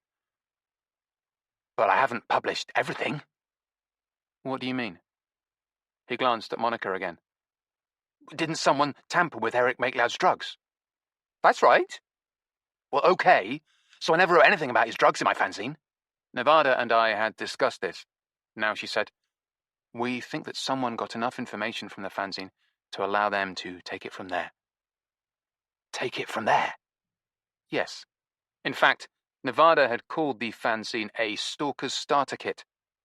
They could learn enough about the girls and their routines to begin following them around and put them under surveillance. And then finding out about Erik's drugs would be straightforward enough, because the idiot kept them in the garden. So what we want, Frank, I said, is your mailing list. Oh! You sell your fanzine by mail order, correct? Yes. Almost exclusively. So you have the names and addresses of your customers? I guess so. This is where Frank's internet aversion was going to come in really handy. If he just ran a website and published his content online, there would have been no way we could trace any of the users. But I don't think I can share that with you. He peered at us out of his hairy face. Don't you? Why don't you think that? Data protection? Privacy issues? Frank, I said gently, we're talking about saving the lives of the gals. He mulled this over for a moment, and then gave way to logic, or what you might call common sense. Okay, he said reluctantly. I guess it's okay. I've already shared it with Tanya anyway. Nevada was as surprised as I was. Really? Why did you do that? Frank waved his hands around, taking in Tanya's house, this whole place, this whole day. So she had a database of hardcore fans to approach. Smart move, Tanya. No wonder ticket sales have been so strong. How many names are on that list? I said, roughly. About 700. Jesus. I glanced at Nevada. This wasn't going to be easy. Monica was staring at her wristwatch and frowning. Shit! We've got to go, Frank, she said. Frank nodded and got up. They picked up the bass and amp from the table. See you guys later. We watched them depart. An odd couple, if ever there was one. Nevada and I looked at each other. What now? I said. Monica's right, she said. The concert will be starting soon. You think we should put in an appearance? Albeit briefly. So we made our way to the oval field.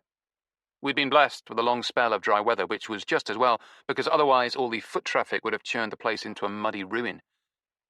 The stage had been set up in front of the release gates, and a large roped-off section of the field had been established in front of the stage, demarcating the official audience area. It had been necessary to extend this several times due to the expanding size of the crowd, which had now grown so large that we couldn't have got close to the stage if we wanted to.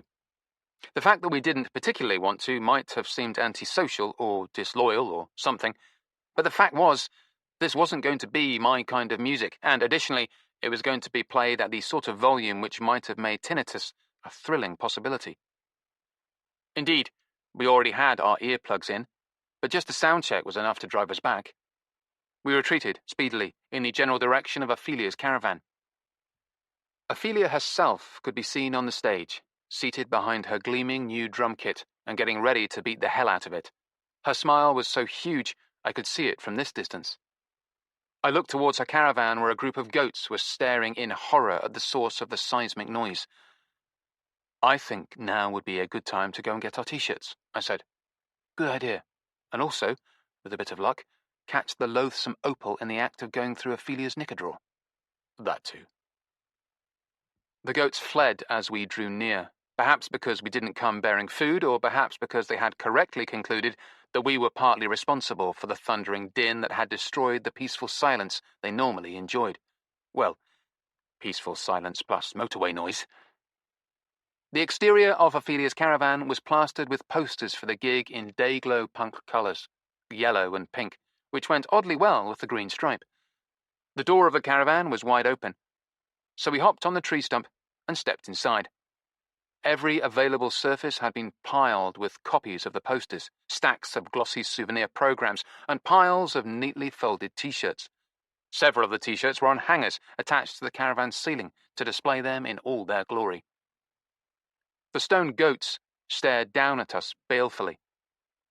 To paraphrase Henry Ford, the shirts were available in any colour you wanted, so long as that colour was black with swirling pink eyes. Sitting in the alcove with a cash box and a credit card reader, the person entrusted with selling all this merchandise was not, as we'd been promised, Opal, but rather Araminta, Stinky's heartbroken driver. Hey, I said, what happened to Opal? Araminta looked like she was going to start crying again. She went off with Stinky. Went off with Stinky, said Nevada. Why? Well, they started talking and seemed to rather hit it off. Hit it off, said Nevada tightly. Christ. And now they've gone off together to... We can guess what they've gone off to do together. No. Araminta was desperately shaking her head. It's nothing like that. I'm sure. Nevada gazed at her sadly and said nothing, but it was clear she didn't agree. Really, said Araminta. It's nothing like that.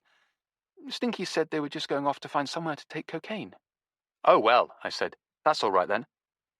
Any irony I intended was quite lost on Araminta, who shot me a grateful look.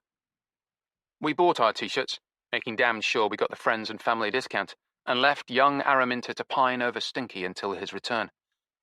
As we walked back towards the field, we had a panoramic view of the stage with its rapt audience, as well as, in the distance, Tanya's 14-bedroom house and the vehicles parked outside it.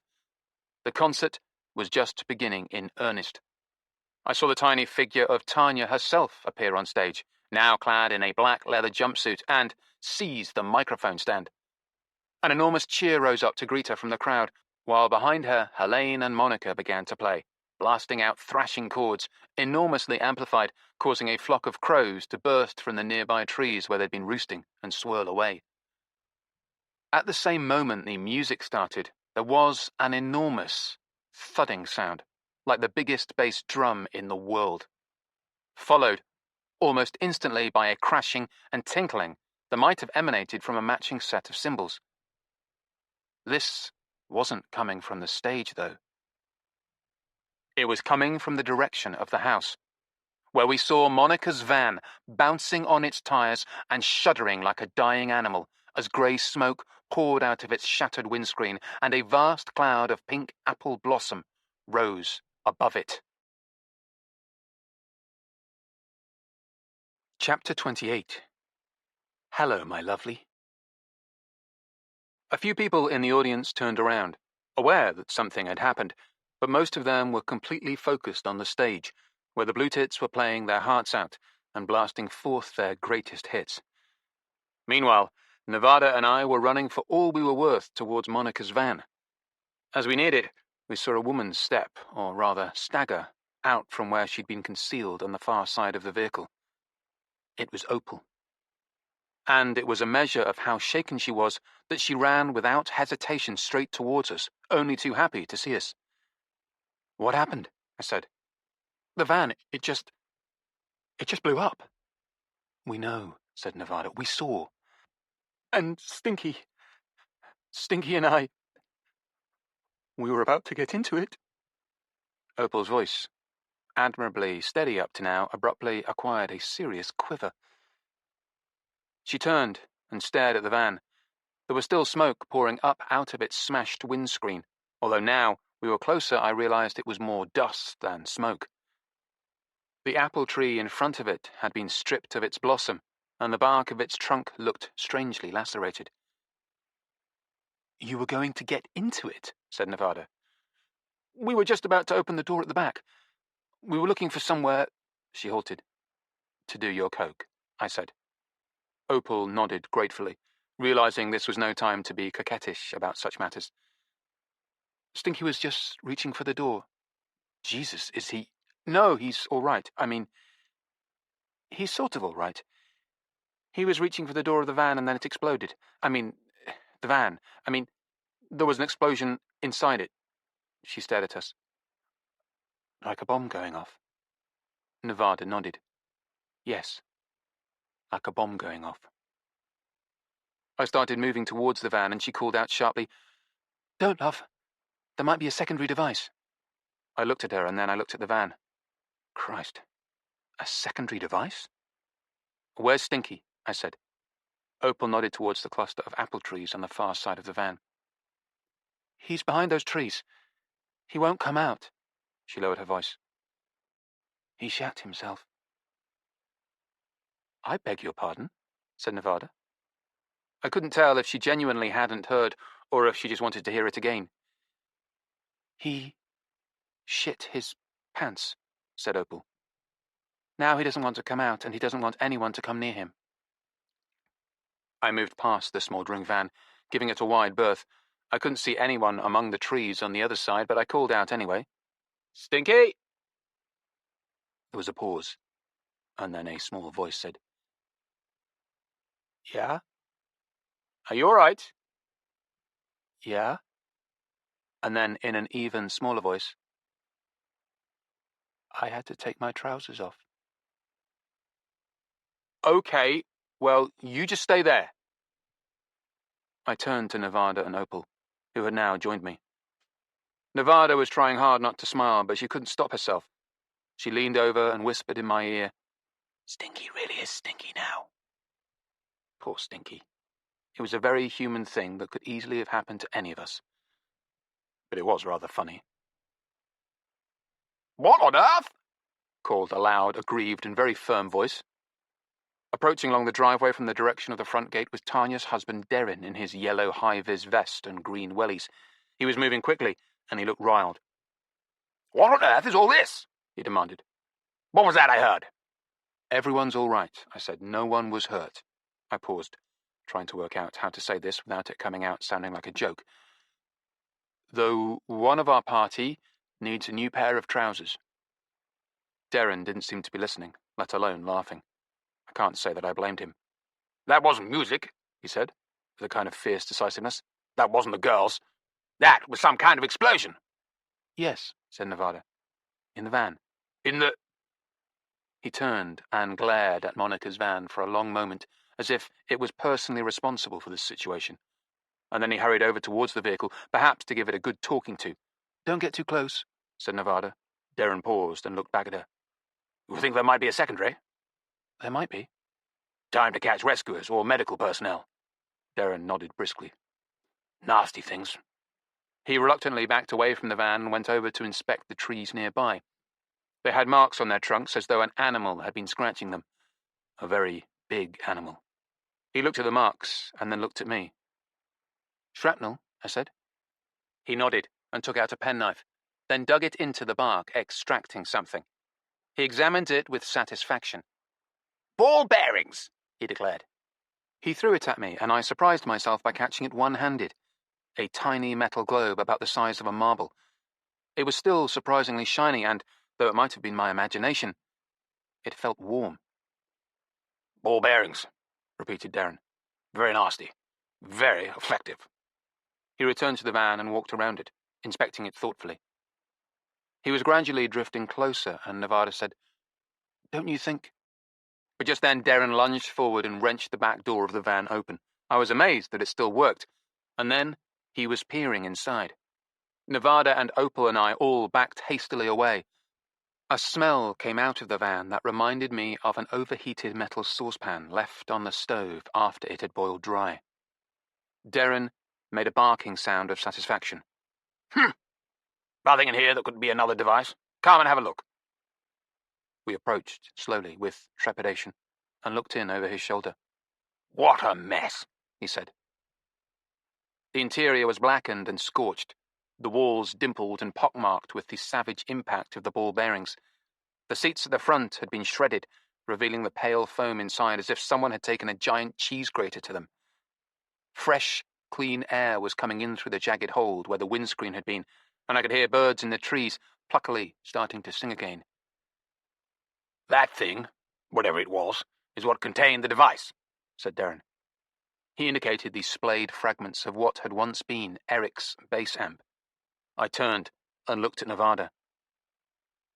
"It was triggered to go off at the exact moment the concert began," I said. She nodded. "If it had been in place as planned, it would have wiped out everyone on stage." "Oh my God," said Opal. We all stood there, looking at each other. The only one who seemed unmoved by this near miracle of an escape, which had almost involved the death of his own wife, was Darren.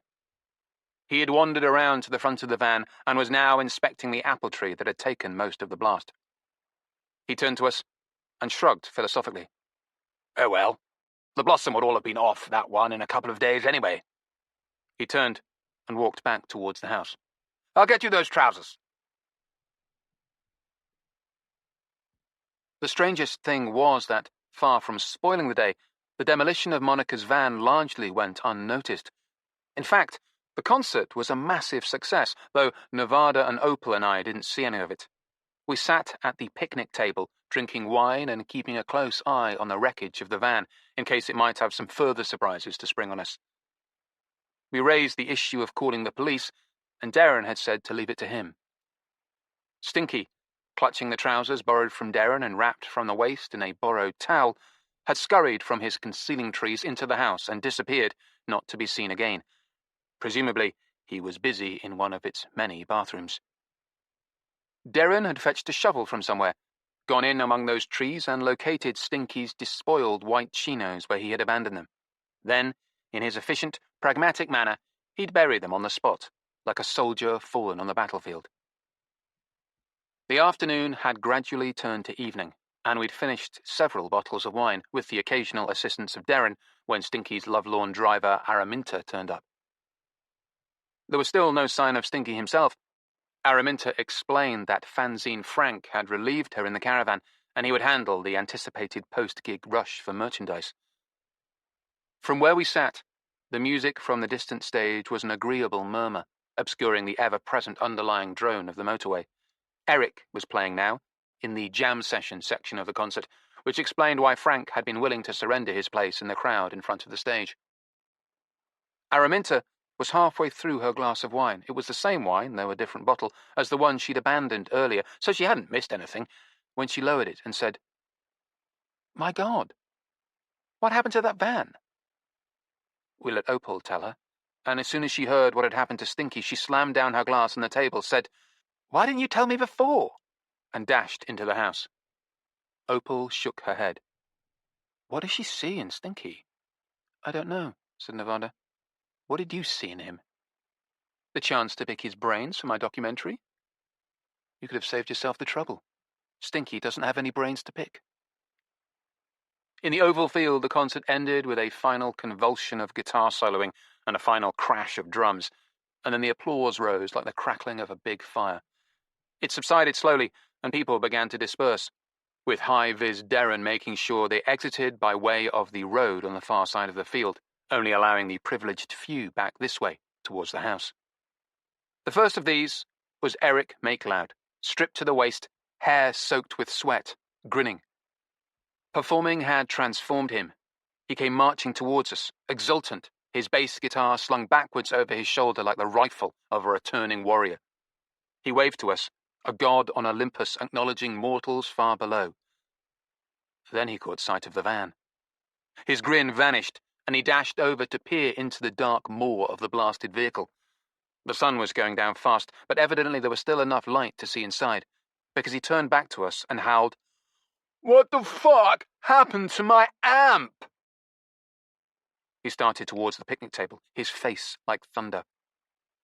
Also hastening towards our table, as if to provide an interesting contrast, was a jubilant tinkler. "Goat shirt sales are buoyant," he called, seizing a glass of wine in passing. "What's more, we've made our target on ticket sales alone today." "Our target? You mean they got enough money for Ophelia's goat farm?" I said. "And more. Considerably more." He sipped his wine as he hurried into the house, presumably in search of the loo. I turned to Erik, who was now standing beside the picnic table with the oddest expression on his face. "Looks like you will get your LP after all," I told him. "Yeah. And your idea of a benefit gig worked beautifully." "Yeah." "So," I said, "I can't really take any credit for securing that record for you." Nevada looked at me in alarm. Was I sabotaging our chance of getting a bonus? But it was true. The LP had been obtained thanks to Erik's quick thinking and hard work. I was willing to take a finder's fee, but that was about it. But we needn't have worried. Because, for all his recent amp morning histrionics, Erik was no fool. In the time it had taken to walk to the table, he had put it all together in his head. What would have happened if he'd gone on stage with that amp? He was staring at me. "It was a bomb, wasn't it?" he said.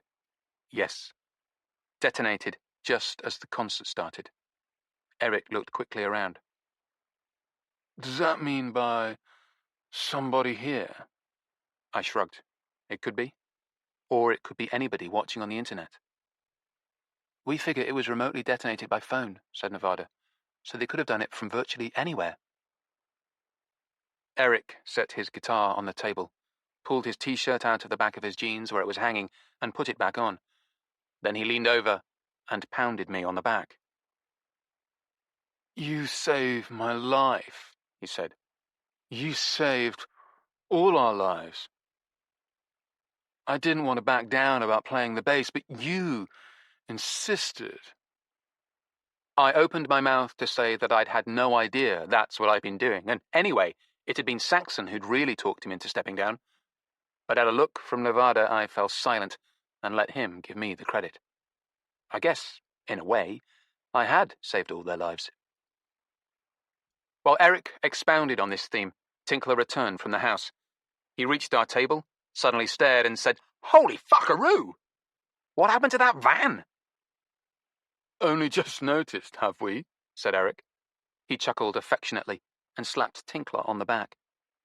As we brought Tinkler up to speed, Fanzine Frank came wandering over to join us, having been booted out of the caravan to make room for the after-party.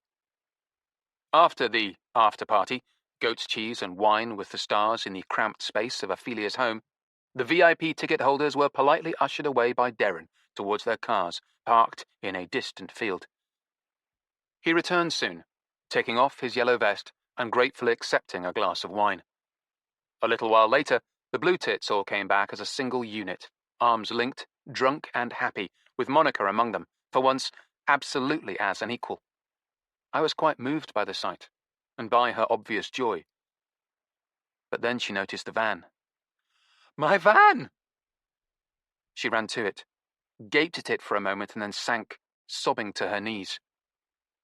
While the other Blue Tits were variously comforting her or asking what the hell had happened, Araminta appeared from the house, leading a very chastened-looking Stinky by the hand, like a small child. They hurried to their Land Rover and drove off without so much as a goodbye. In the same way that it hadn't spoiled the concert, the bombing didn't spoil the celebrations afterwards. After the initial realization of what had happened, and what had very nearly happened, had sunk in, everyone stopped discussing it, as if by silent mutual consent they decided to ignore it. And ignore the fact that whoever had tried to kill the women had failed, and would know it, and would no doubt be getting ready to try again. Maybe this is the way it works in wartime. Otherwise, everybody would just go crazy, worrying all the time. Anyway, as the evening drew colder, everyone retired to the house where the champagne flowed in copious quantities. Then Ophelia presented Erik with her copy of the LP, which turned out to be in what we vinyl fanatics would call genuinely near mint condition, which made sense if it had spent its existence sealed in a box, first with Saxon Ghost and then with Fanzine Frank. Whatever bad blood there had been between Ophelia and Erik was evidently gone now. She even gave him a kiss as she handed him the record. With the album proudly under his arm, Erik sought me out in the crowd of fairly drunken revelers and said, "We need to talk." I went into the kitchen with him, followed a moment later by Nevada and Helene, keeping tabs on their men. We all found seats and listened to the party taking place in assorted other rooms of the house as I made coffee for us. "I asked Derek if he would mind not reporting the bomb to the pigs," said Erik, "and he was only too pleased not to get them involved." Not for the first time I wondered what the hell Darren's deal was. For all his brisk poshness, he struck me as more than a little shady. Helene was studying the LP. She set it aside as I brought the coffee over to the counter where they were all sitting and regarded me rather anxiously. "Now, just because you've found the record for us, that doesn't mean that you're going to—" "Stop looking for your assailant?" said Nevada. She shook her head. "No, absolutely not." "That's good," said Erik, "because this shit is getting out of hand." "We would have been massacred," said Helene. Fuck. You were so right when you said someone was trying to kill the whole band. We didn't believe you." She glanced at Erik. I think what she actually meant was that Erik hadn't believed me. "But you were so right. If you hadn't confiscated that amp—" She seized my hand and squeezed it hard. Apparently, I was now believed to have forcibly confiscated the amp from Erik, thereby heroically saving the lives of everyone on stage. Helene was more than a little drunk. Even so, it was impressive how this tale had grown in the last few hours. If it continued like this, pretty soon I would be believed to have beaten up the bad guys with my shirt off. I said, "Whoever is doing this, it's the second time they've sabotaged an amp."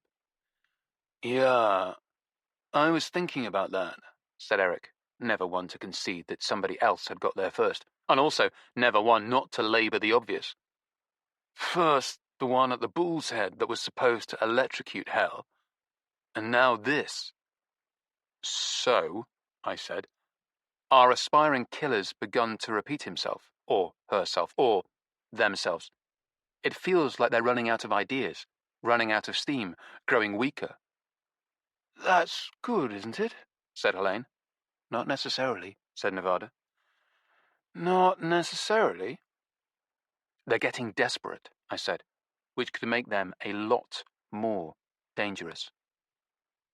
There was silence in the kitchen, as we all contemplated the possibility of someone who was already insanely dangerous getting more dangerous. Elsewhere in the house, the merriment continued. "This has got to stop," said Erik finally. He sipped his coffee and looked at me. "Do you have any leads?" "We've got a Christian midget," I said. Nevada and I explained about Bill Bridenstine and his rather more highly functioning girlfriend. "Fucking Bridenstine," said Erik. "I knew that bastard was behind it." He was more than a little drunk himself. "Not necessarily, doll," said Helene, still tracking rather better than her paramour. "Mustn't jump to conclusions." "Exactly right," said Nevada. Suddenly everyone was very weary. Time for bed. As Helene and Erik wandered deeper into the house, hand in hand, heading for one of the numerous bedrooms, Tinkler came running into the kitchen. "There you are! Have you been hiding from me?" "We would have, if we'd thought of it," said Nevada. "Listen," said Tinkler excitedly. "Opal is staying here tonight, and so am I." "Yes?" "And well, Opal said she would like to sleep outside, in a tent." He gave us a beseeching look. "Do you guys have a spare tent?" "We might do. Why?" "Because if I can find a tent, Opal said we can share it." "Okay, let's say, for the sake of argument, that we have a spare tent." "Can I borrow it? Please, please, please." The prospect of possibly having sex had profoundly altered Tinkler. He was now almost polite. "Of course you can," said Nevada, commendably sparing Tinkler any more torment. "But it's the one that had the bottom cut out of it." "You mean the one we used in Canterbury when we robbed that grave? That's great! That's a plus! That's a bonus! It's a bonus plus! I can tell Opal all about it, tell her all about what happened, spellbind her with the story when we're in the tent. Alone together. She will be spellbound. Oh boy, I can't wait to tell her about it. Won't it be great?"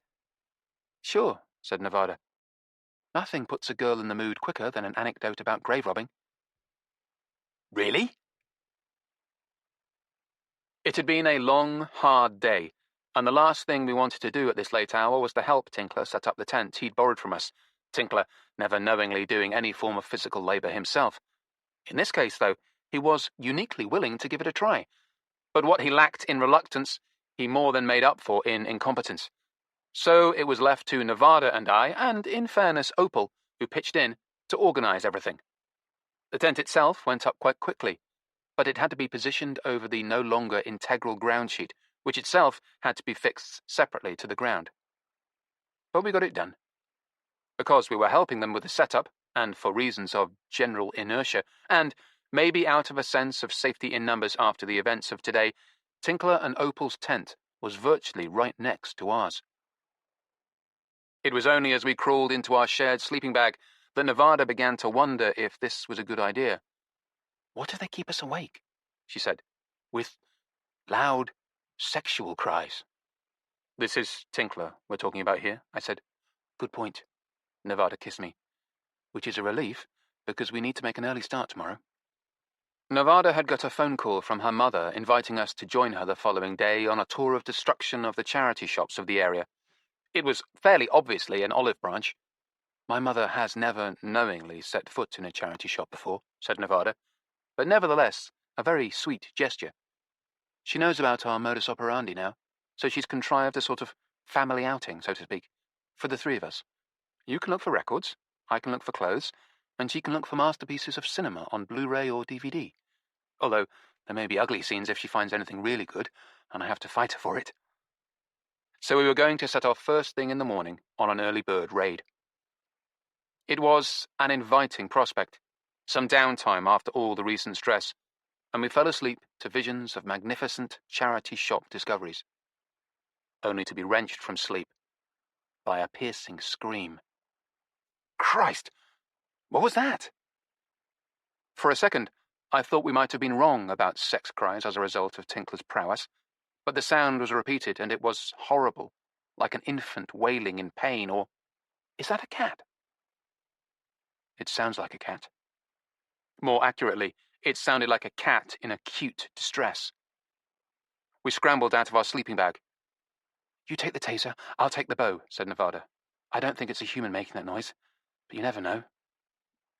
We dressed hurriedly, armed ourselves, and emerged from the tent to find that Opal and Tinkler were already there, also dressed, but not armed. Did you hear?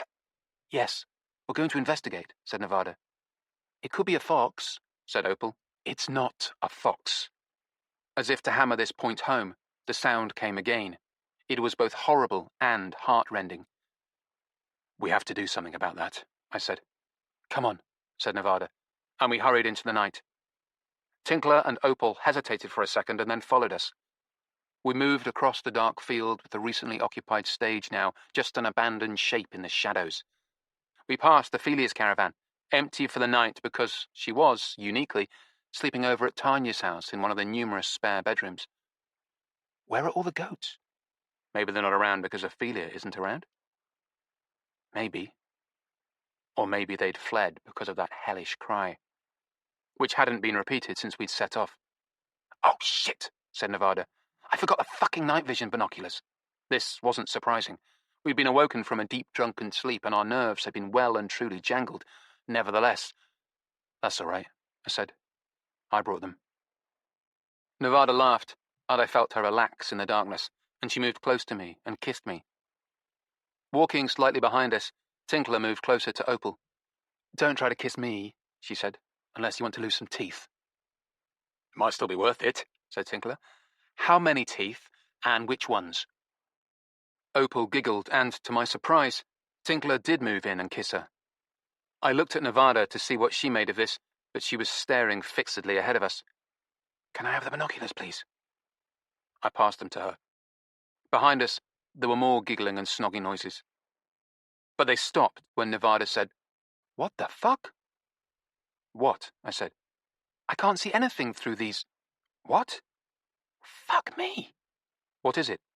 Somebody's stuck gaffer tape over the lenses, said Nevada. I'm taking it off. Just then, a beam of light stabbed out of the darkness into our faces. Put down the bow and arrow, please, said a man's voice, off to one side of the light. It sounded rather affected and artificial, the voice of someone trying to sound posh and authoritative at a small public meeting. Nevada did no such thing. She lifted her bow and notched an arrow to the string, drawing it taut. As she did so, the light swiveled over to shine in the direction where the voice had come from. It disclosed a man standing there, wearing a tartan cap and a raincoat. He was tall, thin and middle-aged, with a perfectly ordinary face, red-cheeked, and, if anything, looking rather bored. In one hand, he was holding a ginger kitten. Around its head was one of those cones vets use to stop animals licking themselves. In this case, it seemed to be there to prevent the kitten from biting the man holding it. The kitten's front paws were bound to each other with some kind of white tape, and the same tape held its rear paws together. The little creature had no way of defending itself, but nevertheless it was struggling gamely.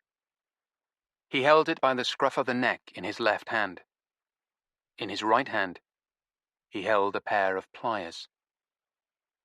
"My lovely who is holding that light," he said, "also has a shotgun pointing at you." Nevada's gaze wavered between the man and the unseen person holding the light. "But I understand this might interest you even more than the notion of that," said the man in his pedantic, unctuous voice. He lifted the kitten up high, and it screeched with complaint. "If you don't put the bow and arrow down, I'll get back to work on this little chap with the pliers." Chapter 29. Down on the Farm. We were in the back of a vehicle, evidently one used for transporting animals. It had been modified so that the stalls in it had been subdivided, and before we'd been sealed inside and thrown into complete darkness, I'd seen that these stalls were walled with some kind of padding, like cushions stuck to the sides. At first, I thought the purpose of this was to prevent us being injured if we were tossed around in transit, but then I realized it was actually soundproofing, to prevent us communicating with each other.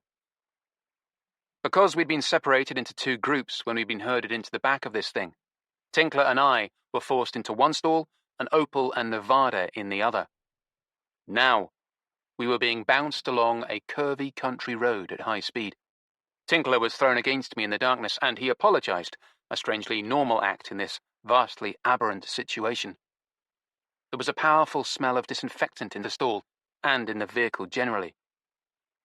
I suspected that this disinfectant had been applied liberally to get rid of the smell of dead goat. "I think I know who's doing this," I said. "Well, that's a relief," said Tinkler. "Who?" "A farmer called Fanshawe.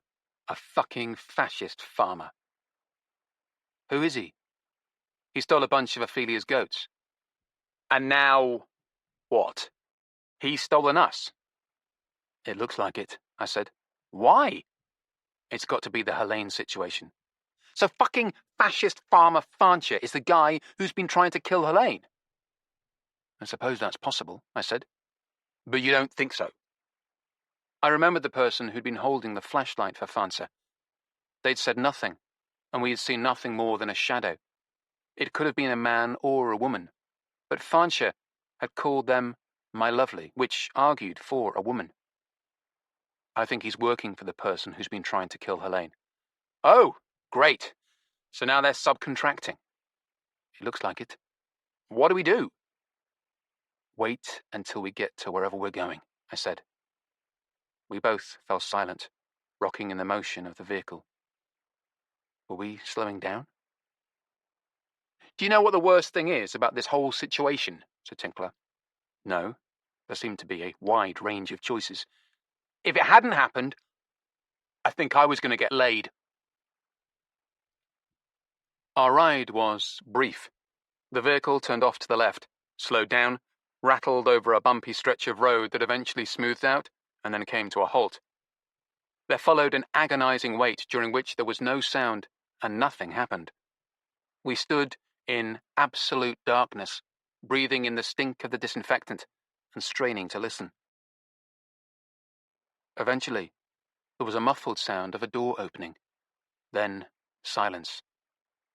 Then what might have been someone shouting. What might have been Nevada shouting. My whole body tensed, and I lurched towards the area of darkness that was the door of the stall. Tinkler grabbed my arm. "Steady, big fella." We waited in silence again, for a long time. And then the door of our stall slid open, disappearing to one side and letting in light that was much too bright after being in the dark for so long. We blinked until we could see properly. Ahead of us was a sort of tunnel or corridor made of sturdy, opaque, white plastic, very brightly lit from the outside. In cross-section, it was slightly larger than the open doorway of our stall, to which it was firmly fastened. We advanced, like understandably wary livestock, and stared out of the stall at the corridor. It led straight for a short distance, and then curved away off to the left. We couldn't see beyond the curve.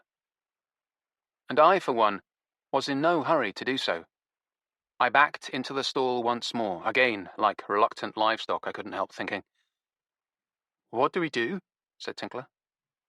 "They obviously want us to go down that tunnel, so I suggest we do the opposite." "Just wait in here?" "Yes. Wait and see what they do." "You don't have any other weapons, do you?" said Tinkler. I looked at the taser, which I had been allowed to keep when Nevada had surrendered her bow. At first I had triumphantly imagined that they didn't know about it, but then I realized it wasn't working. I didn't know what they had done to it, but I knew when they'd done it. At the same time they'd taped up the binoculars, sometime this evening before we'd returned to our tent. I had no idea why I was even clinging to the thing. It was an inert piece of plastic. And what's more, it was pink. "So we just stay here?" said Tinkler, nervously. I opened my mouth to reply when a wave of sharply burning pain lashed up from my feet, causing me to cry out, and at the same time to understand what had happened to Nevada a few minutes ago. Tinkler and I were now standing in the white plastic tunnel, staring back at the dark recess of the stall we had just jumped from. We had no longer any desire to go back in there. "They electrified the floor," said Tinkler. "Yes," I said. My voice was tight, but I was glad I had stopped myself saying the thought that flashed into my mind. Of course. They were good with electricity. They tried to kill Helene with it, hadn't they? Which led inexorably to the thought that, thank God, they hadn't just killed us. Which is what I stopped myself from saying. I also didn't mention the obvious next thought. If they were keeping us alive, what for? Tinkler and I were looking at each other, standing there in the plastic tunnel. "Now what?" said Tinkler. "They clearly want us to go down this tunnel," I said. "So we don't do that, and stay here instead?" I hesitated, because that strategy didn't work out so great last time, said Tinkler. We both looked down. The white plastic that formed the floor of the tunnel had a series of dark squares underneath it, a thin, dark shape sneaking beside them. "Is that—" "Yes, I think so," I said. "Metal plates and a power cable." Tinkler and I started walking before they shocked us again. As we walked towards the bend in the tunnel, I was thinking furiously. We were obviously being funneled towards whatever they had in mind for us, and I was still in no hurry to find out what that was. As we reached the bend, I realized it was sharper than I'd thought, more like a corner than a bend, the way that tunnel had been fashioned. In other words, instead of a gentle curve, it had some hard edges, which would be structural weak points. I touched Tinkler on the shoulder just as we came to the corner. I turned to the tunnel wall at the angle where one section was joined to the other. "Come on," I whispered. "Let's—" And then the electric shock hit us. We ran around the corner as fast as we could move, down the remaining short length of tunnel and straight through the dark, open doorway that was waiting for us. A heavy, wooden door slid shut behind us. It had a narrow, horizontal slit in it, and through the slit we saw the lights in the tunnel go out. Darkness again.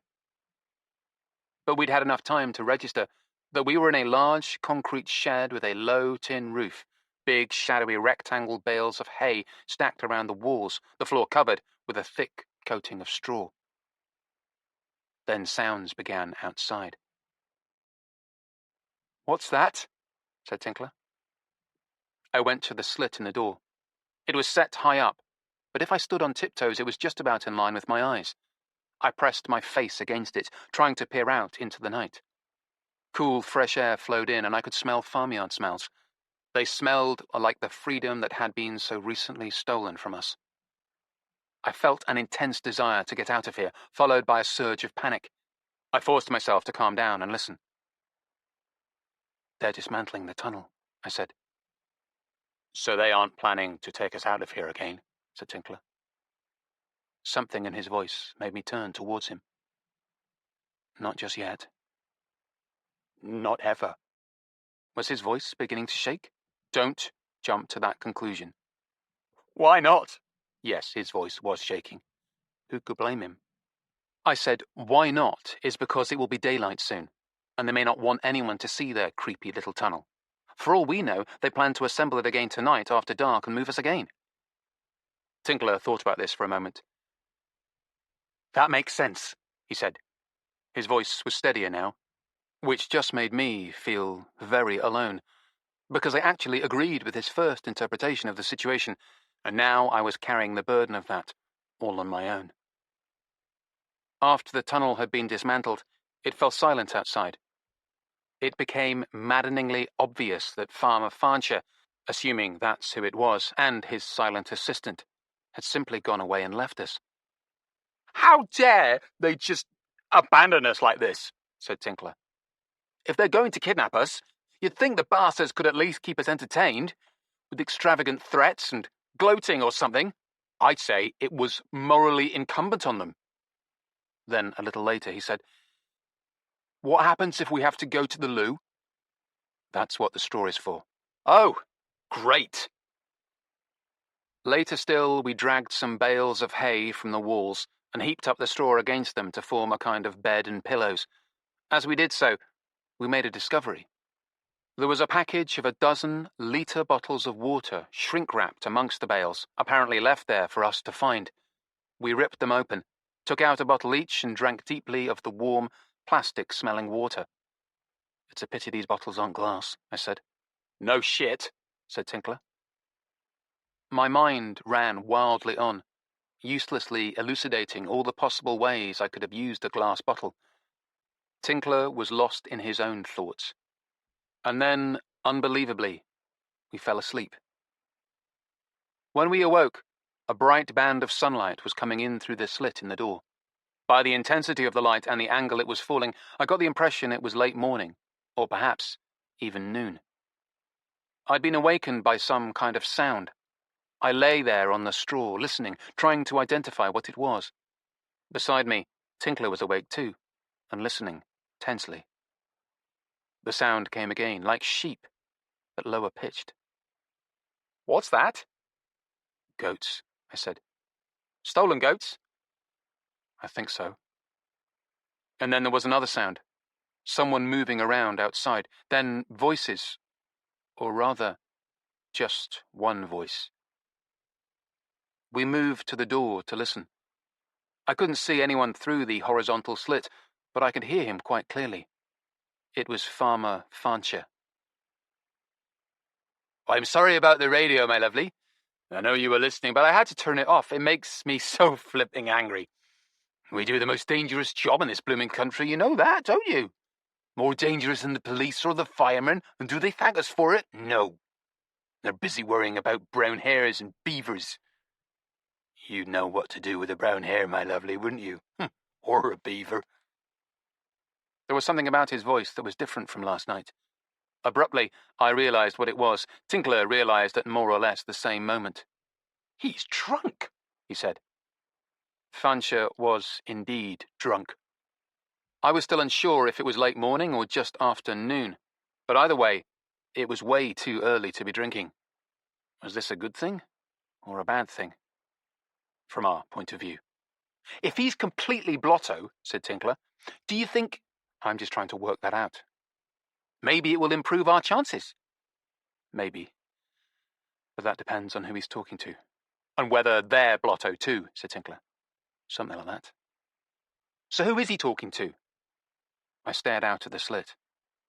"It was only making me angry," said Farnshaw, his tone indeed taking on an angry, ranting rhythm. "That flaming, filthy radio.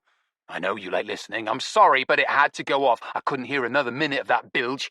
That sodding BBC bias. They're completely in the clutches of those animal rights nutters and those vegan psychopaths. You can even see that in their so-called daily online menu suggestions. Plant-based recipes? Plant-based plonkers." Farnshaw had wandered into sight now, so close to the door that I almost jumped back. What I hadn't registered last night was that he was so very tall, which explained the height of the slit in this door. It had been set at his eye level, so he could comfortably look through it. He wasn't looking through it now, however. He was standing in profile a short distance away, apparently staring off into the distance. He was wearing the same green waxed cotton jacket I'd seen him in the other day, with the grubby collar of a red and white checked shirt poking out of it. His face matched the shirt quite well, with blotches of inflamed redness on otherwise dead white skin. Thinning blonde hair stuck messily from under the greenish-yellow cap he wore. His eyes were blue and oddly blank. That was all I could see of him, his head and shoulders. The height of the door slit didn't allow me to look any lower, so I couldn't see who was with him, apparently keeping pace as he strode restlessly back and forth. "Who else is there?" said Tinkler. I shook my head as I watched Fanshawe. "I can't see." "What do you mean you can't see?" "They're below my line of sight." "Here, let me try." I willingly relinquished my position, giving Tinkler a chance at the slit. Being about the same height as me, he could also look out by standing on tiptoes, but almost immediately he sighed with disgust and sank down on his heels again. "I can't see either." "Whoever it is," I said, "they must be considerably shorter than him." "Right, exactly." "So do you think it's his wife? The farmer's wife? Do you think that was her with him last night?" "Maybe," I said, thinking. "Wait. What?" "I have an idea." With Tinkler's help, I dragged a bale of hay right up to the door, and then I stood on it. "Ah," said Tinkler. "I see what you're up to now. Very sly." At this angle, despite the narrow aperture of the slit being rendered narrower still, I could see considerably further down inside. So even a much shorter person would be within my view if they came close enough. I just needed Fanshawe to walk back this way. His voice was still audible, though he'd clearly wandered off some distance. "And they're precious buff-tailed bumblebees," he was saying. "So we're supposed to just let the brookid beetle have its way with our broadbeans, are we?" "I don't think so, my darling. I really don't think so." His voice was getting steadily louder as he drew nearer. "Not while we can get our mitts on some chuffing neocotinoids. It's got to be that, of course, it's got to be that. The pyrethroids just don't last in this heat, so sod the sodding buff-tailed bumblebees." Now I could see that he had a shotgun tucked under his arm. I hate shotguns. I've had them pointed at me a couple of times. And then I saw who he was talking to. "Jesus Christ," I said. "What is it?"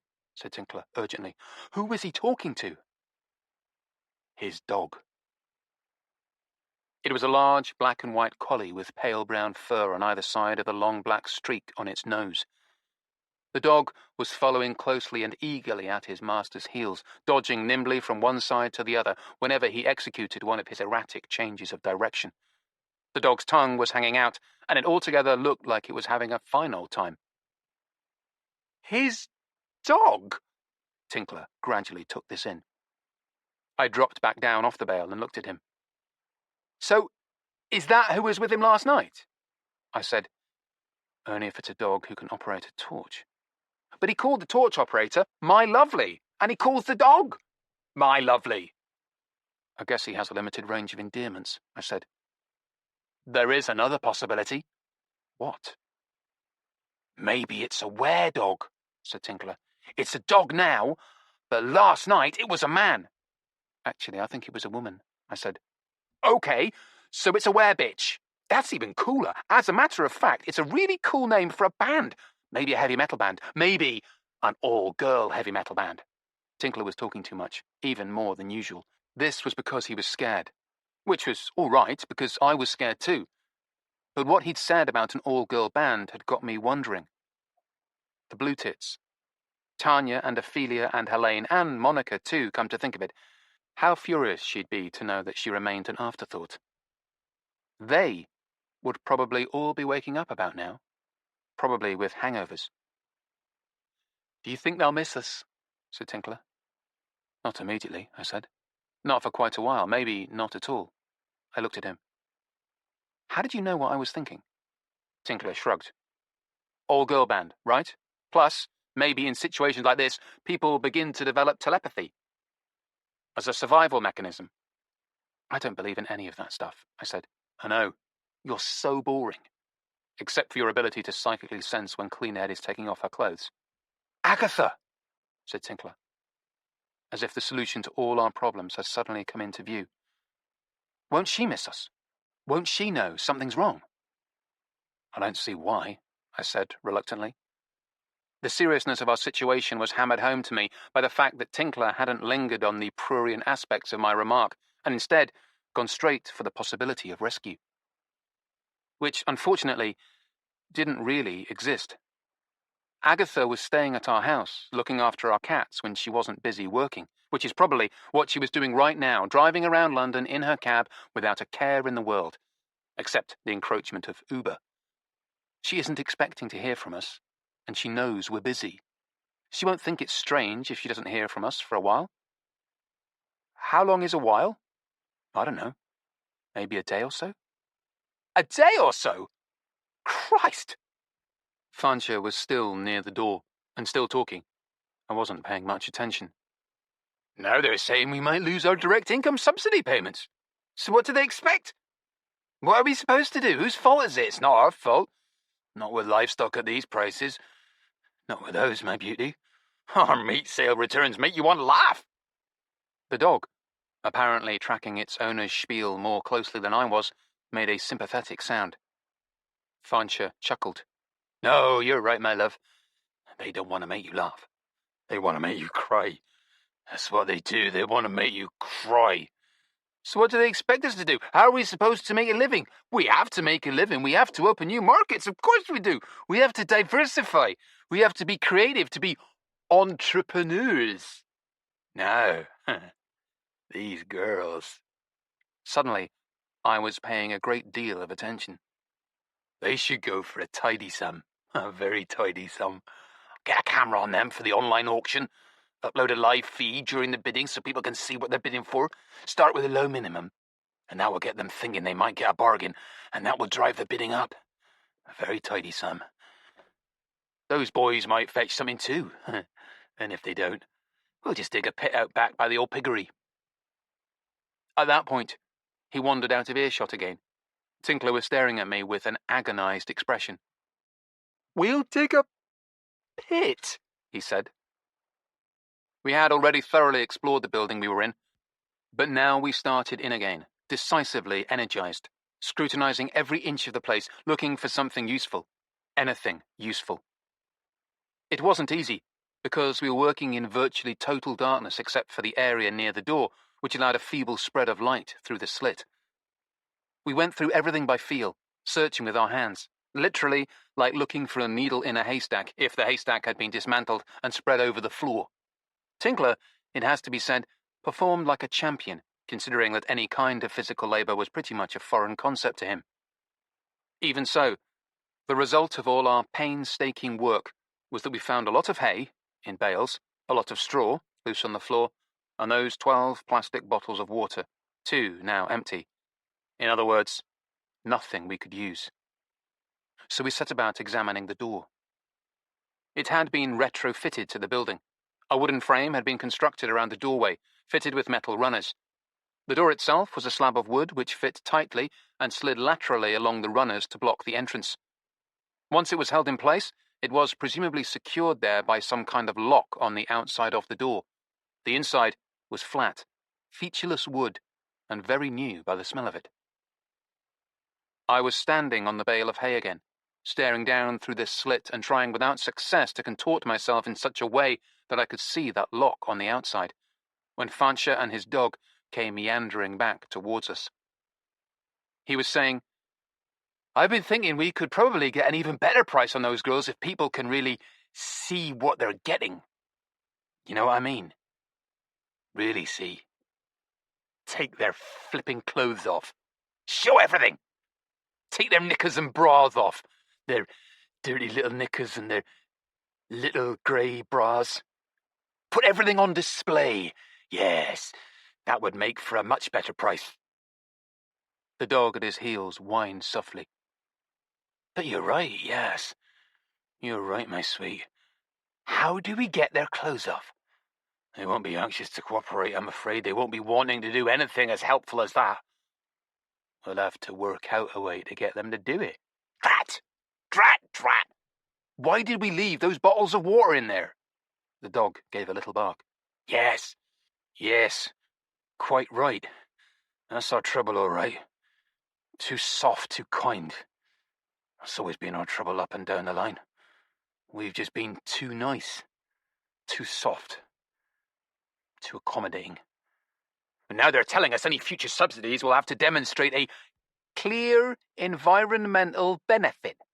Translate that as invite all the brown hares and bumblebees and brookid beetles into our parlour and make them a nice cup of tea. What mugs we are. Too soft, too kind by half. The dog barked a little louder, as if encouraging him. If we hadn't been so nice and kind and left that water in there for them, we could give them the water now. Give them something in the water. Put them to sleep. And then we can take off their clothes. Take off their dirty little damp knickers and their tight little bras with their tight little elastic straps. Flipping heck. Why didn't we think of that before? The dog whined plaintively in reply. Never mind, my girl. We've thought of it now. There must be a way. There always is. We wouldn't have been able to make a go of this place for 30-odd years if we weren't resourceful now, would we? So we'll just put our thinking caps on and see what we come up with. At this point, man and dog ambled off again. Tinkler was staring at me. At least we know Nevada and Opal have water, he said, without any drugs in it. For now, I said. I turned around and started searching again for anything we could use against that fucker and his fucking loyal dog. I knew it was useless, a fool's errand. We'd already examined every grubby inch of this place, cutting our fingers on the straw, so I didn't ask Tinkler to help. But he did. And this time, we found something. All the bales of hay in here were bound in the same way, with plastic twine. Try as I might, I couldn't think of any useful application for this. But then, we discovered one bale in a far corner that was bound differently. With wire. It was somewhat rusty on one side of the bale, but otherwise in good shape. The rusty section broke away easily, which helped us get it off the bale. Discarding the rusty fragments, we now had 3 pieces of stiff, heavy-duty wire which was sharp at the broken ends. 2 of the pieces were short, roughly the same length. The other was much longer. The big piece we folded in the middle, and then folded again and again, working it back and forth until it snapped. Now, we had 4 pieces of wire of similar lengths. I showed Tinkler what to do. I think it actually speaks well of him that he didn't come up with this idea. But as soon as I saw the sharp edges of those first pieces of the wire, I started thinking how good it would be to put them to use. For example, by inserting them with a no-nonsense speed and firmness into the blank blue eyes of the man outside. We'd deal with the dog later. I showed Tinkler how to wrap a length of wire around each of our hands, winding it over the palm and knuckles in a tight circle so we could grip it easily. The rest of the wire we bent so it jutted out between the second and third fingers of our hands, with the sharp point extended in a narrow spike. When he comes in, use your fists like you're punching him, but drive the wire into his body anywhere it will cause a lot of pain and do a lot of damage. What a lovely thought, said Tinkler. We'll teach that bastard to dig a pit out by the piggery for us. Oh yeah, and attempt to drug and undress and grope our girlfriends and traffic them as sex slaves. Let's not forget that, too. He examined his improvised weapons proudly. I feel like Wolverine. And then we waited. And waited. Tinkler had to unwrap the wire from his hands at one point before he went to urinate in the straw. Otherwise, there could be a nasty accident, he said. He had just put the wire back on when we heard someone moving outside the door. And then the chunking sound of the lock being released. It sounded like a bolt sliding aside. And then the lurch and rasp of the door as it slid open, letting in a blinding slab of daylight. Standing, silhouetted against it, was not Fancia, but someone much smaller. The dark shape of a woman. We moved quickly forward, the wire wrapped around our hands. The woman jerked back, and her face was suddenly in daylight. Penny. Nevada's mother. She looked at the vicious makeshift weapons fastened to our hands. I've had friendlier greetings, she said. Chapter 30. Mickey Spillane. Penny stepped back in surprise as Tinkler and I pelted through the open door and out into the daylight. I suppose, in theory, we could have just walked out, but that wasn't going to happen. We stood blinking in a tarmac square with buildings on two sides. There were sheds and barns, like the one we'd just escaped from. They were placed opposite a low, rambling residence made of grey stone with a green roof, which looked like it had once consisted of 2 or 3 separate buildings which had been combined and clumsily modernized. What might once have been flower beds in front of the house were now just rectangles of damp mud. On the other 2 sides of the tarmac square, there were fields, one of them divided by a narrow access road that entered the square through a white wooden gate. That must have been the way we'd come in. A number of larger vehicles could be glimpsed in an open-sided shed beside the gate. The whole place was glistening and wet. It had apparently rained heavily in the night while we were asleep. I could hear the distant low cries of the goats, but other than that, the place was unsettlingly silent. Penny was standing there looking at us expectantly, and I suppose I should have thanked her, but there was only one thing on my mind.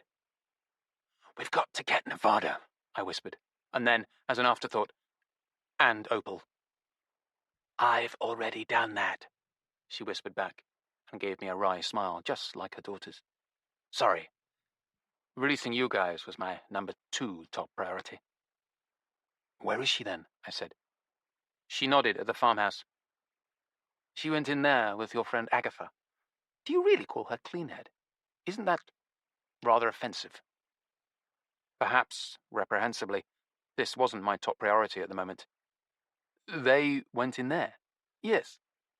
"In the fucking farmhouse where he fucking lives?" I forced myself to remember I was supposed to be whispering. Penny shrugged helplessly. "Yes." "What are they doing?" "Apparently rescuing a ginger kitten."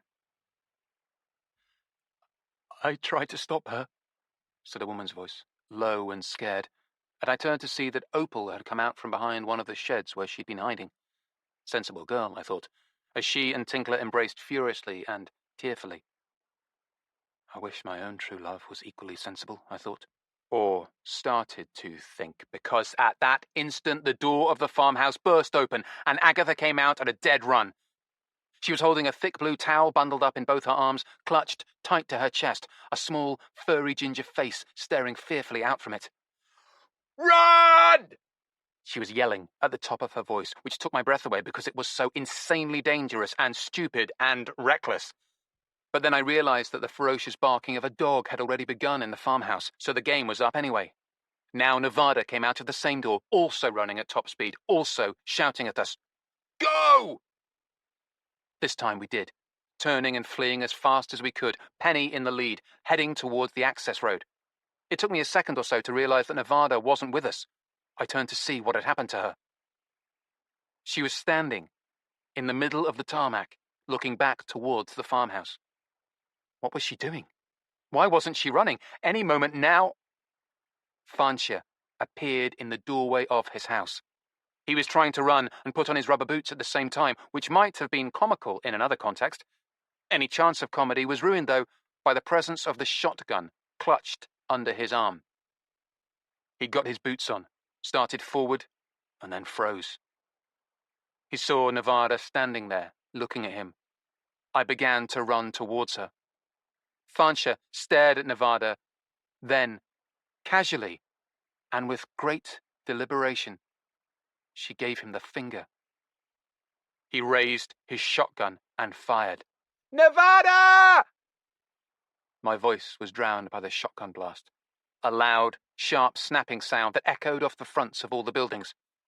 I closed my eyes so I wouldn't have to see what it would do to her, but I couldn't keep them shut. I had to know. Nevada was standing exactly where she had been, unharmed, unmoving, staring towards Fanshawe. He was lying on the ground, his shotgun a mangled wreck. One of its barrels was swollen and burst, peeled back like some kind of metal flower that had blossomed suddenly and savagely. The back of the gun was blown open too. As for Fancher, his face was a red smear, and part of his head was gone. Inside the house, the dog stopped barking and began to howl. By now I was with Nevada, holding her, clutching her fiercely with my arms stuck out awkwardly behind her to keep her safe from the sharp wires I still had wrapped around my hands. She clutched me back, her arms wrapped tightly around me. I could smell her hair, pungent with the scent of straw. We rocked back and forth like two drunks clinging to each other for support. I didn't know what had just happened. I only knew that she was still alive. "Why didn't you run?" I whispered. "Because I knew both barrels of his shotgun had about 6 inches of mud rammed into them." She looked at me, her eyes like a child searching for reassurance. "Because I did it." "It was my idea," said Agatha. She and the others had drifted back to join us. She stood there, holding the kitten wrapped in the towel and staring at us. Opal was gaping at what remained of Mr. Fancher. "Don't look," said Penny, and turned her away from the sight. Opal moved obediently. Tinkler didn't stop staring, though. His face was white, but he seemed very calm as he unwrapped the wire from his hands and threw it away. It jangled as it hit the ground. "It was my idea," said Agatha again. She was staring at the man's body with a stricken look. "I got it from a Mickey Spillane novel I read, The Girl Hunters." She turned and looked at me. "An early corgi edition." Her voice was beginning to tremble. Nevada let go of me and went and hugged her. "It's not your fault," she said. "It was my fault. But I was the one who did it." She released Agatha and turned and looked down at Fancher. "And nothing would have happened to him if he hadn't tried to shoot us." The dog howled and howled. In a way, it was thanks to our cat Turk that we had been rescued. When we didn't turn up for our meeting with Nevada's mother early that morning and didn't answer our phones, she tried our landline in London and reached Agatha. "I was supposed to be out working today," said Agatha. "But last night, about 3 a.m, there was this terrible commotion in your garden, so I jumped out of bed to see what was going on. Turk was standing out there with her tail all swollen up." "Like a wine bottle," said Nevada. "Like a wine bottle," Agatha nodded. "She was staring at the roof of your shed, and standing on it was this fox. This full-grown red fox. Turk had chased it out of your garden." "Was Turk all right?" I said. A man was lying dead, and I was worried about my cat. "She's fine. The fox looked a little freaked out, though." Nevada tutted. "Honestly, even so, what a reckless girl. I'm going to have to give her a good talking to." All of us were standing by Tinkler's car while we waited for Penny to return from Tanya's. Kind of Red was parked on the access road, some considerable distance outside the farm gate. When they'd arrived, Agatha and Penny had stopped at this point and continued on foot so no one could hear them approaching. We'd left the farmyard and come out here because none of us wanted to be near Fancher's body or the howling of his dog, which was still audible even at this remove. "Anyway, I was wide awake after all that," said Agatha. "I should think so." The fox took off, vanishing like a wraith as soon as I opened the back door, but I was still worried about Turk. She wouldn't come back in and insisted on standing guard in the garden, which meant I was awake for the rest of the night, lying in bed, listening in case anything else happened. So the next morning I was completely knackered and decided to take the day off. "So you were at home when my mum rang?" "Luckily, yes." "Good old Turk." Nevada looked at me. "That would have been about the time we were getting into trouble. Do you think she sensed something?" I thought she had sensed something, all right. A bloody great fox in our garden. But I wasn't called upon to offer this response because Agatha was continuing with her story. Penny and I worked out pretty rapidly that something must be wrong, and we rang Tanya's house and eventually got an answer. They were all hung over and pretty pissed off, but they went out and found your tents with your stuff still in them, including your phones. "We got up in a real hurry," I said. "We hardly had time to grab our clothes." "And our bow and arrow and taser," said Nevada, "for all the good they did us." So I drove down to Tanya's, said Agatha, and met up with Penny there. By that time, Ophelia had had a look around, and she said she'd found some tyre tracks that were exactly the same as when her goats were stolen. In the same place, and everything. Fansa had been a creature of habit, I thought. Past tense. And you followed the tyre tracks all the way here, said Tinkler. Of course not, genius, said Agatha. The tyre tracks were just in that spot, but Ophelia knew it must have been Fancha, and she told us where his place was, so Penny and I drove over here. She put her hand on the roof of Kind of Red. I left my car at Tanya's because it's a two-seater, and so is Penny's. When she wasn't driving a black cab, Agatha used a smart city coupe. I knew we needed something bigger. She looked at Nevada and me, and Tinkler, and Opal, all listening solemnly. To take 4 people back with us. She'd hoped they'd need to take 4 people back, I realized later, with a cold feeling in the pit of my stomach. We parked here and walked. It was easy enough to find where you guys were. The only 2 sheds with specially modified doors. And they didn't need keys to open them from the outside. We just pulled the bolts back. Agatha shrugged. So that's what we did. We let out Nevada and Opal. And my word, we were glad to see you, said Nevada. Have I said thank you, by the way? Yes, and you're welcome, by the way. And then Penny went to get the blokes out, and Nevada and I went to rescue the kitten. Agatha paused and peered in through the window of Kind of Red. The exhausted kitten in question was dozing on the blue towel on the back seat. The house was quiet. The farmer and his dog must have been asleep. She hesitated. We found the kitten as soon as we went in. And we found his shotgun. We thought about using it against him, said Nevada, turning his own gun on him. But I had no idea how he'd react, or if he had any other weapons, or even where exactly he was in his house. She shook her head. Too many variables. So we decided to put the gun out of commission. Why didn't you just unload it? Said Opal. Take the shells out of it. He'd have other shells, and we didn't know where he kept them. Then just hide the gun, said Opal, as if it was all happening now in real time and we could change the way things had turned out. Again, said Nevada, patiently. We didn't know if he had other weapons. So long as we left the shotgun where it was and rendered it unusable in a way that wasn't immediately obvious to him, that was our best bet. Which was when I suggested doing the thing with the mud in the barrels, said Agatha. She turned to look back towards the farmhouse where the dog still wailed. Her voice was soft and calm, but tears began to flow freely down her face. Nevada moved in close to hug her, and so did I. Tinkler remained where he was beside Opal, but I could tell that he wished he could join us in the group hug. There was the sound of a car approaching, and Penny's Nissan came bouncing along the road with her and Ophelia in it. They pulled up beside us and got out. I understand you've found my goats, she said. We assume they're yours, I said, and described the building where they were. Okay, said Ophelia, looking at our 2 cars. We're going to need something else to take them back in. There's a lot of big farm vehicles in that shed, just inside the gate.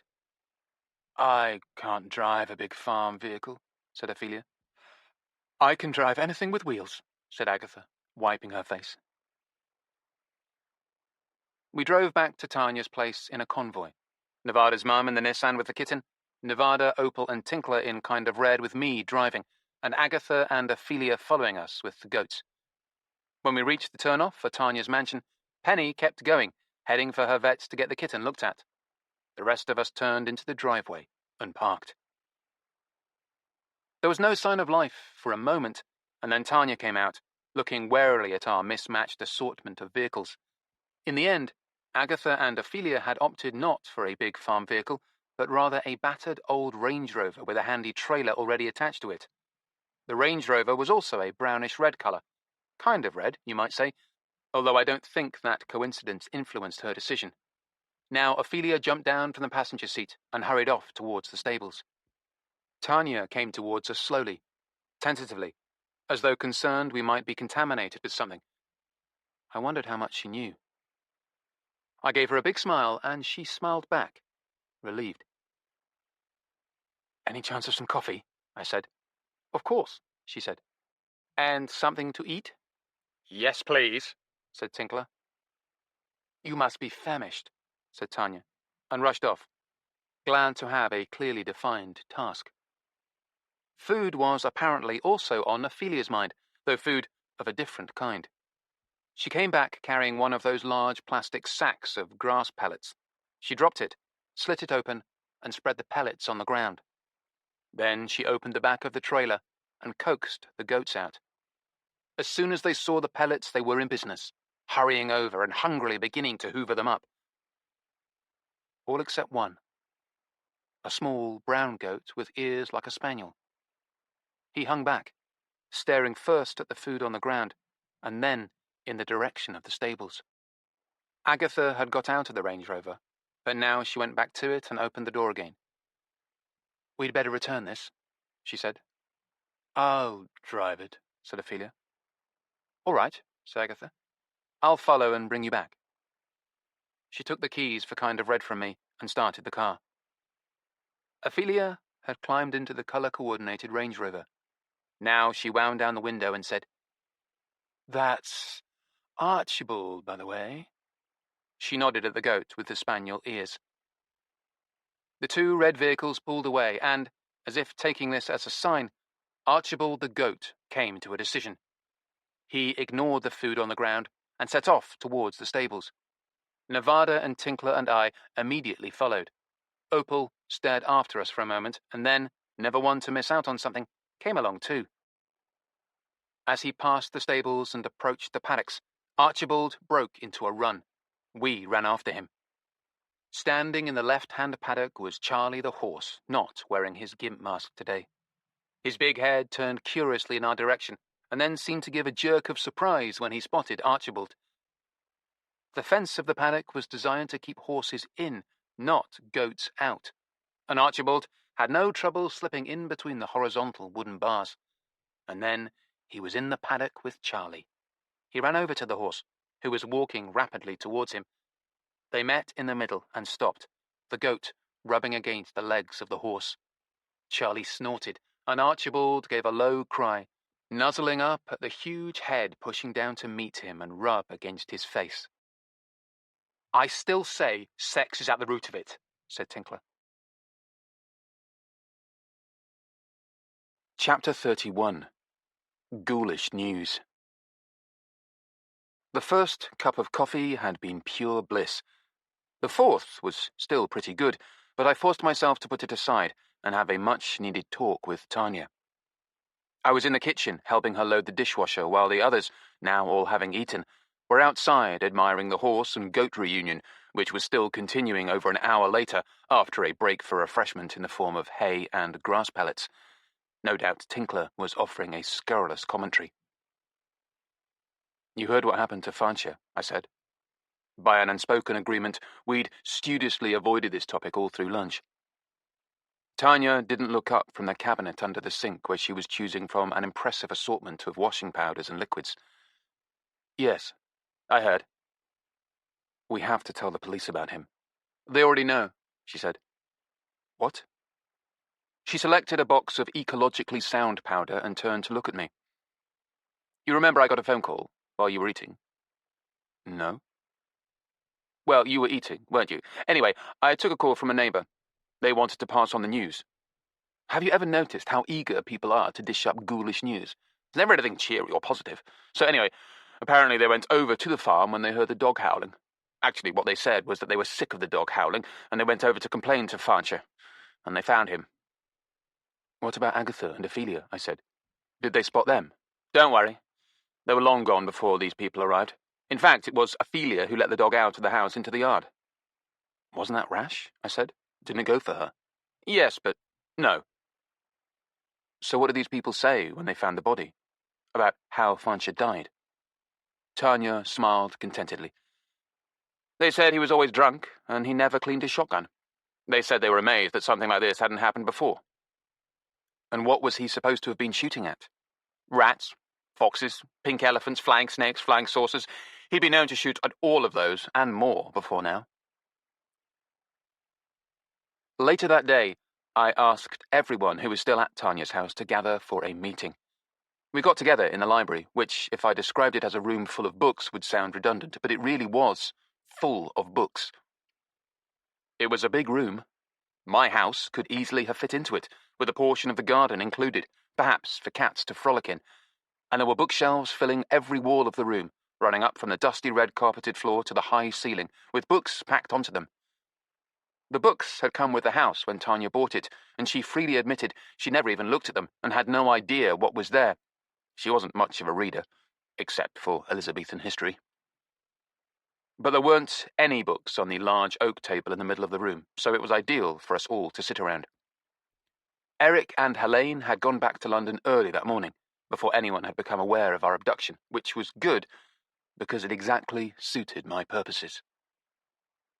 Present were Agatha, Nevada and myself, Opal and Tinkler, Tanya and Darren, Saxon Ghost, Monica, Ophelia and Fanzine Frank. Of these, Darren was the most tetchy and clearly resented being summoned to a meeting in his own home. "What exactly are we doing here?" he said. "We need to talk about what we're going to do next." "What do you mean, do next? Isn't it all over?" "Of course it isn't over," I said. "But Hoyt Fanshawe's dead," said Darren. So, Hoyt was his first name. With a name like Hoyt Fanshawe, no wonder he turned out to be a psychopath. "Dead in a shooting accident. All done and dusted."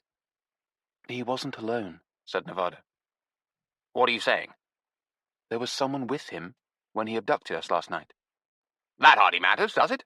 said Darren stubbornly. "It was probably just some hired hand." "No," I said.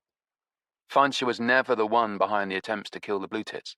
It's hard to imagine him having any motive to do so, or even knowing who they are. "Then why did he come after you lot?" "Because somebody paid him," I said, "with the bonus of trafficking us for whatever he could get." "You and Opal, maybe," said Tinkler, "but he was downright insulting about the prospect of getting any money for me." "Don't put yourself down," said Agatha. "I'm sure some buggery club somewhere would have had you." But she said it with the strangest, tender smile, and Tinkler was smiling happily back at her. Opal was attentively following all this and didn't look best pleased. Neither was Darren, though for different reasons. He was about to say something impatient and conclusive, but I beat him to it. Fanshawe simply wasn't the mastermind. "Well, then who is?" "Okay," I said. "You may want to brace yourselves." "What the devil are you talking about?" I looked for a moment at the faces around the table staring at me. Then I said, "It's Helene." There was an impressive silence. Of our party, Tinkler was gaping at me openly. Agatha was staring at me, rather more guardedly, but equally surprised, and Opal was just taking it all in, trying to work out what it meant to her personally. Nevada, of course, knew everything I was going to reveal, having discussed it with me earlier. Tanya was the first to speak, in a neutral, give-nothing-away politician's voice. "You're saying Helene is behind the whole thing?" "Yes." Saxon Ghost cleared his throat. He looked embarrassed, as you might do if you had to point out that a friend had made a terrible faux pas. "But mate, the first attempts were all on Helene." "That's right." "And why would she try and kill herself?" "She set it all up as a cover, so she could kill the others without being suspected." "Nonsense," said Tanya. "Helene would never do anything like that. How many times did someone try and kill her?" "Think about it," I said. "Let's go through those attempts. No one witnessed that hit and run." "But she had a photo of the car," said Tinkler. "That's right. A car that turned out to be stolen." "I imagine it's not too difficult to arrange to have a car stolen and take a picture of it from behind as it is driving away." I looked around the table at my listeners. They were all staring at me. And it was taking that photo with her phone which tipped me off in the first place. I almost got run over when I was cycling through Richmond Park, and did I think of taking a photograph of the car that had done it? Yes. But about 3 weeks later... "You mean she was just too on a ball?" said Agatha. "Precisely. Like she'd been expecting it to happen. And then there was the attempt with the gas in her kitchen." I suppose all she had to do was turn on the gas herself, said Tanya. It was hard to say if there was caustic sarcasm in her voice, or perhaps the first stirrings of belief. I shrugged. Why would she even do that? What do you mean? She just needed to say it happened, said Nevada. It was all just a story she told. There was never any corroboration from anyone. And a cocaine spike with fentanyl, said Tinkler, getting into the swing of it. That was just as easy. Right, I said. She would have been in a perfect position to do that. No one had better access than her, except Erik himself. And of course, Helene knew all about his little rituals of folding the wraps in a certain way. So it was easy for her to make it obvious that someone had tampered with it, said Nevada. Exactly. And she could be sure Erik would spot it. But even if he didn't, she could draw his attention to it. Shit, said Saxon Ghost. But he sounded like he was beginning to be convinced, and his face had a look of deep concentration as he tried to put all the pieces together. Then there was her masterstroke, I said. The killer amp at the bull's head, the one supposedly wired to electrocute her. Just as with the drugs cache, she would have been in a perfect position to replace the real amp with the doctored one. She was there at the pub with the band. No one would have questioned her presence. She could come and go as she pleased. All she needed to do was slip out at some point while they were eating before the gig, switch the amps, and rejoin the others. Then, when they went back in to get ready to play, all she had to do was the same trick as with the cocaine wrap. Make sure that Erik noticed something was wrong with it. By using the wrong color power cable, said Nevada. Exactly. And once his suspicions had been aroused and he took a closer look, he saw for certain it wasn't his amp. But wasn't she running quite a risk, said Ophelia. If something had gone wrong and no one had spotted the amp, she could have electrocuted herself. I said, who says the amp was ever actually capable of electrocuting anyone? They all looked at me. You mean it was just rigged, so that it looked like it might be deadly? So that it might have been deadly, past tense, before the acid hit it. Why not just design it so that it might have been deadly, past tense, before the acid hit? Why not just design it so that it's a convincing dummy, and the only thing that really works is the acid release mechanism when the power is cut? That was a touch of genius. But she was a little too clever. For it to work, there had to be enough of the amp left to be examined, so the acid had to be stopped before it was too late. By dumping baking powder on it, said Tinkler. That's right. And it was Helene who came up with that suggestion. As with the photograph of the hit-and-run car, I always thought that that had shown just a little too much presence of mind. She outsmarted herself, said Agatha. Right, I said. But she so very nearly succeeded. You see, said Nevada to the people sitting around the table. Who would suspect her if she seemed to be the primary target? And, having established this quite emphatically by making all those fake attempts on her own life, she could then start going after the others. When suddenly, I said, you'll notice the attempts become deadly effective, like when she moves on to Dillis. If we hadn't been there when she drank the juice, she would have been dead for sure. But what about the second amp? Said Tanya. The exploding one that nearly killed all of us. It was a calculated gamble, I said. But whatever happened, Helene knew she'd be safe, because the detonator in the amp could only be triggered by a signal she would send, said Nevada, from her mobile phone. I think she planned some kind of diversion to get herself off stage at the critical moment, I said. Maybe a broken guitar string. She gets out of range of the blast and then sets it off. But Erik would have been on stage, said Tinkler. He sounded like a child who'd learned the truth about Santa Claus. I felt sorry for him, but I couldn't stop now. You can't make an omelette without breaking eggs, I said. Why then did she blow up the amp in the back of my van? Said Monica, who had remained unusually silent up until now. The longer it was lying around after she couldn't use it, the more likely someone was to spot something was wrong with it, I said. When it was confiscated and put in your van, it was an ideal opportunity to get rid of the evidence. Sorry. I looked at Nevada. That was about it. She nodded. Okay, I said. We'll just ask you to keep this to yourselves until we work out what to do about Helene. And be careful, said Nevada. The threat level to the former Blue Tits is still high. I'm looking at you, Ophelia, Tanya. Nevada and I, and Tinkler and Agatha, were standing in the driveway by our cars, waiting while Opal used the loo before the drive back to London. Inside the house, the others were still discussing my bombshell. Out here, Agatha and Tinkler were both staring at me. My God, full marks to you for working that out, said Agatha. Tinkler was shaking his head disconsolately. Poor Erik. This is going to destroy him. He's better off without her, said Agatha. She's a fiend in human form. She would be, I said. If anything I just said in there was true. Chapter 32. Time for fun. Silence. The staring at me that they'd done before in the library was nothing compared to the staring they were doing now. I said, no one seems to have noticed that I didn't ascribe any motive to Helene. That's because she didn't have one. Because she didn't do it. What the fuck? Said Agatha. Nevada didn't say anything, but she couldn't keep a mischievous smile from her lips. Tinkler, however, was shaking his head in a tormented fashion. Please, please don't toy with my tiny brain like this. I patted him on the shoulder, gently, not in Erik's style.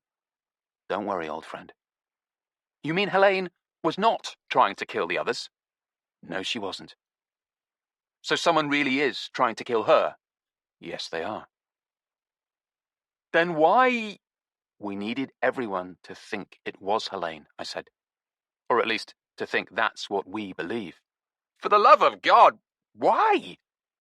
Agatha was watching me with a level gaze. Disinformation, she said. I nodded. We want the real culprit to think we're barking up the wrong tree, said Nevada. We want them off their guard, I said, because if they know we're coming after them, they'll be very dangerous indeed. After we got home, Tinkler took charge of Kind of Red, a rare example of him driving his own car, and took Opal back to his place. I think he thinks he's going to get his end away, said Nevada as we walked to our front door. I hope so, I said. He certainly worked for it. That was his major complaint about our being kidnapped, by the way. Not getting laid in his tent. Our tent, said Nevada. Our spare tent. She took out her keys and shook them so they jingled. Fanny promptly emerged from the cat flap and waited while we opened the door, then followed us inside. Turk came bashing in from the back garden through the other cat flap and joined us, the whole family converging together in the sitting room. We fed the cats, took baths, went to bed and slept a deep, oblivious sleep, only occasionally troubled by dreams of farms and shotguns and howling dogs. We woke briefly around noon the following day at the prompting of 2 hungry cats, fed them, drank some water, took a loo break, and collapsed back into bed. We probably would have slept the clock around if the doorbell hadn't rung. I opened the door, still groggy and uncoordinated, but I came fully awake fast when I saw how white Tinkler's face was. What's wrong? It's Stinky. Oh, Jesus, what now? Said Nevada, knotting the belt in her dressing gown. Tinkler came in and told us all about it. I had to tell him, he said. Tell him what? I said. This is Stinky we're talking about, right? Yes. I had to tell him that Helene isn't really the culprit. Why the fuck would you do that? Hissed Nevada. How did Stinky even know about any of this? Because he got it out of Opal, said Tinkler. By got it out of her, you mean she phoned him and told him? Something like that. But fucking Opal, said Nevada. In fairness, said Tinkler, you did want the disinformation spread around. Nevada was implacable. I'm not interested in fairness, and we only wanted it spread around in Helene's circle. Okay, so that's sort of exactly my point, said Tinkler. Stinky was about to reveal it to the whole world to blow the story wide open. As soon as I found out what had happened, I phoned him and begged him not to. But you know Stinky. He scented a scoop, I said. Yes! So you see, I had to tell him. Nevada was gradually calming down. You did, actually. If word had got out to the general public that Helene was trying to murder her friends, it would have destroyed her. Not to mention Erik, said Tinkler. I nodded. That's right. We wanted to spread our story, but we didn't want to spread it that far. I'm sorry, said Tinkler, but I had no choice. I had to tell him the truth, to stop him. We accept that, said Nevada. But you see the problem. That's why I'm here. To alert you. That blabbermouth Stinky knows what we're up to, I said. So it's only a matter of time before word gets back to the killer. That's right. So we've got to act now, I said. Fanzine Frank's house looked much the same as the last time I'd seen it. I rang the doorbell and electric guitar chords swelled inside. There was no immediate response, but that was nothing new. So I waited, pushed the button, and waited some more. When it became clear that nobody was coming to let me in, I went around the side of the house where there was a narrow alley leading to a garden gate. The gate was unlocked, but opened with a loud, hellish screech of unoiled hinges, as though announcing me. I stepped through it into the big, chaotic garden, with its high walls and big fruit trees, and its bizarre display of life-sized cut-out Christmas effigies. I saw with relief that Mindy was there, a good distance from the house and out of earshot of the doorbell. She was busy among Santa and the snowmen and the oddly mounted wise men. There was a black and yellow toolbox in the long grass at her feet as she worked on the giant Rudolph the Red-Nosed Reindeer. I saw that some bolts had been removed and were lying on the lid of the box. When she caught sight of me, Mindy waved and smiled. I went over to join her. Looking for Frank? She said. Yes. Any idea where he might be? Haven't a clue, but if you find him, please tell him I'm looking for him too. Tell him to switch his phone on, the old mug. I looked at Rudolph. Finally dismantling the Christmas display. Mindy nodded happily. That's what I want to tell him. By the time he gets back, all this is going to be gone. There was a long silence as the breeze rustled through the branches of the fruit trees. Maybe we should just cut the shit, I said. Mindy looked at me in puzzlement and then smiled. It was a very different smile. That would be nice. Why did you do it? I said. What makes you think I did anything? Oh, I said, a whole bunch of stuff. But I guess the standout moments include the coffee machine. The coffee machine? Her puzzled look cleared. Oh, you mean when I told you I was modifying it? She sighed. I suppose I shouldn't have mentioned that. I didn't have to. It's just that you got me a bit peeved when you suggested that it was broken. It wasn't broken at all. It was on its way to being better than it was before. That's right, I said, which got me wondering about what other things you might have modified. Mindy shrugged. Only a lazy person accepts factory settings and factory standards. And then Tanya told us that you'd got a double first-class honours degree. That's right, from Imperial College. Good university, I said. A great university. So I checked exactly what your double first consisted of, which turns out to be electrical engineering and chemistry. How did you find that out? From your Facebook page. Oh. Did you send me a friend request? No, I said. I guess it's too late now. What's wrong with electrical engineering and chemistry? Nothing at all. In fact, they're the perfect background for someone who wants to pursue a career in bomb making and poisoning people. And then there was the costume parade. She quickly glanced at me, as if I'd finally said something of interest. What about it? It got me wondering if you had some hospital scrubs in your collection. It's entirely possible, said Mindy. Like the ones someone wore when they tried to kill Dillis in the hospital. It's entirely possible, she repeated. So why did you do it? She gave an exasperated sigh. You just said why. What do you mean? The costume parade. She was standing behind Rudolph as she kept working, peering at me over the reindeer's shoulder. She was looking at me as though she was honestly searching for the answer to something. Can you imagine what it's like? Doing something like that for years and years?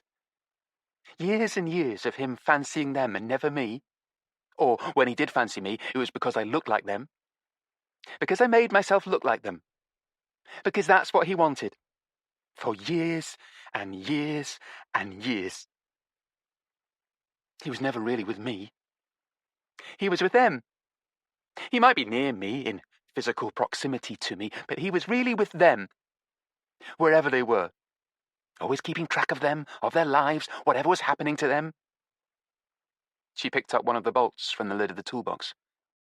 So I decided it would be better if they didn't have their lives anymore. I realized she wasn't taking anything off the figure. If nothing was happening to them anymore, and never would again. She was putting something on it. You didn't have to do that, I said. Didn't I? What else could I do? Just stop doing it, I said. Stop doing what? The costume parade? Yes. She seemed sincerely puzzled. But why deprive Frank of his pleasure? His pleasure wasn't the problem. The problem was their being alive. That's what I couldn't stand. I just couldn't stand the thought of it. But if they were feeding the worms, or if they were dust, then I really wouldn't mind it at all.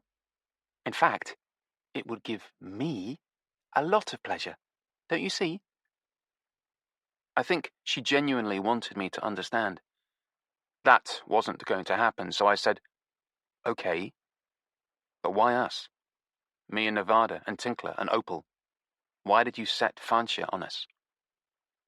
Mindy shook her head. That wasn't the plan. Not originally. I knew about Hoyt because Tanya was always complaining about him. She'd even said he'd stolen some livestock from her land, although she didn't tell us it was goats or that they belonged to Ophelia. I thought he might be a useful man to know, so I got to know him. And he was. When I heard about the concert, I put our friendship on a business footing. You mean you paid him? Of course I paid him. I needed his help, and with his help I was going to get as many of them as I could. Take them away, and either deal with them on the farm, at our leisure, or, as I suggested, sell them to someone who would really teach them a lesson. I introduced him to the dark web, and he took to it like a duck to water. But then the opportunity to use the amp presented itself, so I did that instead. That was a much better plan. There was so much less that could go wrong with it. She gave me a sour smile. At least, that's what I thought. I should have stuck with my first instinct and gone with my original plan. But I didn't. And look what happened. Thanks to you. I felt I should point out that I didn't deserve all the credit for impounding the amp, but it didn't seem the right moment. But I decided I could still use Fancia, said Mindy, to put you out of the picture. By the way, are you recording this? Before I could answer, she said, Of course you are. It doesn't matter. She suddenly turned and walked away. I hesitated for a moment and then followed her, stepping carefully through the line of Christmas cutouts. I almost felt like I should apologize for brushing past them, like people in a crowd. As I headed further down the garden, I looked back and confirmed my suspicion that she'd been fitting something to the back of the figures. There were grey, plastic bags resting on metal brackets attached to the flat plywood back of each of them. The bags bulged, and wires emerged from them, running through the grass where I was walking, snaking back towards the windowless shed at the bottom of the garden. Mindy caught me looking back at the figures, and she said, That's right. I had plenty of explosive left. She was at the shed now, with that big electrical switch mounted on the wall facing us, and the bright, painted arrow pointing towards it with the words, Time for Fun, in their festive colours. I was right on her heels. She turned to look at me, her face flushed and pink, and her eyes bright. She looked very much alive, positively exultant. "No one's going to judge me," said Mindy. "I'm not going to prison. And what's more, I'm finally going to get those Christmas decorations taken down." She laughed. "Or taken up. And me with them." She gave me a sly look. "And you with me, Mr. Nosy Parker." "Time for fun," I said. "That's right. It's the detonator." She reached for the switch.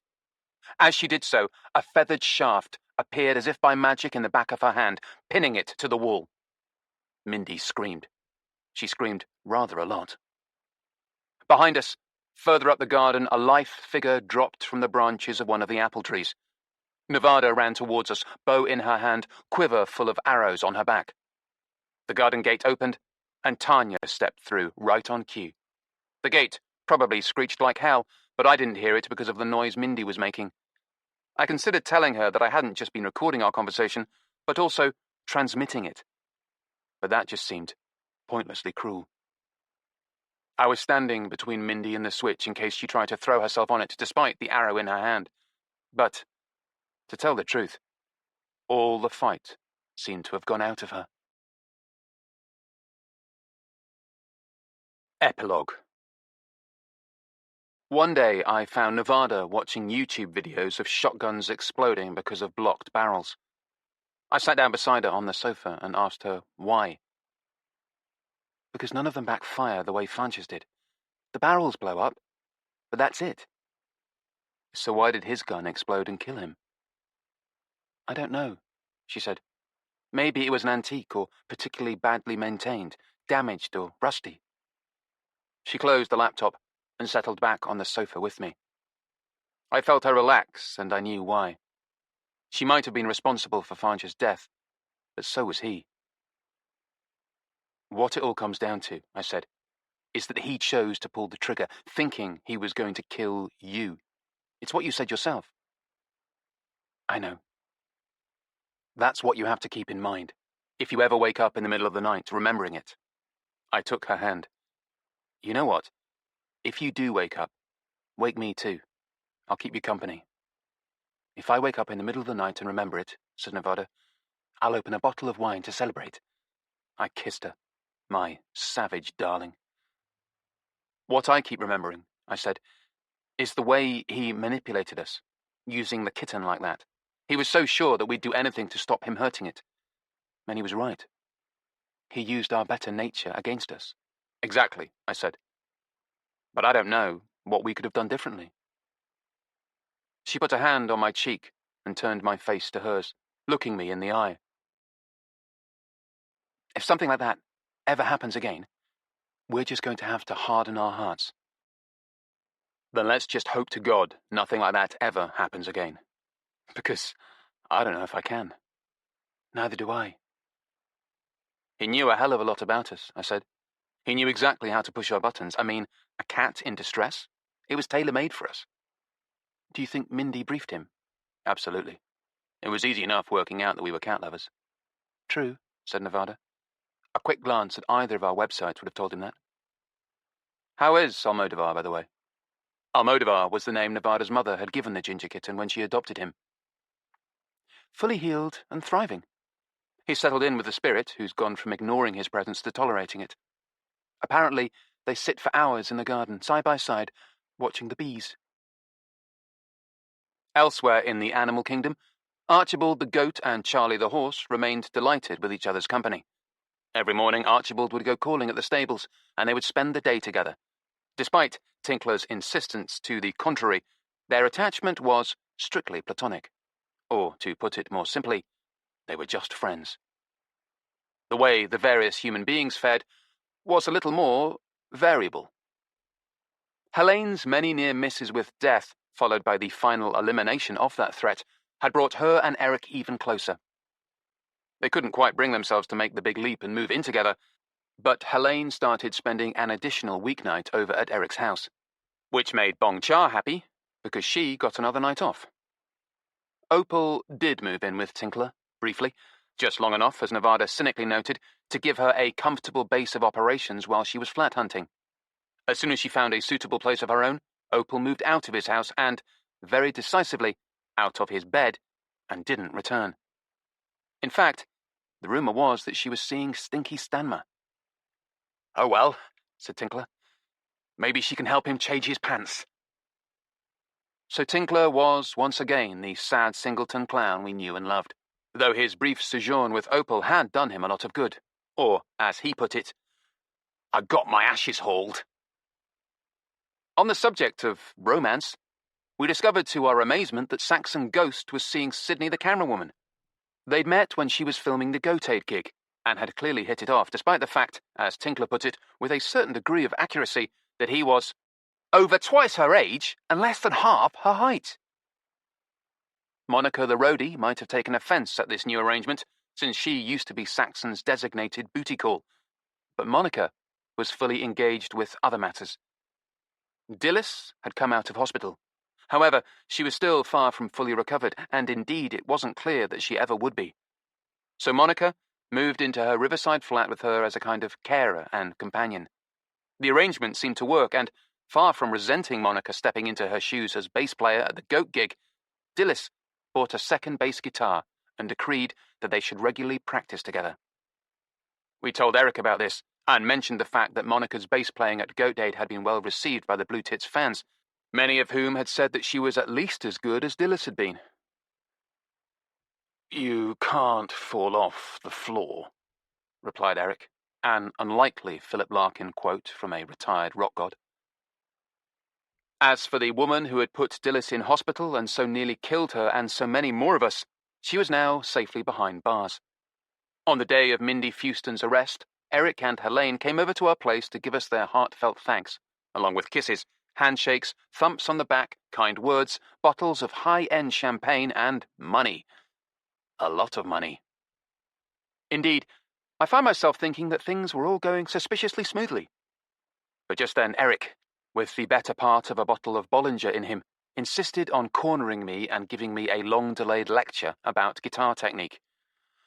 "Low action means the strings are close to the fretboard," he said. "You have better chord construction that way. Gibson designed its guitars for low action. You go from one note, from one string, to another faster, because you don't have any return or release lag to worry about." And he went on, too. Mindy Fewston's arrest and prosecution definitely didn't go the way we expected. For a start, the evidence we'd congratulated ourselves on gathering against her proved irrelevant, because she made no attempt to deny anything she'd done in connection with the Blue Tits. Instead, her legal team took a very different approach, arguing that she'd been the victim of years of abusive oppression and manipulation by a controlling and obsessive husband. In fact, Mindy was showing signs of becoming the poster girl for survivors of controlling behaviour. It was a smart move by her lawyers, and they might even have got her off, if Fanzine Frank had been her intended victim. But the big problem for Mindy's legal defence was that she hadn't tried to kill the man exerting the controlling behaviour on her. She'd never harmed a hair on Frank's head, or his face. Instead, she had tried to murder a number of perfectly innocent people. And the element of premeditation was never in question because, when her initial attempt on Dilys hadn't immediately worked, she'd gone into the hospital and cold-bloodedly tried to finish her off. The jury seemed to get this, and in the end, Mindy received the sort of sentence we felt she deserved, which left Fanzine Frank devastated. Because all through the trial, even when he was being presented by the defence as the despicable oppressor who had driven his poor innocent wife to murder, he and Mindy had remained clandestinely in touch. Despite everything, their bond seemed as strong as ever. The scary thing was that these two loved each other. When Mindy began to serve her prison sentence, it looked entirely possible that Frank would go off the deep end. But Tanya intervened. She was virtually his neighbour and almost his friend, so she hired him to take on the gargantuan task of sorting, sequencing, and cataloguing the vast collection of books in her library. It was the sort of undertaking that appealed to his compulsive need for order, and gave him a lifeline while he adjusted to an existence without Mindy. Or rather, an existence in which they only communicated by phone call, prison meetings, and email. And, since he was working at the mansion, Ophelia enlisted him in helping her make goat's cheese. So gradually, Fanzine Frank began to live a new life, and things really weren't so bad. After all, he was being bossed around and exploited by two of his goddesses, just like the good old days. We all knew this gossip because we remained in touch with Tanya. She even dropped around to see us on her excursions to London. It was on one of these visits that she made the devastating disclosure that a lot of people hadn't accepted the official explanation for Farmer Fancher's death. They're saying it's not an accident, she told us. Oh, Christ, I said, my stomach going cold. They're saying it's suicide. Nevada and I gave a sigh of relief. Why suicide? Said Nevada. Because they're all farmers, these people. They say that he was a poor, hard-working, self-sacrificing, unappreciated farmer driven to despair by cruel economic forces. Poor, hard-working, self-sacrificing, I said. I was thinking of a trailer full of dead goats. That's right. Penniless and desperate, they say he took his own life. And now he's being treated as a martyr, and they're making him the centre of their rally. More funds for farmers. For fucking filthy fascist farmers, said Nevada. In any case, they're planning to march on Parliament. March on Parliament they did, several weeks later. Tanya texted us to watch the news, and we tuned in to see an impressive crowd carrying banners, the marchers spearheaded by the late Fancher's collie, who looked like he was enjoying all the attention. There were speeches about Fancher, now recast as a noble son of the soil, driven to the ultimate, tragic extremity. The victim of vicious government cuts and an uncaring public who didn't understand the vital role that farmers play. And so on. There was also a moving account of his faithful canine companion howling over the poor chap's body. Cue a close-up of the collie. Seeing that dog again gave us a strange feeling, so we switched the broadcast off and resumed doing what we did best. Me playing records on my rather lovely hi-fi, and Nevada selling high-end second-hand clothes. In this case, to Agatha, who had dropped around for specifically this purpose. She and Nevada were going through my darling's latest acquisitions, which included a vast range of cast-offs from Tanya and Helene. This celebration of fashion had spilled over into the living room. I wasn't complaining, not least because I was allowed to go on listening to my esoteric playlist. Morricone Giallo scores, Exotica by Johnny Richards, British jazz on Lansdowne, unhindered and unquestioned while this revelry took place. As a matter of fact, the women were enjoying the music. Nevada had dug out a silk blouse, which I recognized as the one Helene had worn under her duster on her first visit. Freshly laundered, of course. I love this, said Agatha, holding it up in front of her, a spectral apparition in shimmering, translucent white, like the top half of a headless ghost. I was saving it especially for you, said Nevada, with satisfaction that her friend had fallen into her retail trap. What do you reckon? Bra or no bra? Definitely no bra. Tell the boyfriend to look away. Look away, boyfriend, said Nevada. Was that the doorbell? I said. I didn't hear anything. Neither did I. Wait for it, I said. The women shrugged and ignored me, continuing to go about their business, which consisted of Agatha taking off her top while I continued to look away in the direction of my record shelving. I found myself closely scrutinizing the spines of the LPs. Oh! So that was where my copy of Katanga had gone. The record on the turntable concluded, and in the ensuing silence, the snap and slither of Agatha's bra removal was followed instantly by the ringing of the doorbell. I trotted down the hall and opened the front door. Tinkler stood there smiling. He looked cheerful and innocent, if that word could be applied to him. Hi, he said. What's happening? The end. You've been listening to Low Action by Andrew Cartmel, narrated by Finlay Robertson. Published by Whole Story Audiobooks, an imprint of W.F. Howes Limited, this work is copyrighted 2020, Andrew Cartmel. This recording is copyrighted 2020, W.F. Howes Limited.